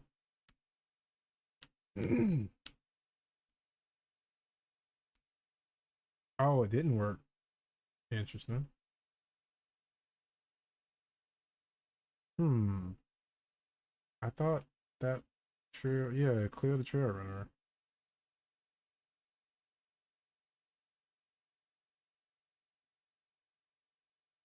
Hmm.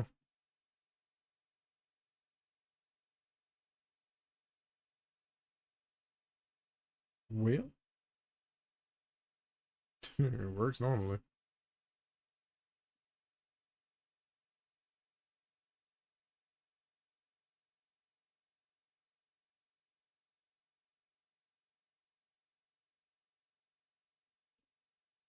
Hmm. And it happens before you got an idea for the speed. Gotcha. It happens, it clears the trail, well, tries to clear the trail before it resets the ball, and it doesn't work. Uh,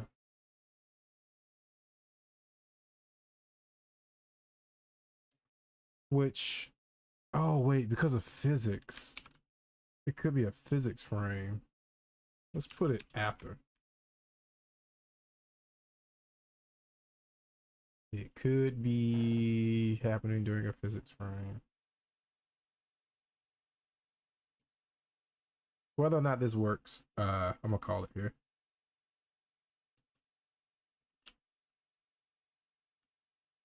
This look kind of gives off a super hot vibe.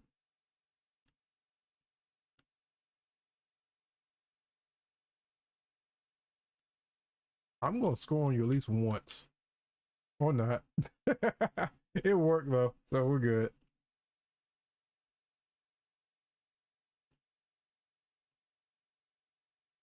Which means I'm also gonna have to program the AI to damn. I'm also gonna have to program the AI to determine whether or not they should go into the fire to block a shot. Otherwise, they're just gonna oh no. Otherwise, they're just gonna go in there and burn it up.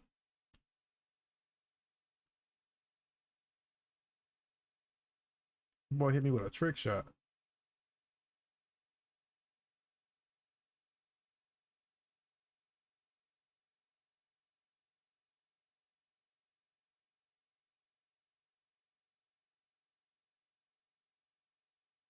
Jeez.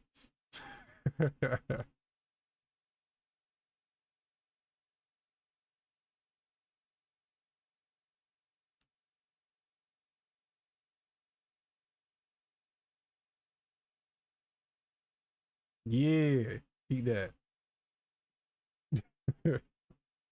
The legendary Pong.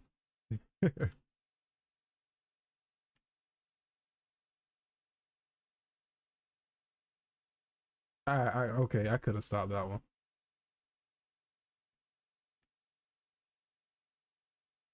I'm gonna probably play around with like the lens there, the glow from the bloom and all of that. Jeez. These borders, I'll probably make them thinner so we can kind of increase the play space. It is though. Gotcha. Digital air hockey. Yeah, that's Pong. Wait, did it not just take damage?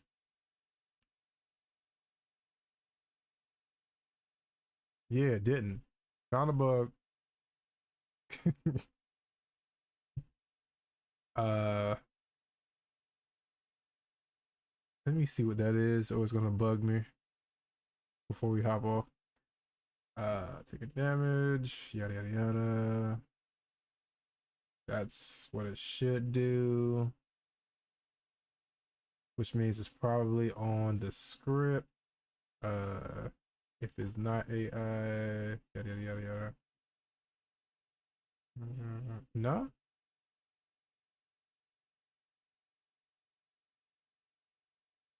The shield worked. It was the health part that didn't work. Um,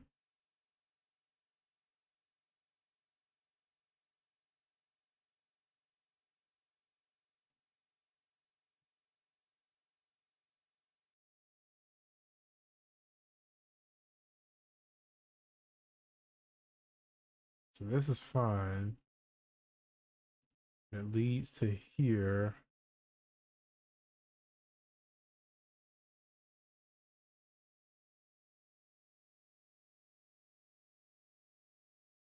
Hmm, that's a weird one.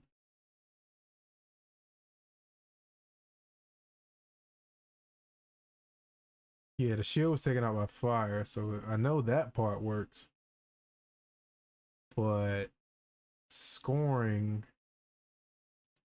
didn't do anything.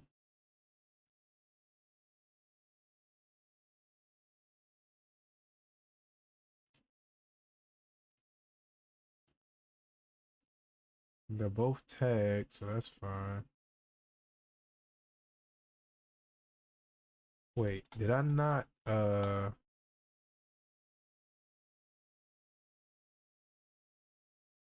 think I might reset these the health bars. Um because right now they're UI, that's fine. But I want them to also be affected by the post processor, so they'll glow too. There's a way to do it, but I'm not doing it tonight. But what I want to check is the AI's health bar. Is it set up as, yeah, it's filled horizontal? Oh,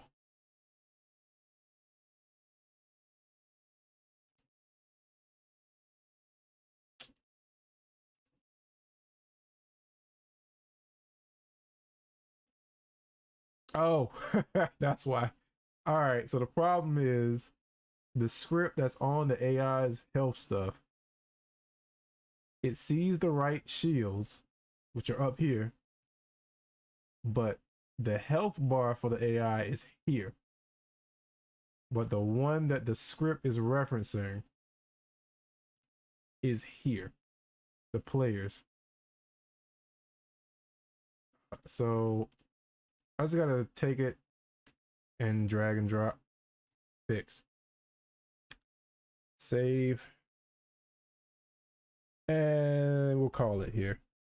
I kind of like this unintentional look, like super hot with the text and all that. I was thinking about doing icons originally, like have a ring and then have an icon in the middle that represents the power up, but having the text looks kind of cool.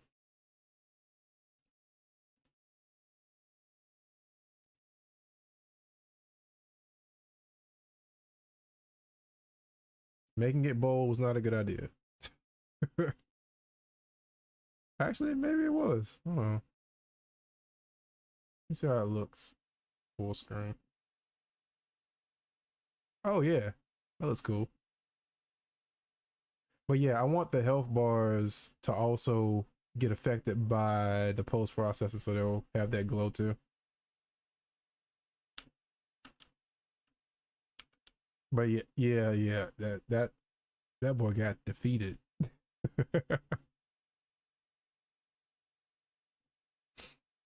All right, that's a good stopping point.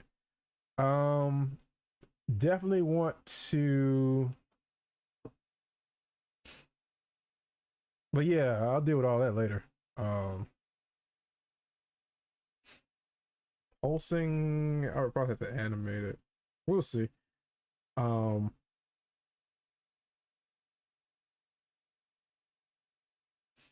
so definitely doing another one of these because we only got through one legend.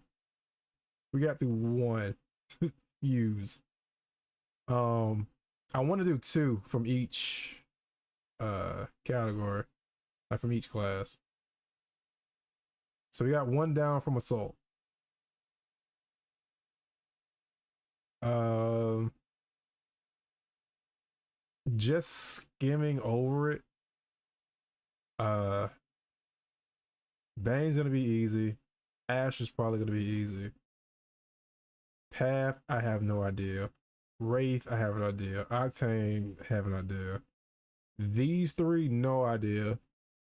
Bloodhound, I have an idea. Crypto, I have an idea. These two, nothing.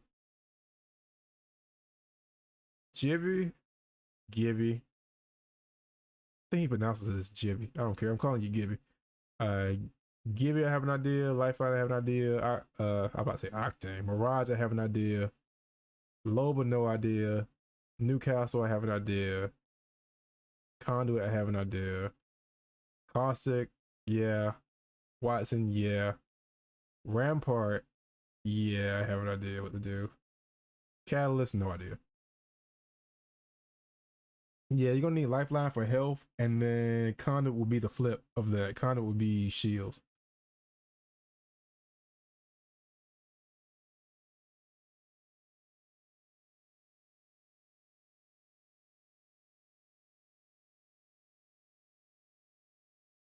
I think a fun one, like a fun one to figure out how to program, I think it's going to be Ramparts.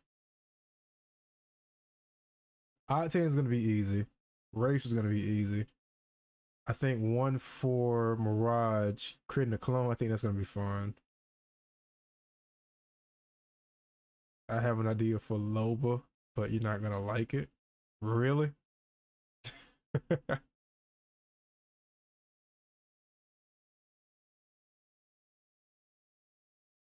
Do tell.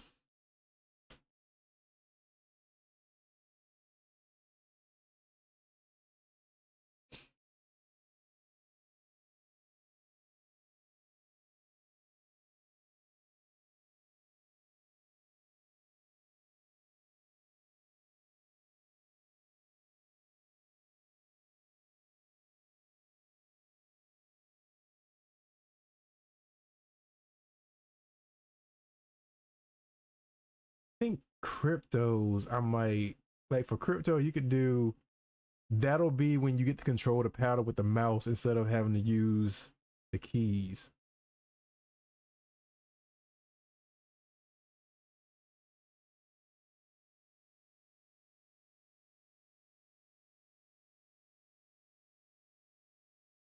So if you get the power up, the next time you hit the ball,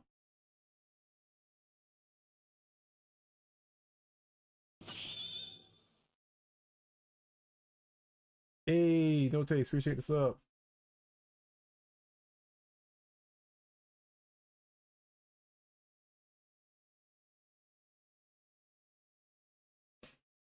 Um, you can you can make it appear on the other side at the spot. Oh, okay. So you teleport it.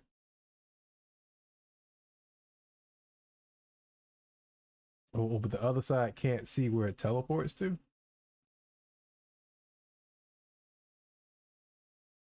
Because the idea I had for Ash was pretty much that it's uh it's like you get the power up, and then the next time you hit the ball, it pretty much jumps over there, like teleports.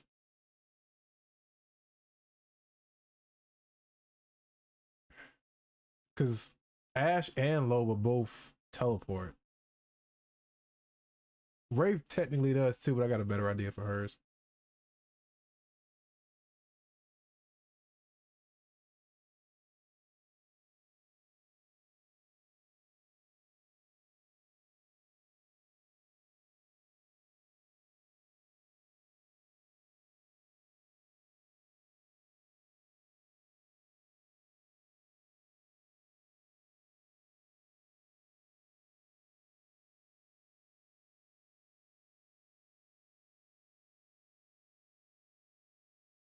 Like you get it and it disappears when you move your paddle and press space and it teleports to the other side.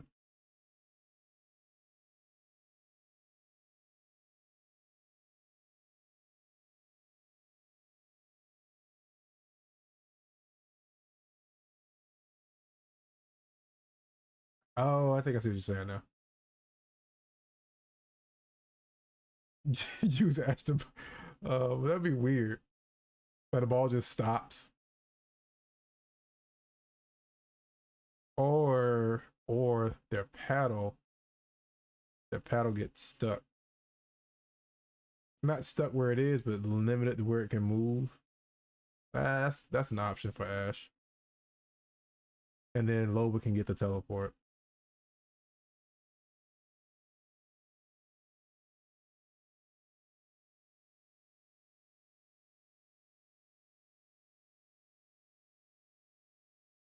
We'll see. Um,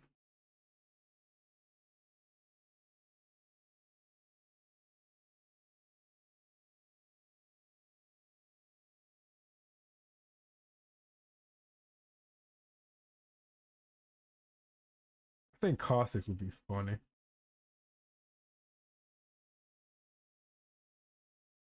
I don't know. Uh, but I've gone an hour over longer I said I was gonna go, so good stopping point. Yeah, at this point, all the main systems are in place. So at this point, it's pretty much smooth sailing as far as adding everything else, like all the other power ups, the bells and whistles, and all that stuff. Took longer than I thought, but then again, we did spend a good chunk of time kind of just chatting, so it's a win-win in my book. But yeah, no, the next one's gonna be, hmm, let's see.